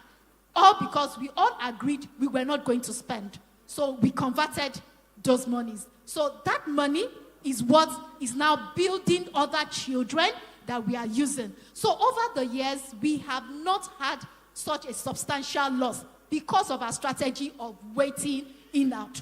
So even when we see the loss, we will not plunge into it and say, no, we'll be afraid. And that's what wealth is all about. We build it over the years, so we haven't. In terms of sustainability, one thing along the years, we've had other people come in, but at one point in time, we just realized that, look, their values and what they believed in did not agree with us. And when they said they wanted to exit, we said, fine. So as at that point in time, we put at it and said, what have you put into this club? What is the investment you have put? How has it matured over the time? We assess it. So at one point in time, it's also good to also get professionals. So we got an accountant. So the accountant did all the accounting of all our statements, and then we were able to agree on what percentage the person who wanted to exit was able to exit. So we accounted, and then we paid her, so she was able to get our investment. So what we have done is we have what everybody is entitled to. So yes, we have the shares, and we say that, okay, Morenike, you're entitled to X amount number of shares. Bridget, you have, and that's how we've been able to do it. And today, if anybody wants to exit, but so far we've not had, we can try to that this is the value of your shares, and then we'll look at it. But because of the investment we've done, it's going to be difficult for you to say, then you have to wait. And that's part of the constitution. So we don't have a constitution that would allow you to just break up and say you want to go. No. There is, if you want to, we already have it in real estate. We have about 2 real estate, not a problem. Then you have to wait for us to sell the property, and then, but even at that, why would you? And I think even for one of us, somebody had to buy out that person. I said, okay, no problem, I will buy you out. So the difference, but I think what is key is you must have a strong constitution that will be binding on everybody, and you can't break that constitution. You didn't speak about the lady that passed on. Okay, the lady that passed on. So the same thing happened. So when we had done the accountant had done our books, and he said this is the percentage that is allotted to everybody, totaling 100%. So that one we now sold. Then then the shares wasn't, if I can remember, it wasn't a bad sale. So we sold some shares, and then we had one of us who took part of what that person was entitled to, gave the money to the investment club, and that was how we were able to pay the person, and so we passed it on to the family. We gave those funds to the family of the deceased. Wow. So we're wrapping up now. So in total, you guys started with 10 people. So are you still 10 now? And so yeah. So we're just having a side whatever. We were actually 12 when we started, right? One person. Yeah, one person opted out when she left the company. Then the next person wanted to go out because she was relocating. So for each exit person, there was a calculation of what you're worth at the time, and then we paid off. So that's now. Then we lost one person. So that's 3. So now we're 9. Yes, we're 9 right now. Wow. Yeah, we're 9. Okay, so what's your final word for us? My final word will be just start.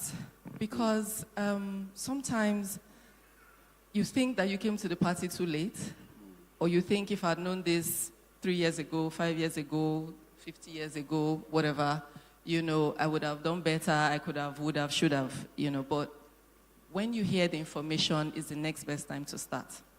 So we're here today. We started 20 years ago. I'm sure when we were starting, there were people who had already done it, because I'm sure we're not the first to have started this. But I don't even know that when we started, we were thinking of 20 years ahead type of, it was just like a month-on-month, year-on-year, and 20 years already has gone by in a flash. So I would say start.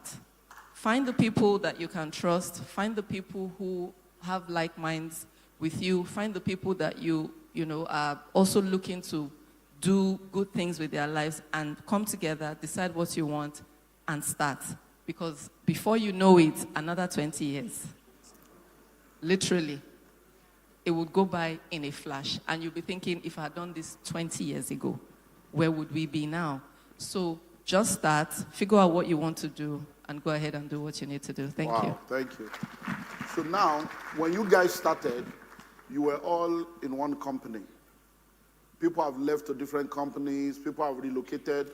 So are you able to keep that relationship? Because some of them are online now. So do you people really see, you don't see, you just do online? Or so? Thank you, Dr. Olumide. We have a WhatsApp group, and that's how we stay connected. And we also had quarterly meetings. So whether you are abroad or we look for the time that works for everyone, and we make sure then we connect with them online. I think the last meeting we had was at Pedro's house, yes. And then somebody is in Houston, somebody is in Geneva, they dial in. And then two people are in Abuja, and then the rest of us are in Lagos. So that's how we stay connected. Then events. So sometimes there are milestone birthdays, and we make the time. One of us turned 50 last year, and those who could make it, a couple of us were there in Houston to celebrate with her.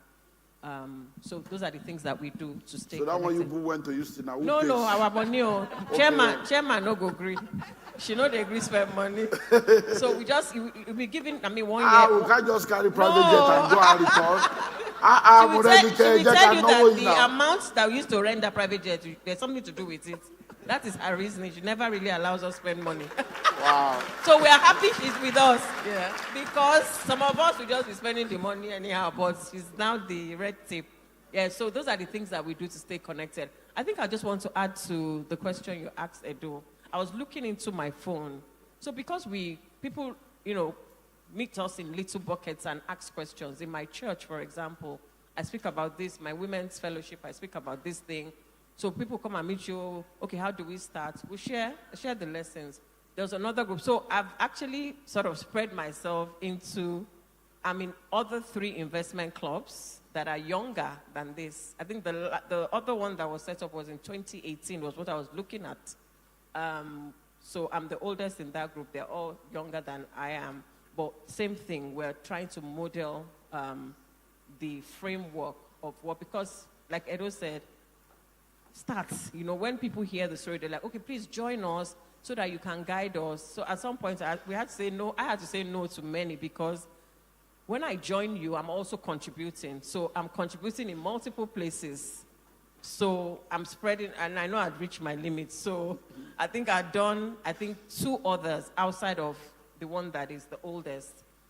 So others, I can be there, but I can guide you. So again, it's how you look for the right. If you think that will give comfort to the rest of the group, sometimes, okay, I can come in. Once the people have settled, I would exit and make sure that you guys are running. Just share the framework, and you guys develop it as you want. So that's other things that we're doing to help other people who would like to grow in the community.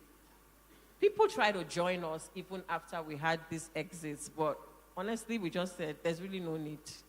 There's no need, because you have gone into a certain level before you even calculate how much that person will now invest when we actually evaluate all of our assets. Even if the person can afford it, there was just something to say, no, I think, it's enough, but we're glad. Just to add to what she said about people wanting to join, there was also a level of, what's the word now?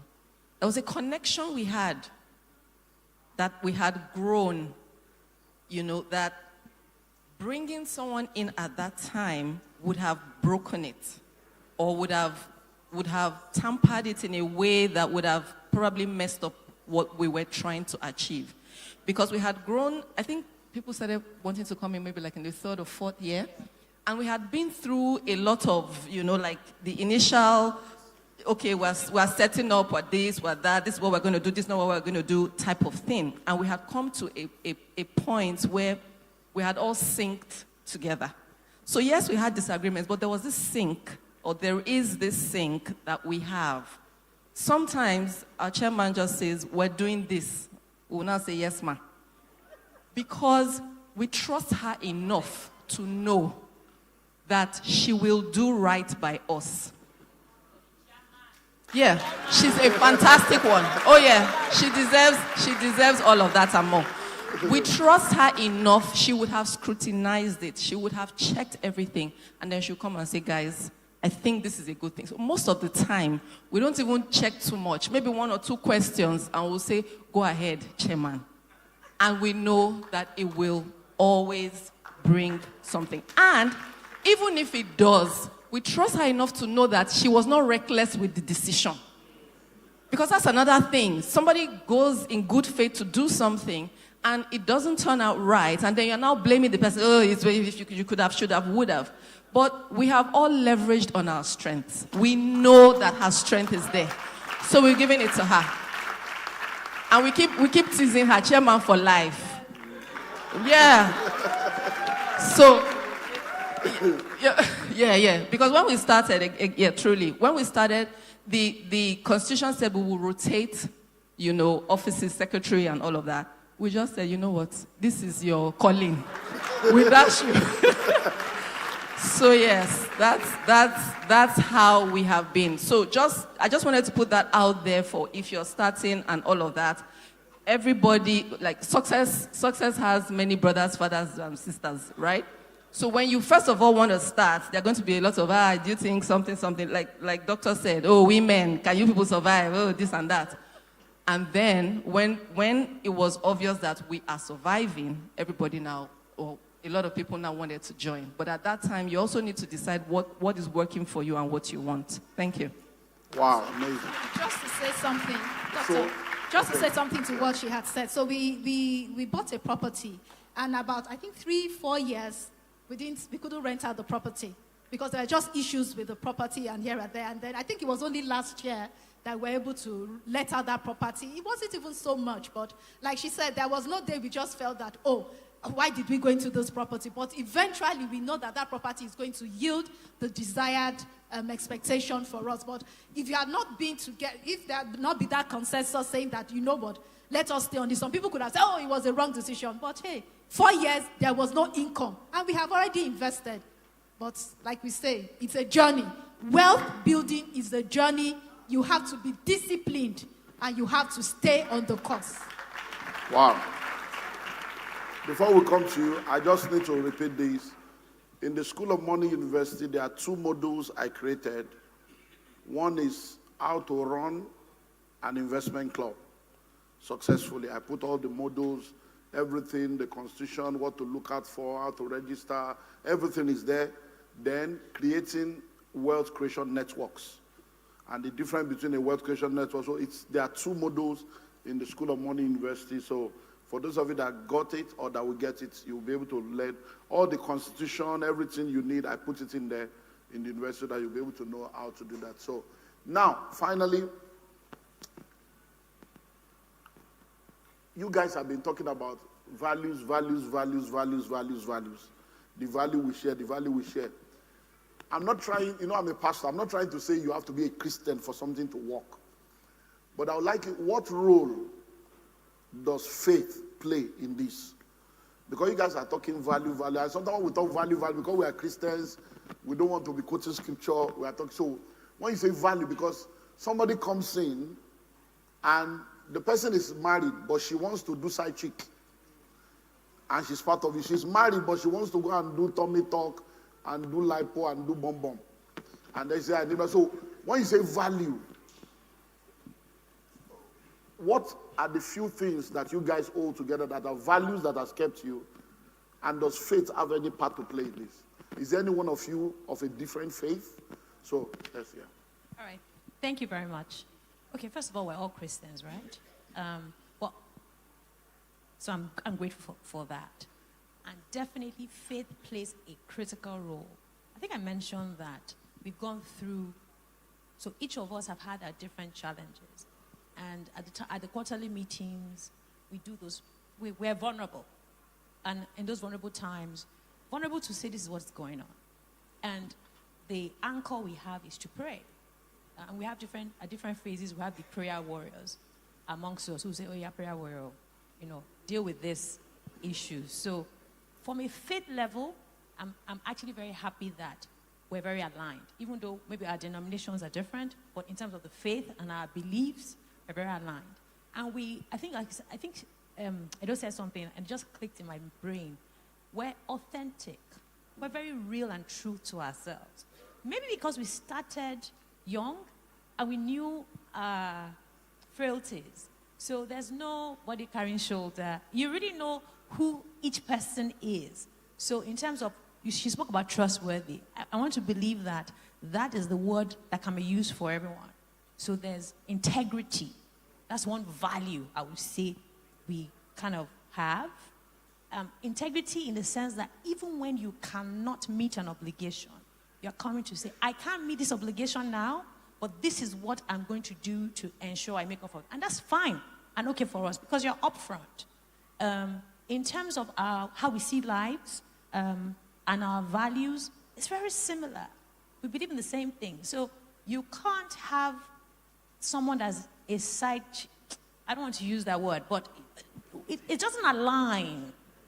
We're not, it's not here. It's not here. It's not here. So we're not going to encourage that. So you're not going to say you're married, you're cheating. It's not going to happen. It's not going to happen. So I think that is an unspoken thing. It's not judgmental. It's just an unspoken thing. And that doesn't mean that we're perfect. So I'm not saying, so even though you have aligned values, areas of development, areas that need feedback, we know the right person that can speak to this person. We do offline feedback. And we share testimonies. Testimonies of successes and the journey to that success. Testimonies of failures and the lessons learned from those failures. Testimonies of our children. I had a child who went through a waiting period. I shared it on the group. And that helped other people, maybe who had children that were struggling in that area. That's how true we are. And so when Edo says, Morenike says, this is what we should do. You've shared your life with Morenike.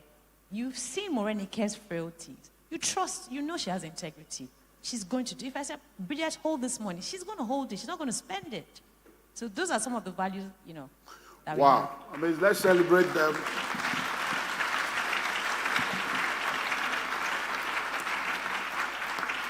Before I come to Rotimi for the last word, I want to hear from you.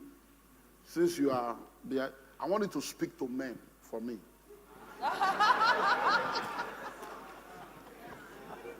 And I want you to speak to them from the perspective of allowing their women to shine.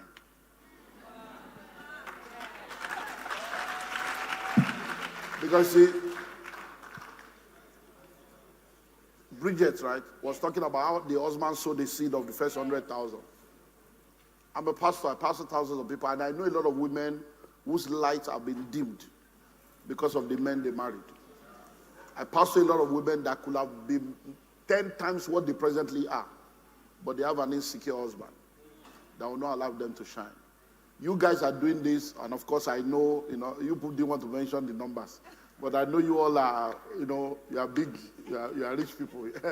God has blessed you all in the billion level, but you don't want to mention it because, you don't want to pay tax or, A new tax law has come now, so that someone will not send them after you. But now, let me speak to men, because your husbands have supported you. There are men that will say, you either choose this marriage, or you choose those your girls. No, we cannot be suffering here. And you're telling me you have one money with some girl, go and sell everything. Or else this marriage, choose, and they will scatter your life. So please, help us speak to men. Okay, sir. Okay, one thing I would say, and I think we must appreciate all our husbands in the Gleaners. Please appreciate them. One thing that has worked for each and every one of us is that we've had supportive husbands. In fact, they jokingly tell us at times that we are not being fair on them, that we should also send them on holiday, use all the money.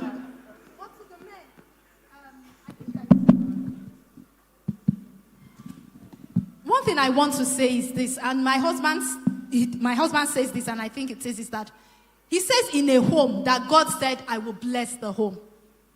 He can now choose whom he would bless. But there is one thing he says, nobody can fight the headship.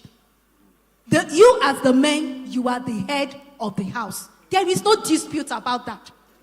But God can choose to bless whomever in the house. And that is why he says that the two shall become one. So please, it might be that by virtue of association, by virtue of relationship, your wife might be exposed to opportunities.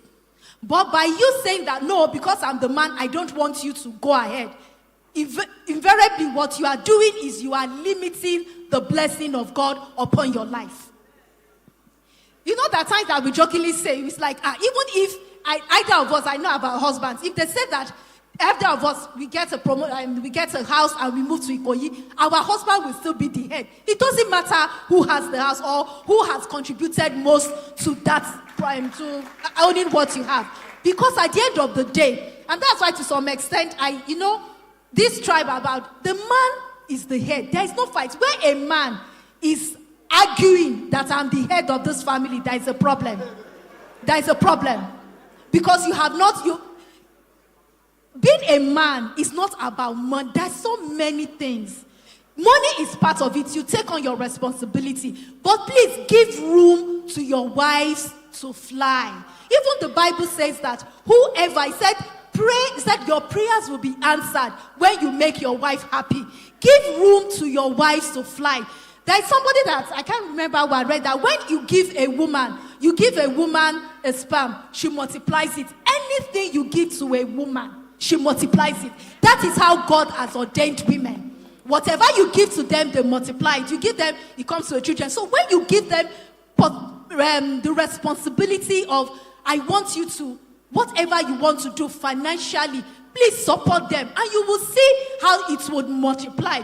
And in the process of that as well, it might be about maybe work. And it's like, you do work, you are not home, doing your wifely duties. It's all about collaboration, because a time will come, the children will be out of the house. It's going to be left with two of you. And the question is, how did you play your role as a man all through that journey of growth? You know, a lot of times they say, the woman have gone to do Omugo or whatever like that. Because the man seems to see that I'm not part of, it's not just about the money, but about supporting the woman. So everybody will see that my father was there. He was very present when we were all growing up. So it's not about that, because you don't want your wife to maybe the work is so demanding, she cannot do some things at home. You say, because of that, come and sit down. Imagine, later in life. Because in life, work will stop. It is the two of you that will now be. And it is what you have planted over the years. It is what you have planted that will now become seeds that you would eat from. But if you have not planted, there is no seed to eat from. And like Dr. Olumide said, black tax.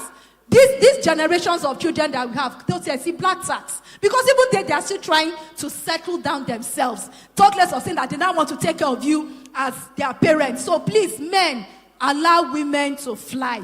God has ordained us. He has blessed us. Those trials, just say go, and we would multiply. At the end of the day, is to your glory. We jokingly say, we bear our husband's name. Everybody's son name here is our husband, not our middle name, but our husband's name. Let your name fly via your woman. Praise the Lord. Wow. So, Rotimi, let's wrap up with you. People need to know, like you said, there is no useless part of the palm tree. Every part of the palm tree is useful. And many times, which you've already spoken about, when people think of investment, they always think about risk. And it's supposed to be thought about, because there is no risk-free investment. Investment is R and R, risk and return. You just need to wait. So someone is thinking, so just finally, why should I be a part of this Madiba palm tree farm? We are working together. You are the management partner. So why should somebody invest into it? Just finally speak to someone, encourage them on why they should be a part of this. And you've spoken about it before, but somebody's thinking, is the risk? What's the risk and all the stuff? The money we are collecting includes insurance for the crop, but just talk to them finally. Thank you, sir. Just two things, credibility and capacity. The agro-real estate model has come to stay. We might have pioneered it, but it's spreading so large now. And I remember telling my team and our team of consultants in 2024 that affliction will arise again. And it arises because Nigerians invest stupidly. They won't seek for the right knowledge. They will invest emotionally. and they will come back to fight you emotionally. They will invest because it's my brother. They will not invest because they have the knowledge of what they are putting their money into. And so the relationship between Madiba and Asset Rise is one of such, just like our beautiful women have spoken about today, collaboration. Putting our strengths together to achieve what should be done and what should be done right. Dr. Olumide has been in the real estate space for years. He could do this on his own without seeking us. But in his meekness and humility, he came to our office. I mean, that was one of the most humbling experiences I've had in my journey in real estate. He drove down to the office by himself. And I was shocked when I was told out, Dr. Olumide is in the office. I said, are you sure? Snap and send his picture. Are you sure it's Dr. Olumide? But so humbling, because he wants to know, he wants to do it right. And that's why I know that Madiba will not fail, because whenever you decide to do something right, you go after the knowledge, you go after the skills, you go after the expertise, you are going to do it successfully. And so for Madiba, the first thing is credibility. Number two, the capacity. We have done this. I have over 2 decades of experience in this. And for what we are doing in Asset Rise, over 7 years, 27th of December, we paid ROI to our Ibadan Palm Reach. We're a partnership with Nigeria Society of Engineers and so many of the other bigger organizations. We got funding from the UK House of Lords. And we have been able to pitch what we are doing to get all this support. So in terms of capacity, we have demonstrated it over the years. And now we are marrying that with his credibility, and with his experience in real estate. And I believe that is going to be a very fruitful marriage that you want to be part of. So be part of Madiba, and you can have your peace. Everything that needs to be done has been done, from insurance to getting the land right. I mean, despite doctors' conviction about what we are doing, they still went ahead to do all their search about the land with the ministry, with everything, to avoid troubles. And came back to challenge, Rotimi, this land, I'm seeing this thing on it too. Then we went back to the government, gave back all the claims, and the land is totally free from encumbrance, and you are getting a value that will be forever productive for you. Thank you so much. Let's appreciate them. Thank you, thank you, thank you.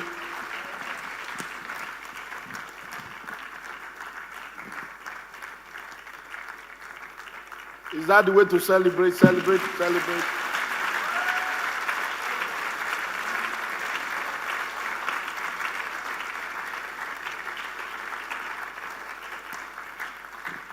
Okay, so we want to wrap up now.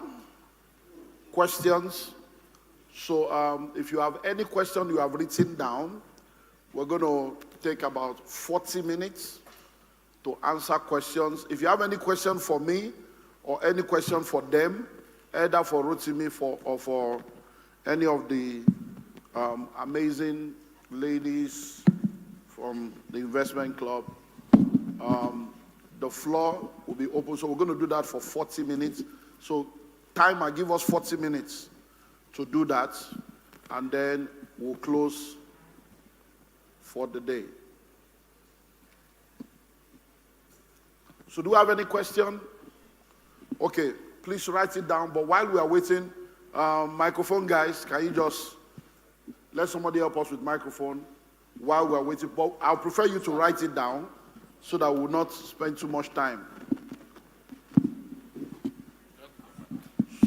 So who has the mic?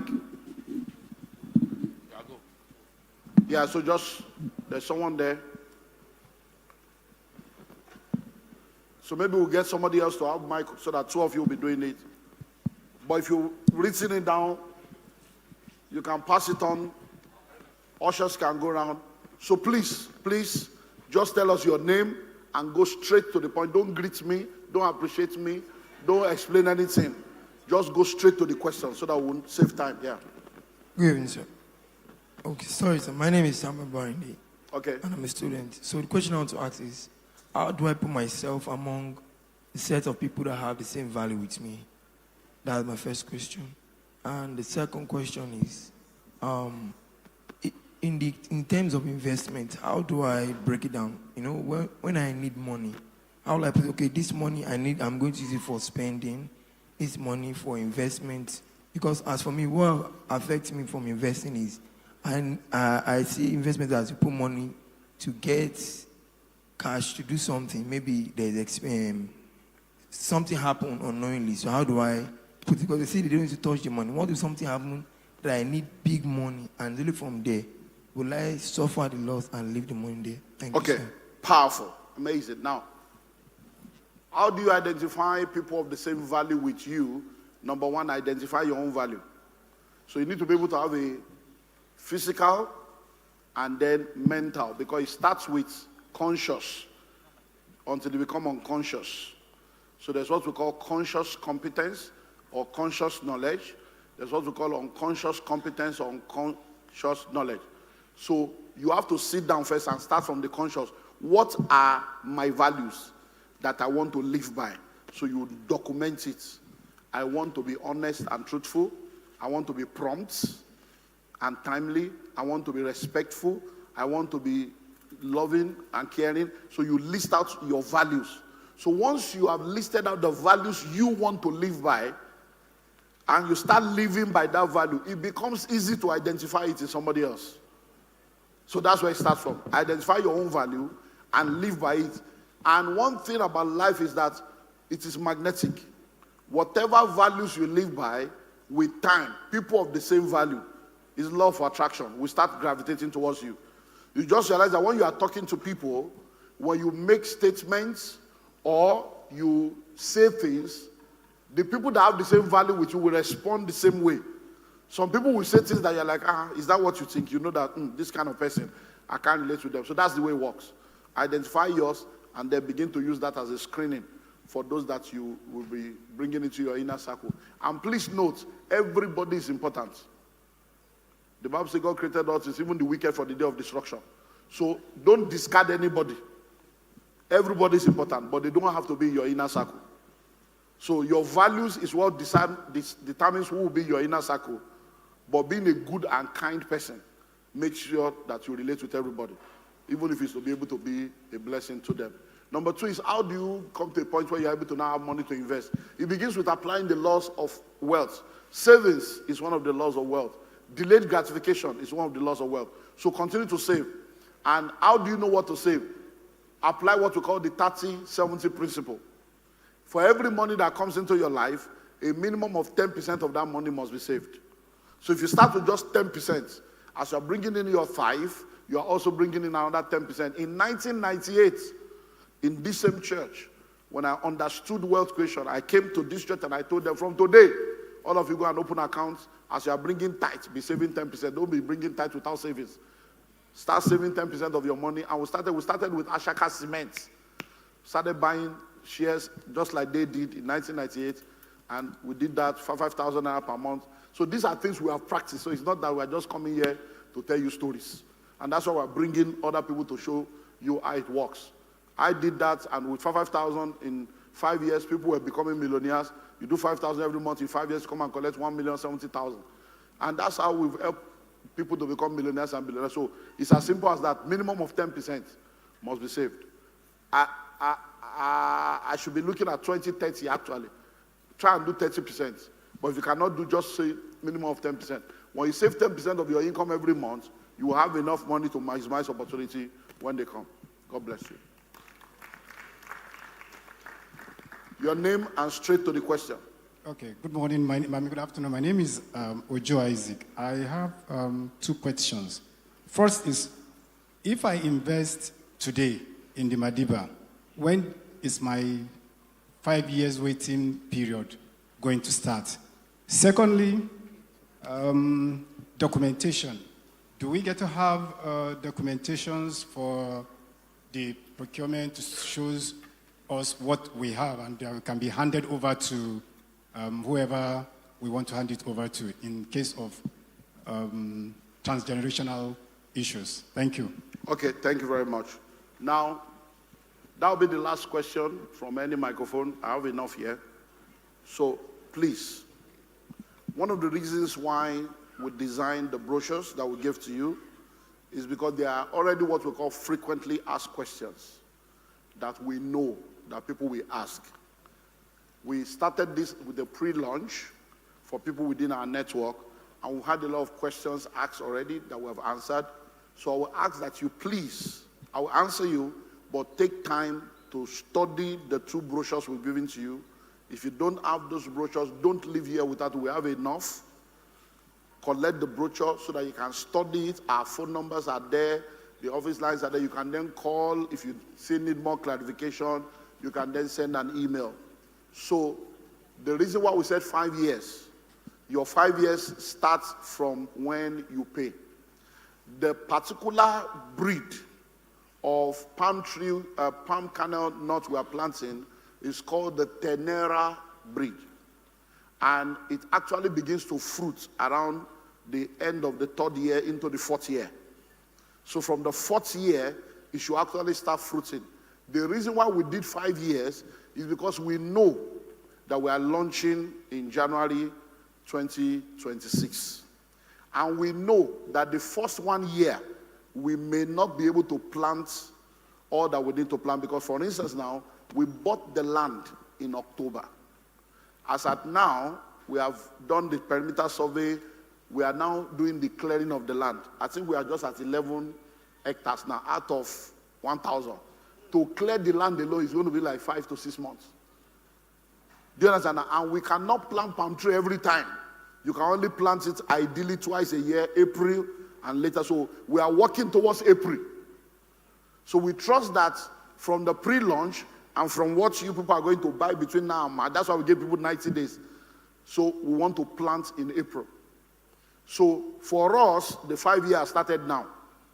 Do you understand? But when you get your letter, I'm giving you the behind the scene now. When you get your letter, your 5 years starts from the day you complete your payments. But it's part of our USP. We under-promise and over-deliver. So when we actually said 5 years, at the back of our mind, we are planning to shock people by giving them something at that point. So because if we're able to plant this year now, then we should be able to be ahead. So that's the way it works. Then documentation. Once you pay, you are going to get a receipt. The day you complete your payment, maximum of 30 days after you complete your payment, you're going to get a contract of sale that will itemize all the terms and conditions. The terms and condition on the application form is the same term and condition that will be on your contract of sale. Because by experience, before you pay, you will sign. So that by the time I give you the contract of sale, you will not say you are not aware. So it's already there. You have already signed it, but we are just bringing it as a legal document to now say this is the contract of sale. You have finished your payment. Once you get that document, then you wait until it's time to do allocation. For the allocation, we don't know when it will be. Because like I told you, we'll clear the land, we'll do the nursery, and allocating land in farm is not like you are buying land in an estate. It's a farm. So once the allocation time is ready, we will now invite you for allocation. But if you read the brochure, the farm is there. We already have people employed. You can go there and check. We have the document. You can go and check in Ogun State. We have the survey. We have all the document. You can be visiting the farm every month or every quarter to go and see by yourself what's happening. Do you understand that? God bless you. Okay, so let's run through this.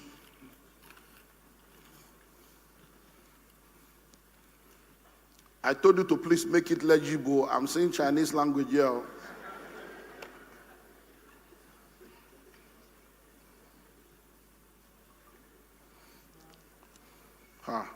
Okay, I am Diaolu Daniel by name, a student of OAU studying accountancy.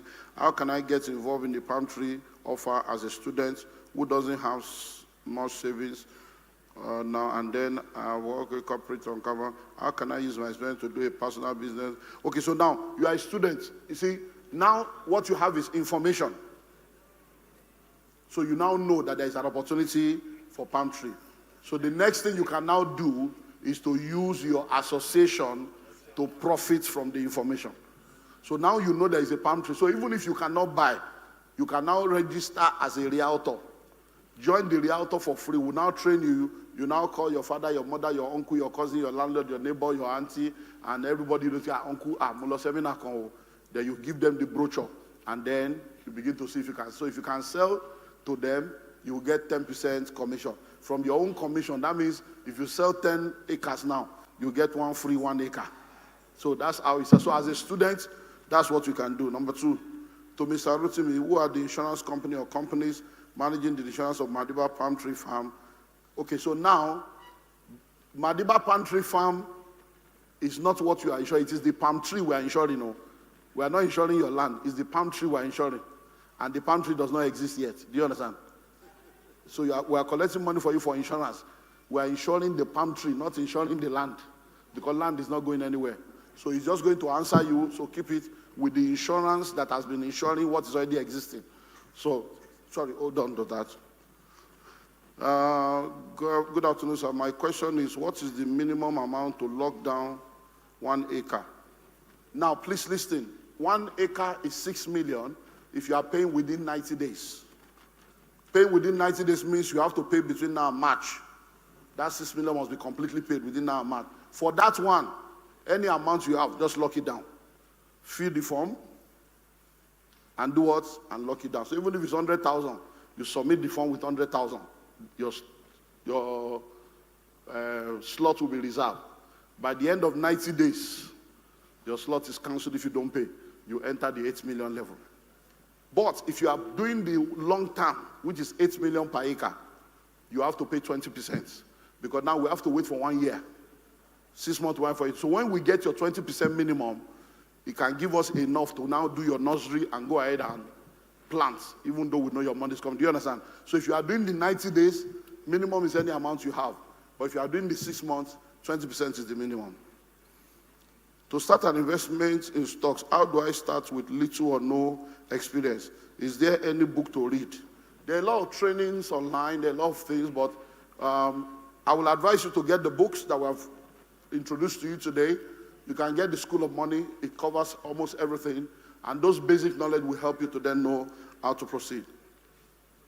As we are seated here, can we have 5 other persons to key into the 6 million pound investment? Okay, so this person is trying to raise partners from here. You guys have to locate yourself by yourself so that you will not say it's Olumide Emmanuel. Did you open an account for the group or one of your accounts? So this question is for the investment club. So they want to know if you open an account, so that you'll be keeping it. If you have an account that the group is using or it's somebody's account you are using, so I'll come back to you. Please, can the ladies give us access to their constitution? So they will let us know. I came from an agrarian settlement in Ondo State where we are majorly into palm oil production. I reside in Ibadan and I bring the palm oil down from my village, but I'm yet to meet up with the market demand due to insufficient capital to buy more from my people in the village. I'm even right now in the room with my products, well branded or Basi oil. So how can you be of help? So this person is even testifying now that they came from Ondo, they have plenty of oil, but now they can't meet up with the market demand. Because people are asking for it, but they don't even have money to buy more. So how can I help you? I'm ready to palm oil. So I will have said, maybe I want to invest, but thank you so much, sir, for your time today. How were you able to transit from relationship that could not impact you financially to having strategic relations that have great economic impact in your life? Now, you see, one thing you need to understand is that relationships are dynamic and fluid. So just like we had with the ladies, they were all staff of a company. They were not managers or people, but over time they have grown. So don't go into a relationship because of what you are going to benefit. Let value and purpose be what connects you to people. And with time, you understand, most of those relationships, we just celebrated 30 years of this church. I've been pastoring this church for 30 years. But 30 years ago, when I was to start, myself, Samadeyemi, Polade Francis, many of us, we were all just starting. Nobody knew We did not know that 30 years will be like this. We didn't know. We're all just starting that God called us, let's just start. But we've been on together for 30 years. Do you understand now? Doing ministry, going through all kinds. But there are people we started with the same 30 years ago that are no more in ministry now. So it's not about what you are going to gain. There was even nothing to gain from each other. We're all struggling. It was only maybe Paul that was still, he's from a privileged family, came from America. But we are local. Hello, but so don't think of, just be good, have relationship. And if everybody grows together with time, then you can have the quality people coming from there. Because many times you are thinking, and I had that issue when I was a young pastor. I used to pray in those days, oh Lord, bring millionaires to my church, bring billionaires. I'll be praying that prayer and I have poor people around me. Because I thought that, so one day the Holy Spirit said, what kind of prayer are you praying? I should bring them. Okay, so somebody will raise them and lose them and they will now come to you. He said, the billionaires are in front of you here. The billionaires are there. Help them to become millionaires. I said, okay, so I focus. And today now, so me too, I have members now that people are praying to say, oh Lord, I want that kind of member. But they can't go anywhere because this is where they were made. You understand? So, can you please shed light on the seaports being built in Ogun State and what it means for real estate sector? Technology and infrastructure eliminates villages. So you don't need any revelation. Anytime there is a development in any aspect, everything in that area will blossom. So just plug in. After buying land for palm, investment, who is going to be the owner of the land? Can we decide to sell the land later? All these questions are answered in the brochure. You are the owner of the land forever. It's your land. We are not the owner of the land. You are going to get a survey for your land. You're going to get a deed of assignment for your land. It's all part of what you are paying for.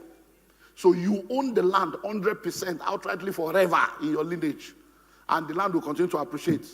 But the palm oil we are planting on it, you are the owner of the land. We are now bringing in our expertise to help you plant on your land, sell the palm oil, and make money. That is what we are sharing. You are the owner of the land.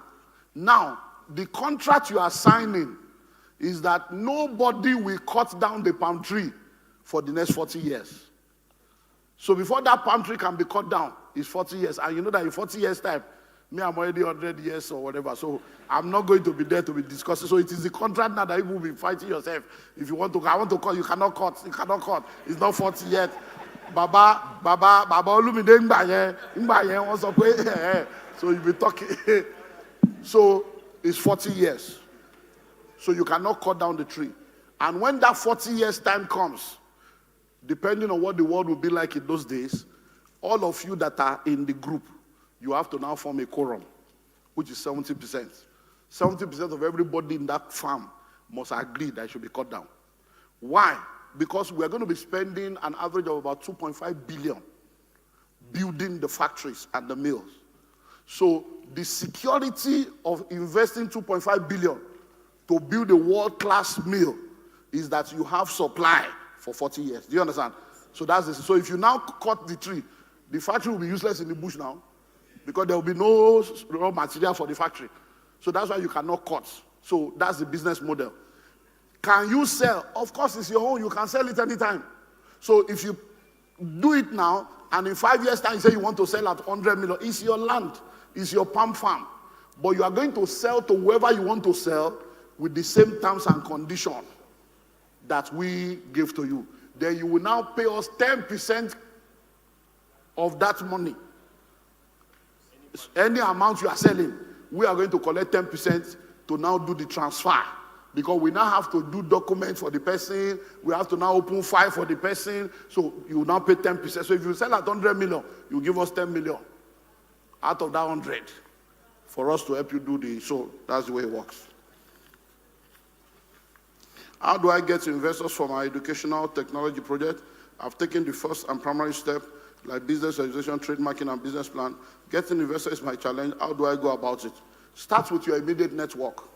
Sometimes we are looking for people that are very far off. Start from your immediate network, because sometimes the investment that you are looking for is already around you. And I always say this, for many of us, we have learned in a hard way. Sometimes when you don't have money, it's a blessing. I'm telling you, because many of you, when you have money, you will have wasted the money before you now realize that, I should have done this, I should have done that way. So now that you don't have the money, start with the investment yourself, start with the business, start with the idea. Because every big vision have a small version.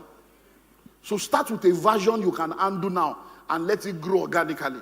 Than to go and collect money from investor, because that investor thing, the investor can bring money now and say they want to collect 60%. And you will sell your destiny only to realize later that you should not have done that. What is the average turnover if someone gets 1 acre of palm tree investment for 1 year? There is no 1 year. We are not doing investment here. So it's not palm tree investment, it's a farm. So there is no return on investment. If you want to do palm tree for 1 year, palm tree, does it grow in 1 year? So you not start 1 year. It's not 1 year we're talking here. This is not for, people that want to do Subo, CBEX, MMM. No, that's not what we are doing here. Hello? So it's not an investment. It's a farm. You are buying a land and we are farming on the land. So it's not an investment that you now say you want to be collecting money every year. No. Once you put money in the land, we plant on it, it will take 5 years for it to start producing annual income for life. So let me answer the one you are talking now. We have answered you. It's just that people have not read the brochure.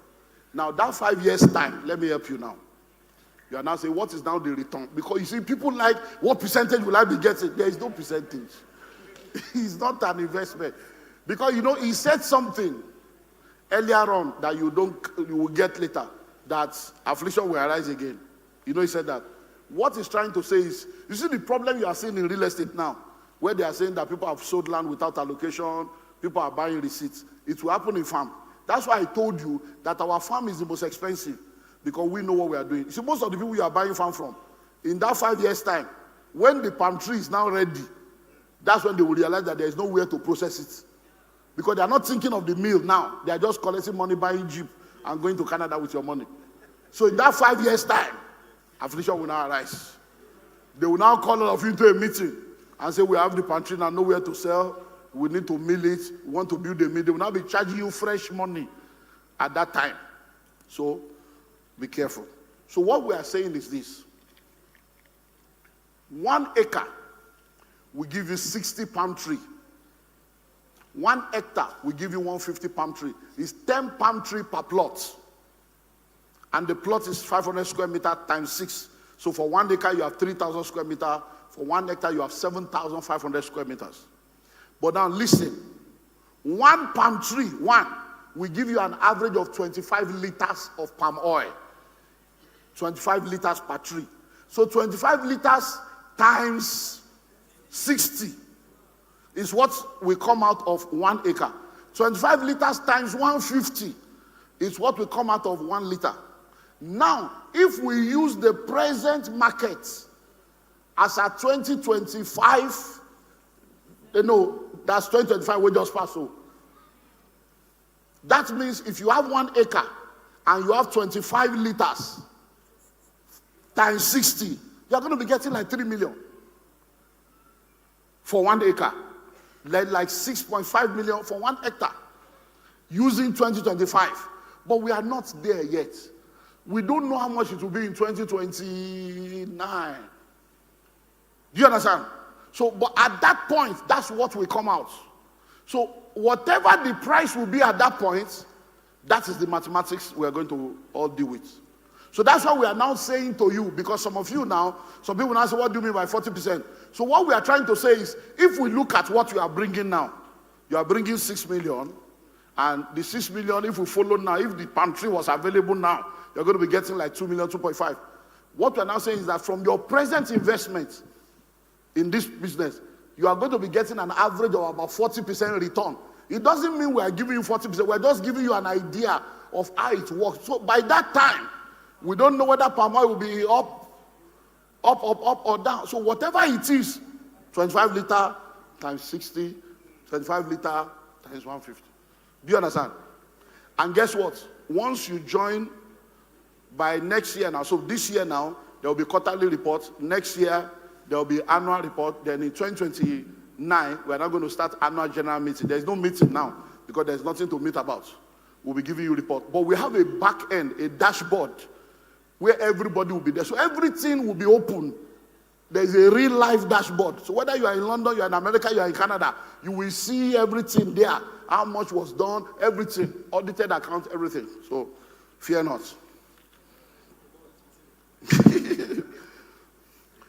Madiba Pantry, how many years of investment? When will the benefit or profit start coming in? Like how much will be paid? Answered. I'm not clear with the 100K initial deposits and 100K yearly deposits. Before registering the club, how did you keep the money without an accountant? What they said, so that we will not waste time, is that they were doing 13,000, but they started with 100,000 bulk initially, and then 13,000 that increased to 15 to 20. But what they do is every year they do one bulk, and then the remaining month they continue. So, for starter, who want to start an investment club, how do you identify the investment you need to go into? Also, when you started the club, did any one of you have the knowledge of investment that guided you? No, we have answered, they have answered all this. What strategy or method do you use to finish a book in 1 week? How do I get a trusted stockbroker that can assist in investment? Finish a book in 1 week. Okay, I think Wisdom was talking about ChatGPT and AI. So, and that's what he was mentioning. How do I get a trusted stockbroker that I can invest? Is Kenny in the house? Keneje, please come.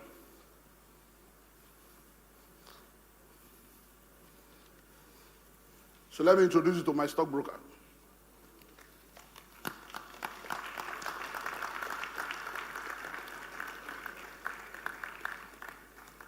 So I have two stockbrokers. This is one of them. And she just happened to be my last born, our last sister, my sister. So this is my biological sister.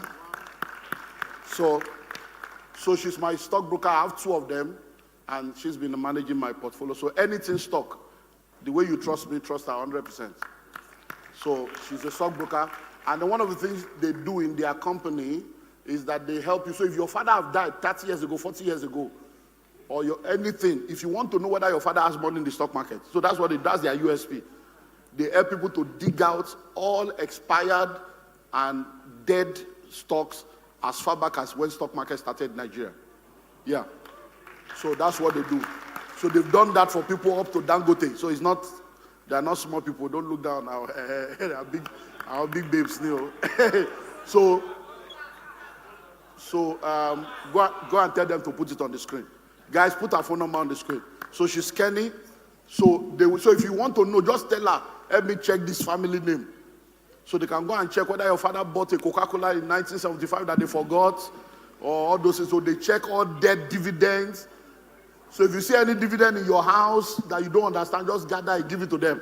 They'll go and search it for you and bring it out. So that's one of them. The second one is also one of my sons, a pastor. So those are the two stockbrokers I use, and they have been doing amazingly well. For someone that have interest in pantry investment, but did not have such amount for the investment, what can such person do? Collaborate. That's what we're talking about. If you don't have the money, you should have friends so that you put the money together, or you join the investment, the Realtor group for free, and you make money. My name is Timothy. Gathering 5 to 10 people to do 10 to 20K per month to generate 100K monthly. The question is, at that point, what are the examples of investments or one can venture into?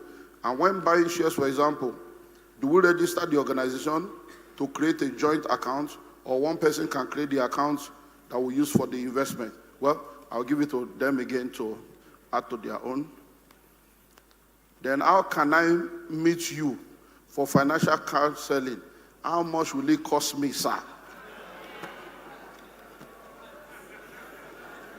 Just the play.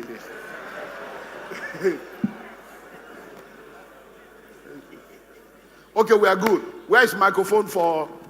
Let's wrap up. We are closing now. Yeah, so Rotimi. And then let's finish with Rotimi. We'll come to you. So the insurance company, currently we use mutual benefit insurance. Please, listen, yeah? Currently we use mutual benefit insurance, and we also have a relationship coming up with the Nigeria Agricultural Insurance Corporation. Theirs is cheaper and more structured. So with that too, Madiba is also going to be doing insurance with the Nigeria Agricultural Insurance Corporation. And lastly, Doctor also was mentioning about the affliction. Please, to your families and to your friends, a lot of persons are going to lose money investing in agriculture. A lot of persons. Because they are not going to do it right. A lot of persons are already using agro real estate investment as a cash flow. And the bubble will burst. So please, follow Who Know Road. Follow Madiba, because the structure is spelled out. Not people that will collect your money. I mean, you can sell 3,000 hectares. But farming 3,000 hectares is not beans. Thank you. So, Monica, so let's wrap up with you. Yeah. Quick one. Timothy, you are asking if you generate 100K monthly. The question is, at what point, what are the examples of investment you can venture into? Doctor have already given us the different classes of. One thing that is critical is that you must have knowledge. You must know what you are venturing into. You don't go into any investment blindly. So knowledge is critical. You must know what you are going into. If you want to venture into shares, know the company you are buying into, because it's like you are owning that company. What is that company into? What is their profit over? What has been their dividend policies? So those are the things. So you have to be educated yourself, and that's one of the things they have taught us. Knowledge is key, and then follow Who Know Road. Doctor have introduced us to a stockbroker. Please engage professionals. So you must have the knowledge yourself, but you must also engage people who know, so that they can add to what you know, and then you can make very good investment decisions. So that is very key. It's not the amount. The amount is important, but what is more important is the knowledge and knowing what to go into. So there is shares, there is real estate, but it's still dependent on the capital you have to grow into it. Doctor have said it in so many of his messages. If you do not have the initial to go into real estate, you can go into shares, you build monies from there, and then you can divert it into real estate. And then you said, for example, do we register the organization or create a joint account, or one person create the account? Please, it's better, you must have an account. It's very key, because all the investments we have done as an investment club, it's in our investment name. It doesn't belong to one person. It's an investment club. So yes, you must open an account. So you can open a current, a savings, or an investment account. It's very key. If you are going to deal in shares as well, you must open that shares account in the company's name. So please, you must register the investment club. Can you have access to our constitution? Yes, you can have, but there is no email address. So even if we want to share, we cannot share it. So I don't know, maybe that will be organized. Okay, send it to me. Okay, and then we'll send it to Doctor. We'll send the framework that you can work with. Yeah, we'll put it on the platform. We'll work it out. Okay, sir. Just so send it to me. Since all of you have registered, we'll probably send a link to access it. So, yeah. Did you open an account for the group or one of your accounts? I've not said that. We opened an account and we still have the account running. Lastly, before registering the club, how did you keep the money without an account? So for the first 6 months, we kept it with one of us that we had mentioned. Her name is Chichi. We kept it in an account. When the account was duly registered by one of us, the husbands of one of us, when it was duly registered, we now transferred the money we had been contributing over the months into that account. Thank you. Okay, thank you very much. So I want to especially say thank you to every one of you for spending time this long. If you paid, maybe we'll have given refreshments. But I just thought that So my brain, the way my brain works. So thank you very much. I appreciate you all. If you can make it to the Entrepreneurship Academy, take down 1 week off to come equip yourself. It will do a lot in your life. The books and all the materials are available. We're going to close right now. And please note, I'm going to be taking like 5 minutes to try to, see my guest off. And 5 minutes after, I'm going to be back. There'll be a chair on the altar, and I'm going to be autographing books. So please, if you want me to autograph, you have to be on the queue, and then I'm going to autograph the books for everyone. I'm going to be here for 1 hour to do that. So after 1 hour, I'm leaving this place. So I'm going to autograph the books, and please, when you are coming for the autograph, if you want to take picture, that's the time to take the picture. I will not autograph, then you start calling for picture. No. So as I'm autographing, you stand by my side. They will take the picture at the same time so that we can manage the time, because I also need to rest. Yeah. So God bless you all. Thank you very much. I'll see you. Go and prosper.